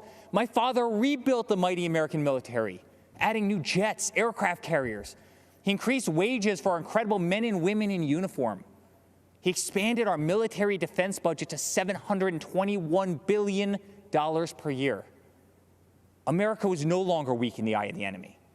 The moment President Trump ordered special forces kill some of the deadliest terrorists on the planet, the day the mighty Moab was dropped on insurgent camps, is the day America took a stance to never be defeated by the enemy. Al-Baghdadi, Soleimani, dead. Over and over, issue after issue, the economy, the wall, the military, trade deals, tax cuts, Supreme Court justices, VA hospitals, prescription drugs, school choice, right to try, moving the embassy to Jerusalem, peace in the Middle East. Never-ending wars were finally ended. Promises made and promises for the first time were kept. Most politicians spend their entire careers in Washington, D.C. and get absolutely nothing accomplished. For example, Joe Biden. Joe Biden is a politician who has been in government for 47 years. He's a career politician who's never signed the front of a check and does not know the slightest thing about the American worker or the American business, the engine which fuels the greatest economy the world has ever known. The same politician who has been a total pushover for communist China and someone who would be a giant relief for terrorists who now spent years running, hiding, and being taken out by the most talented military known to man. Joe Biden has pledged to raise your taxes by $4 trillion. 82% of Americans will see their taxes go up significantly. Biden has pledged to stop border wall construction and give amnesty and health care to all illegal immigrants. Biden has pledged to defund the police and take away your cherished Second Amendment. My father, on the other hand, delivered the largest tax cuts in American history, knows if you do not have a border, you do not have a country, and will always support law enforcement and your right to keep and bear arms. Every day, my father fights for the American people, the forgotten man and woman of this country, the ones who embody the American spirit, which is unlike anything else in the world. It built the New York City skyline. It built the Hoover Dam. And soon, under my father's leadership, it will send Americans to Mars. The American spirit can be felt in the majesty of the Grand Canyon, the shadows of Mount Rushmore, and the stillness of the air at Gettysburg. It can be seen in the wide-eyed wonder of every American child as they take their first breath in the greatest country the world has ever known. It defeated fascism, it defeated communism, and in 68 days, it will defeat the empty, oppressive, and radical views of the extreme left. Ronald Reagan's quote ends with this simple warning. One day we could spend our sunset years telling our children what it was once like in the United States where men and women were free. Under President Trump, freedom will never be a thing of the past. That's what a vote for Donald Trump represents. It's a vote for the American spirit, the American dream, and for the American flag. To the law enforcement officer who's being attacked, betrayed, and whose job they are trying to make extinct, my father will fight for you. To all houses of worship and to all people of faith stripped of our religious freedoms and religious liberties, my father will fight for you. To the voiceless, shamed, censored, and canceled, my father will fight for you. To our farmers who work dawn to dusk to keep our plates full, my father will fight for you. To every single mother and father, to our veterans, our coal miners, and to the American worker, my father will fight for you. And to every proud American who bleeds red, white, and blue, my father will continue to fight for you. In closing, I'd like to speak directly to my father. I miss working alongside you every single day, but I'm damn proud to be on the front lines of this fight. I'm proud of what you are doing for this country. I'm proud to show my children what their grandfather is fighting for. I'm proud to watch you give them hell. Never stop. Continue to be unapologetic. Keep fighting for what is right. You are making America strong again. You are making America safe again. You are making America proud again. And yes, together with a forgotten man and woman who are finally forgotten no more, you are making America great again. Dad, let's make Uncle Robert very proud this week. Let's go get another 4 years. I love you very much. God bless you, and God bless the United States of America.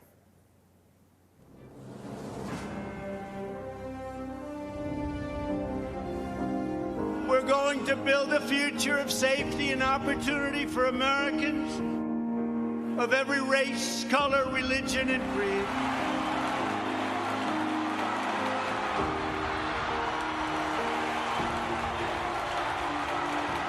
Our president has created such a surplus that when this pandemic hit, he was able to refund Americans without indebting us. We're all better off when former inmates can receive and re-enter society as law-abiding, productive citizens. They now have a chance at more opportunities than they've ever had before. To be incarcerated for 16 and a half years for hearsay.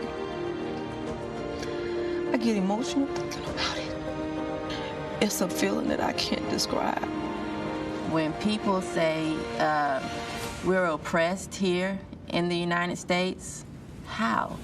Right now, this country, for me, is the last beacon of hope and opportunity. If America falls, the entire world falls. Trump's pledge to the American workers definitely means a lot to me because I wouldn't be where I'm at today. I truly believe that my kids are going to look up to me one day. It's just tremendous what I could do, I guess. The forgotten men and women will never be forgotten again. You know, in Biden's America, there aren't opportunity zones. Here you have an administration that actually looks at how can government and private enterprise work together.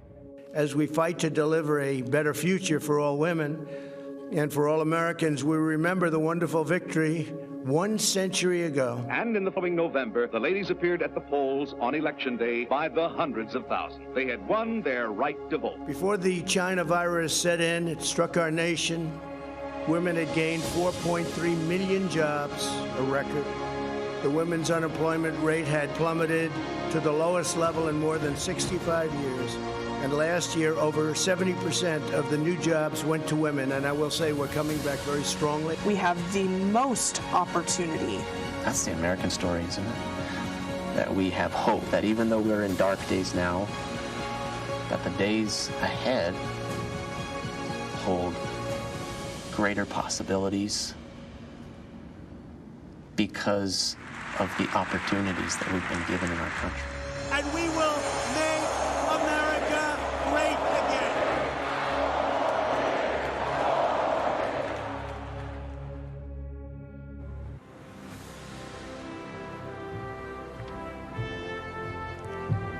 Good evening. My name is Daniel Cameron. I'm 34 years old and the first African-American Attorney General in Kentucky history. It is an honor to be with you as a proud Republican and supporter of Donald J. Trump. I was raised in Kentucky, just a few miles from Abraham Lincoln's birthplace. Our first Republican president believed in compassion, self-reliance, freedom, equality, and justice. Sadly, there are some who don't believe in this wisdom or in the better angels of our shared American history as they tear down the statues of people like Ulysses S. Grant, Frederick Douglass, and even Mr. Lincoln himself. Lincoln said, "Any nation that does not honor its heroes will not long endure." And for Republicans, our heroes are those who propelled an imperfect nation ever forward, always striving to make life better for everyone.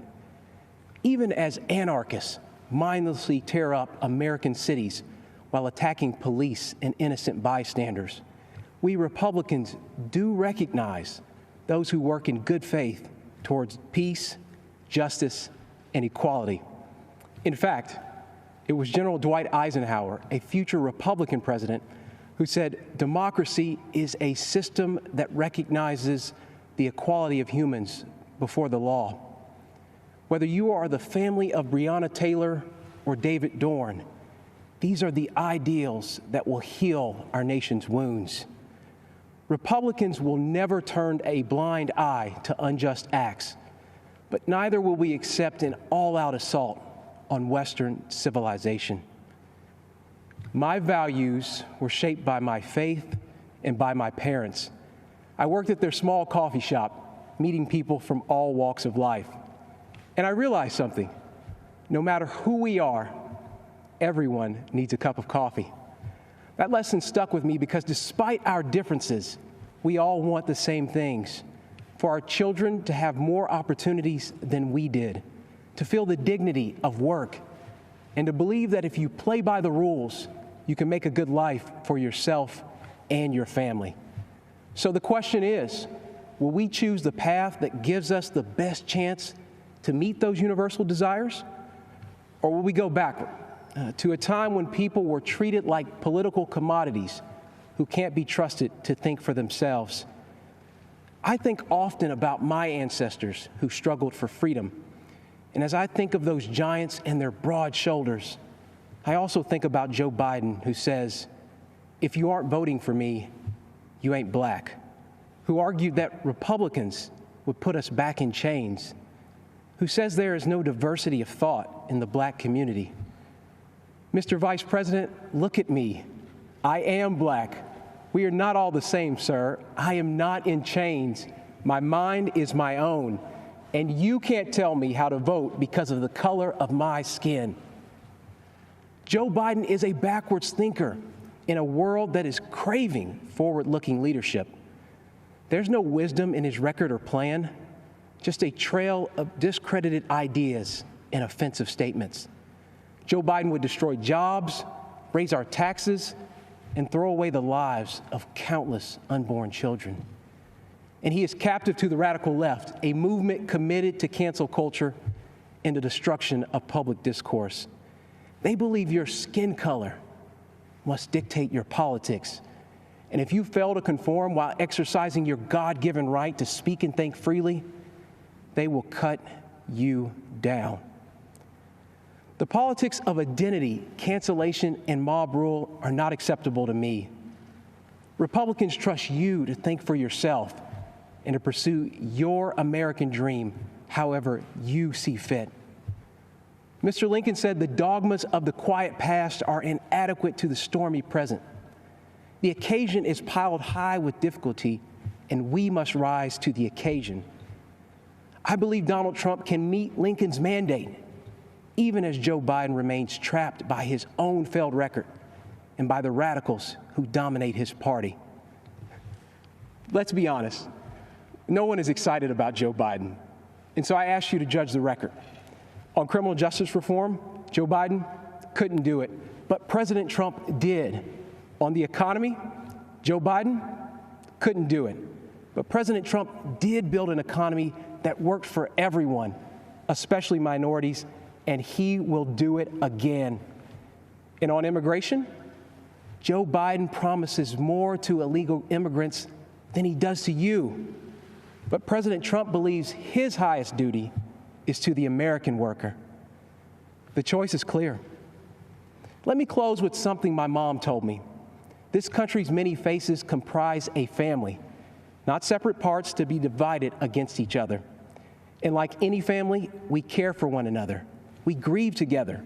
We share our burdens and our struggles, and we celebrate our successes. And though we fuss and fight, we are not enemies. We are Americans, united by a collective faith in our Constitution and laws and the fundamental fairness they represent. We are defenders of life and of individual liberty, and we carry the mantle of Eisenhower and of Reagan to be a force for good in this world, and one that must always be reckoned with. That's my Republican Party, the party of Lincoln, that believes America is an indispensable nation, an evergreen tree, standing tall in a turbulent world. And that's why I am voting for Donald Trump for president. Thank you, and God bless.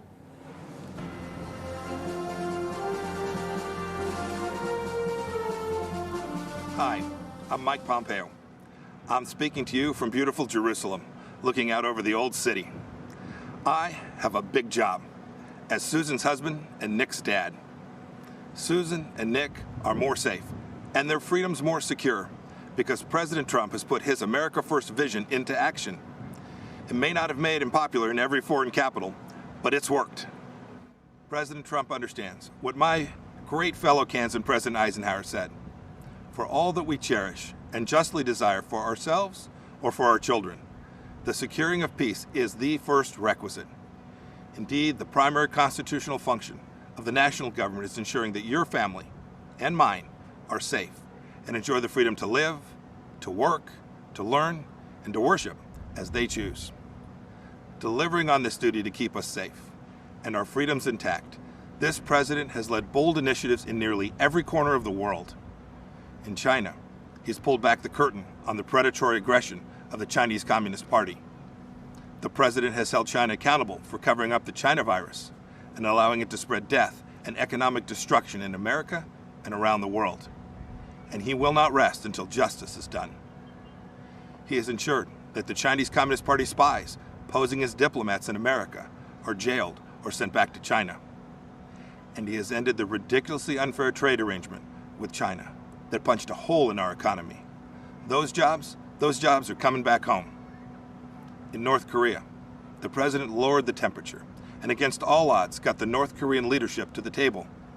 No nuclear tests, no long-range missile tests, and Americans held captive in North Korea came home to their families, as did the precious remains of scores of heroes who fought in Korea. Today, because of President Trump, NATO is stronger, Ukraine has defensive weapon systems, and America left a harmful treaty so our nation can now build missiles to deter Russian aggression. And in the Middle East, when Iran threatened, the president approved a strike that killed the Iranian terrorist Qasem Soleimani. This is the man most responsible for the murder and maiming of hundreds of American soldiers and thousands of Christians across the Middle East. And you'll recall, too, that when the president took office, radical Islamic terrorists had beheaded Americans, and ISIS controlled a territory in the size of Great Britain. Today, Today, because of the president's determination and leadership, the ISIS caliphate is wiped out. It's gone. Its evil leader, Abu Bakr al-Baghdadi, is dead. And our brave soldiers, they're on their way home. The president exited the U.S. from the disastrous nuclear deal with Iran and squeezed the Ayatollah, Hezbollah, and Hamas. The president, too, moved the U.S. Embassy to this very city of God, Jerusalem, the rightful capital of the Jewish homeland. And just 2 weeks ago, the president brokered a historic peace deal between Israel and the United Arab Emirates. This is a deal that our grandchildren will read about in their history books.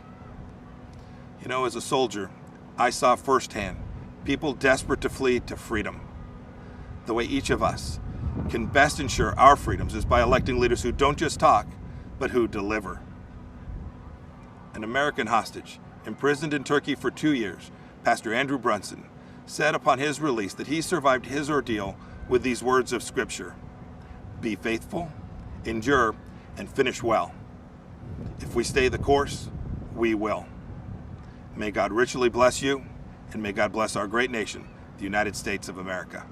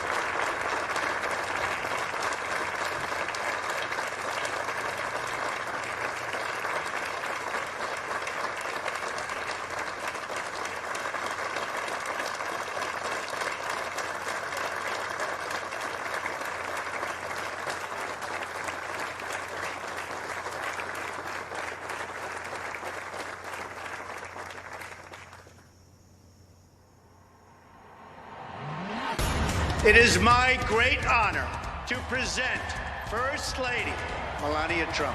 First Lady Melania Trump. First Lady Melania Trump officially kicking off her Be Best initiative. She is courageous. She's taking on a tough topic. Focused on the well-being of children, social media use, and opioid abuse.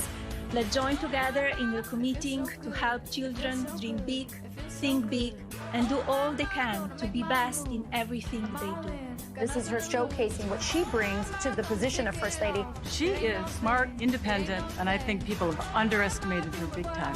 The First Lady was amazing. She was gracious, empathetic, and showed true compassion. First Lady Melania Trump stepping out onto the world stage. Her Be Best campaign is now going international. She has the advantage of speaking several languages. She can be a diplomat for our country. The sun was shining. She was greeted by children. This, of course, is her continuing to work on her Be Best campaign by shining a spotlight on successful programs that teach children tools and skills. She represents our country with enormous warmth and elegance and grace.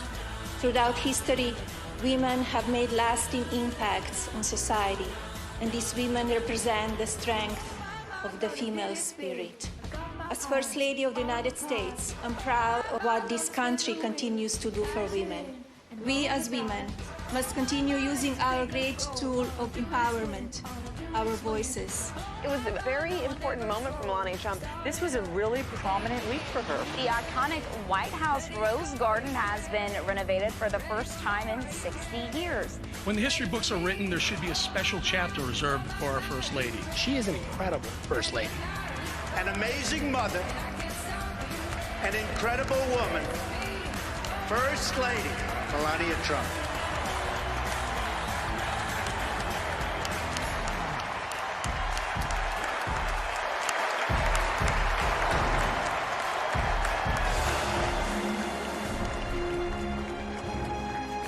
Ladies and gentlemen, please welcome the First Lady of the United States, Mrs. Melania Trump.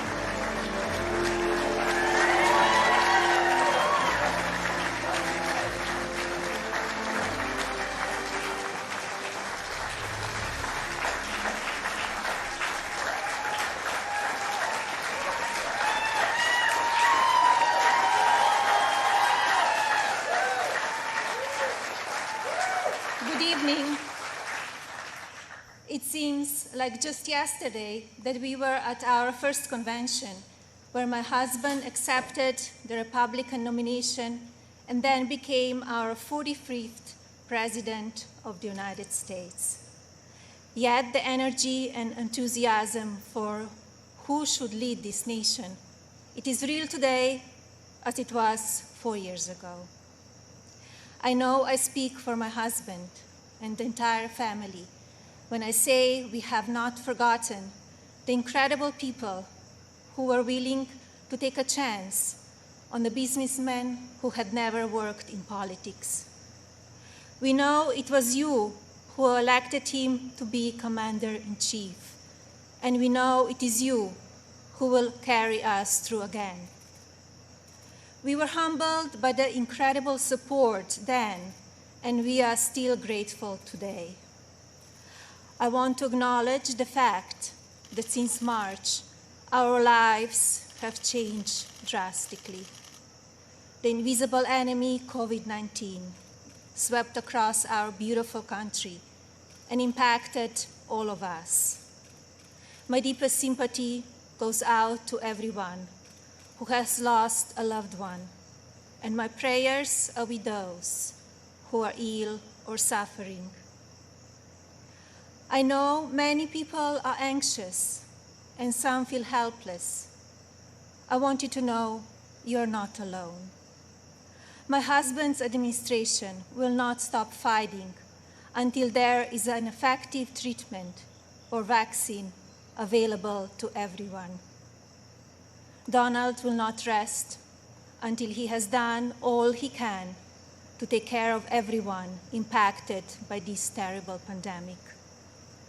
I want to extend my gratitude to all of the healthcare professionals, frontline workers, and teachers who stepped up in these difficult times. Despite the risk to yourselves and your own families, you put our country first, and my husband and I are grateful. I have been moved by the way Americans have come together in such an unfamiliar and often frightening situation. It is in times like this that we will look back and tell our grandchildren that through kindness and compassion, strength and determination, we were able to restore the promise of our future. Businesses stepped up and volunteers stepped in. People were eager to share ideas, resources, and support of all kinds with neighbors and strangers alike. It has been inspiring to see what the people of our great nation will do for one another, especially when we are at our most fragile. Speaking of strength and determination, we recently celebrated the 100-year anniversary of the passage of the 19th Amendment. Yesterday, on the North Lawn of the White House, we unveiled an exhibit dedicated to women's suffrage. The exhibit called on children from across the country to send art honoring the meaning of this important time in women's history. When I was judging the entries, I reflected on the impact of women's voices in our nation's story, and how proud I will be to cast my vote again for Donald this November. We must make sure that women are heard and that the American dream continues to thrive. Growing up as a young child in Slovenia, which was under communist rule at the time, I always heard about an amazing place called America, a land that stood for freedom and opportunity. As I grew older, it became my goal to move to the United States and follow my dream of working in the fashion industry.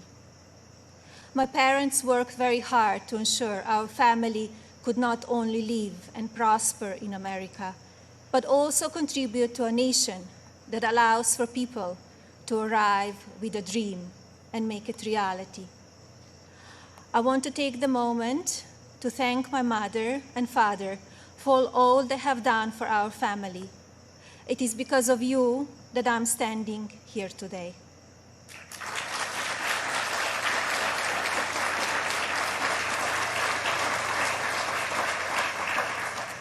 I arrived in the United States when I was 26 years old. Living and working in the land of opportunity was a dream come true, but I wanted more. I wanted to be a citizen. After 10 years of paperwork and patience, I studied for the test in 2006 and became an American citizen.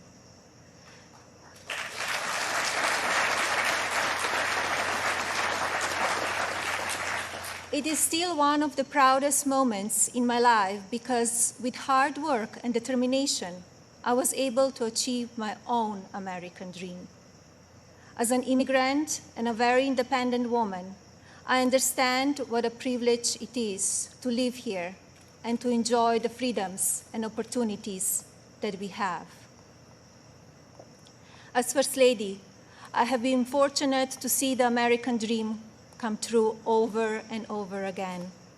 I have met many inspiring women, children, parents, and families who have overcome life-changing issues that include addiction, homelessness, family members who are ill or have passed away, abuse of all kinds, and many other challenges that would make most people give up. The past 3.5 years have been unforgettable. There are no words to describe how honored, humbled, and fortunate I am to serve our nation as your First Lady. After many of the experiences I've had, I don't know if I can fully explain how many people I take home with me in my heart each day. From brave soldiers who give up so much so that we can be free, to children of all circumstances who I have met around the world. Thank you for inspiring me. It is my greatest honor to serve you.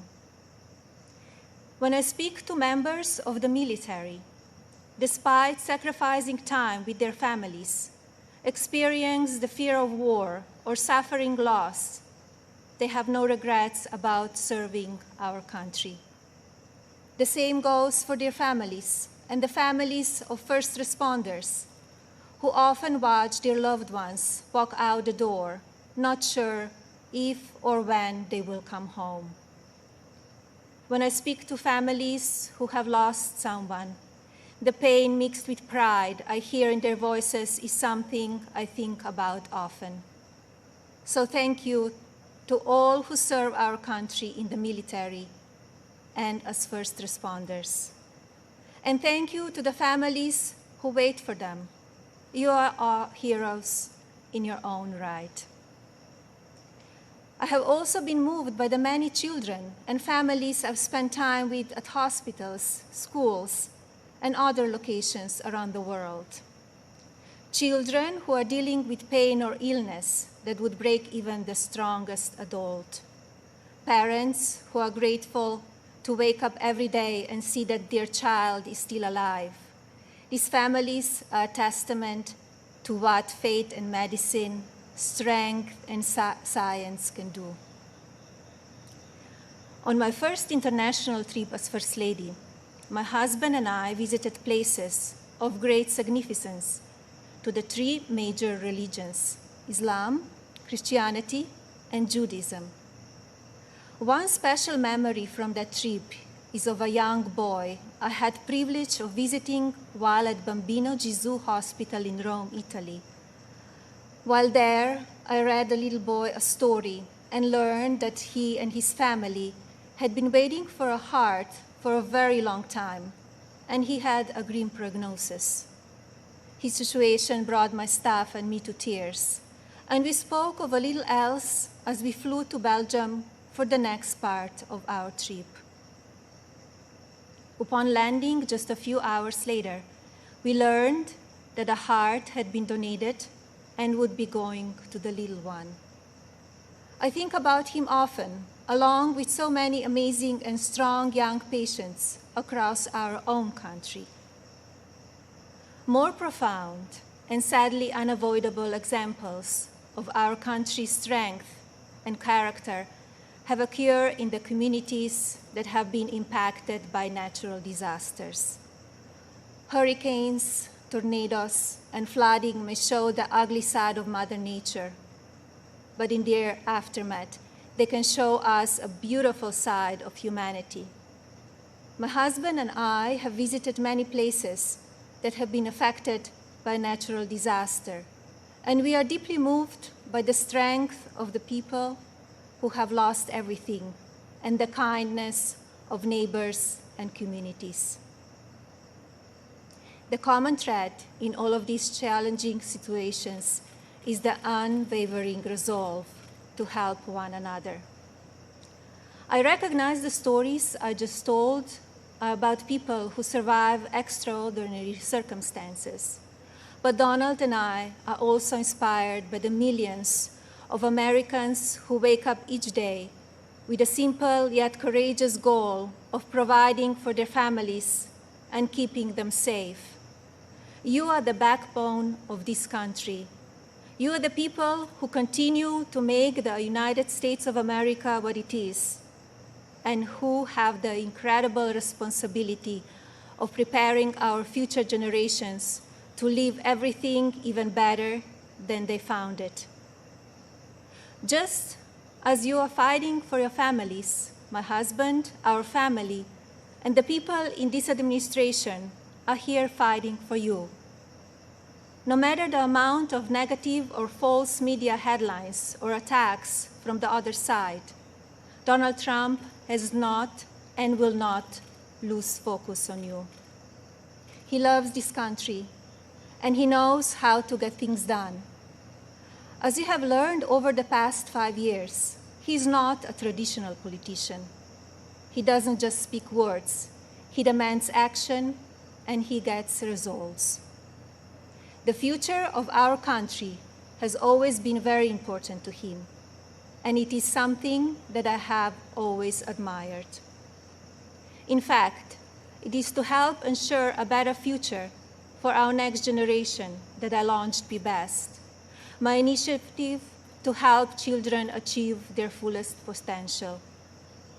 Be Best has one simple goal: teaching youth about the importance of their well-being, both mentally and physically. This also includes understanding online safety and the dangers of opioid and drug abuse. Through Be Best, my office and I have been able to highlight people, programs, and organizations that are doing extraordinary things in our country and around the world. I continue to believe that by shining a light on these positive examples, others across the country and globe will become inspired to do their part for our next generation. Helping children is not a political goal. It is our moral imperative. When I think back to a defining moment of Be Best, my mind goes to a trip I took to Africa. On that vast and beautiful continent, I was able to visit the countries of Ghana, Malawi, Kenya, and Egypt. One of those visits, in particular, had a profound impact on me. Ghana, on the coast of West Africa, was the first stop on my trip, and I experienced firsthand its warm people and their traditions. While there, I visited the Cape Coast Castle and learned more about the beginning of a cruel and often deadly journey in the era of the slave trade. I was horrified when I listened to the guide tell me so many inhumane stories, and I gained new perspectives. It is time in our history we must never forget, so that we can ensure that it never happens again. Like all of you, I have reflected on the racial unrest in our country. It is a harsh reality that we are not proud of parts of our history. I encourage people to focus on our future while still learning from our past. We must remember that today we are all one community comprised of many races, religions, and ethnicities. Our diverse and storied history is what makes our country strong, and yet we still have so much to learn from one another. With that in mind, I like to call on the citizens of this country to take a moment, pause, and look at things from all perspectives. I urge people to come together in a civil manner so we can work and live up to our standard American ideals. I also ask people to stop the violence and looting being done in the name of justice, and never make assumptions based on the color of a person's skin. Instead of tearing things down, let's reflect on our mistakes, be proud of our evolution, and look to our way forward. Every day, let us remember that we are one nation under God, and we need to cherish one another.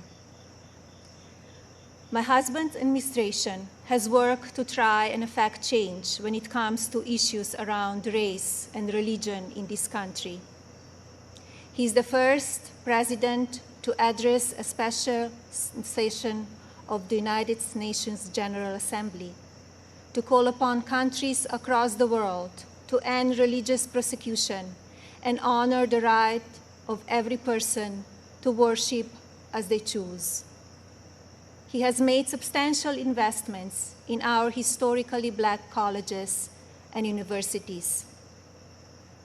This president also continues to fight for school choice, giving parents more options to help their children flourish. My husband knows how to make a real change. From the day that I met him, he has only wanted to make this country the best it can be. For many years, I watched him grow concerned and frustrated, and I'm so proud to see the many things he has done in such a short time.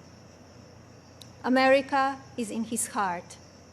So while at times we only see the worst of people and politics on the evening news, let's remember how we come together in the most difficult times.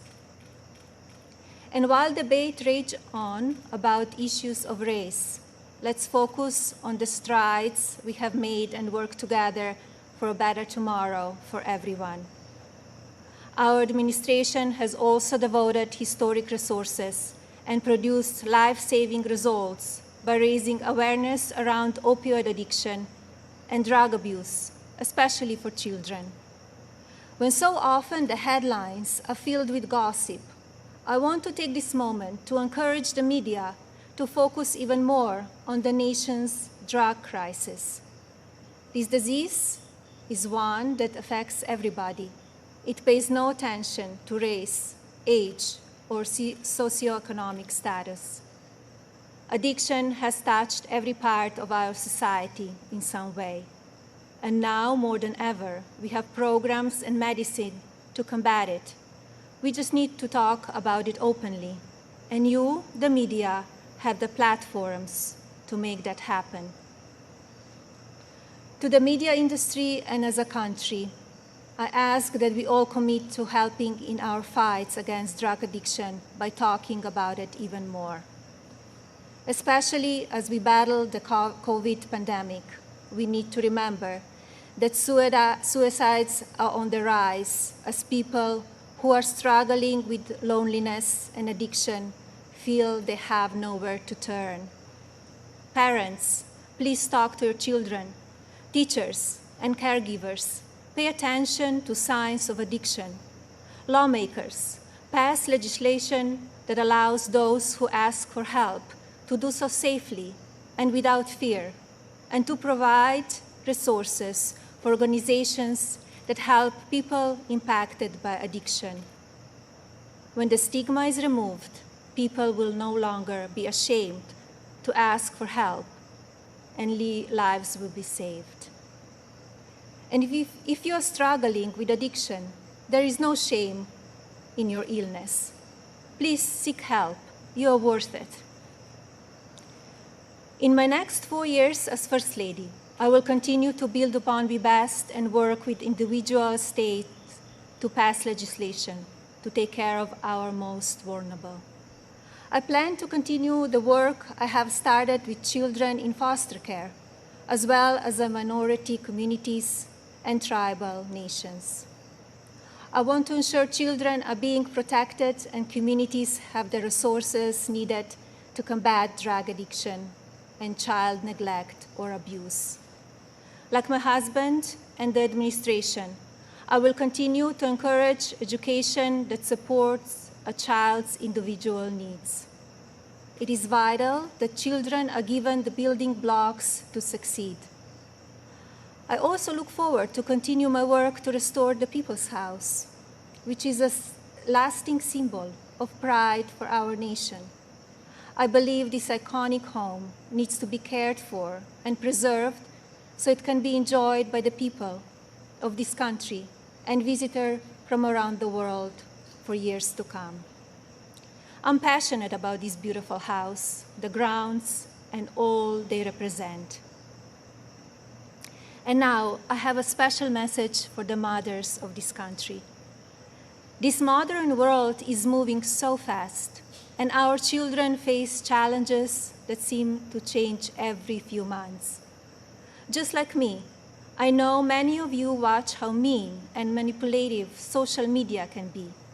And just like me, I'm sure many of you are looking for answers how to talk to your children about the downside of technology and their relationships with their peers. Like every parent in this country, I feel there are so many lessons to teach our son and responsibilities as his mother, but there are just not enough hours in the day to do it all. I remind myself that I'm more fortunate than most and still have days that I look for wisdom and strength to do the very best I can for him.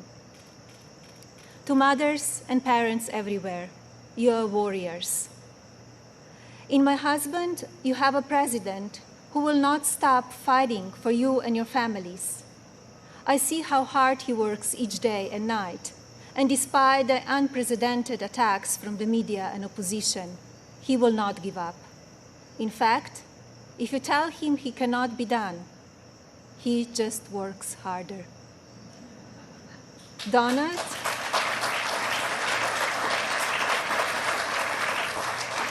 Donald is a husband who supports me in all that I do.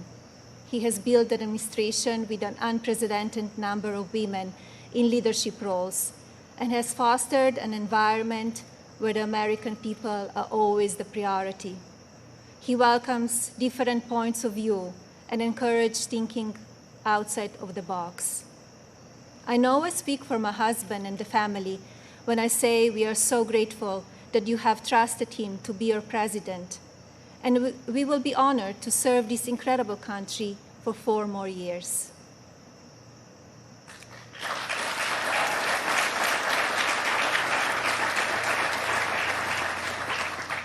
As you have heard this evening, I don't want to use this precious time attacking the other side, because as we saw last week, that kind of talk only serves to divide the country further.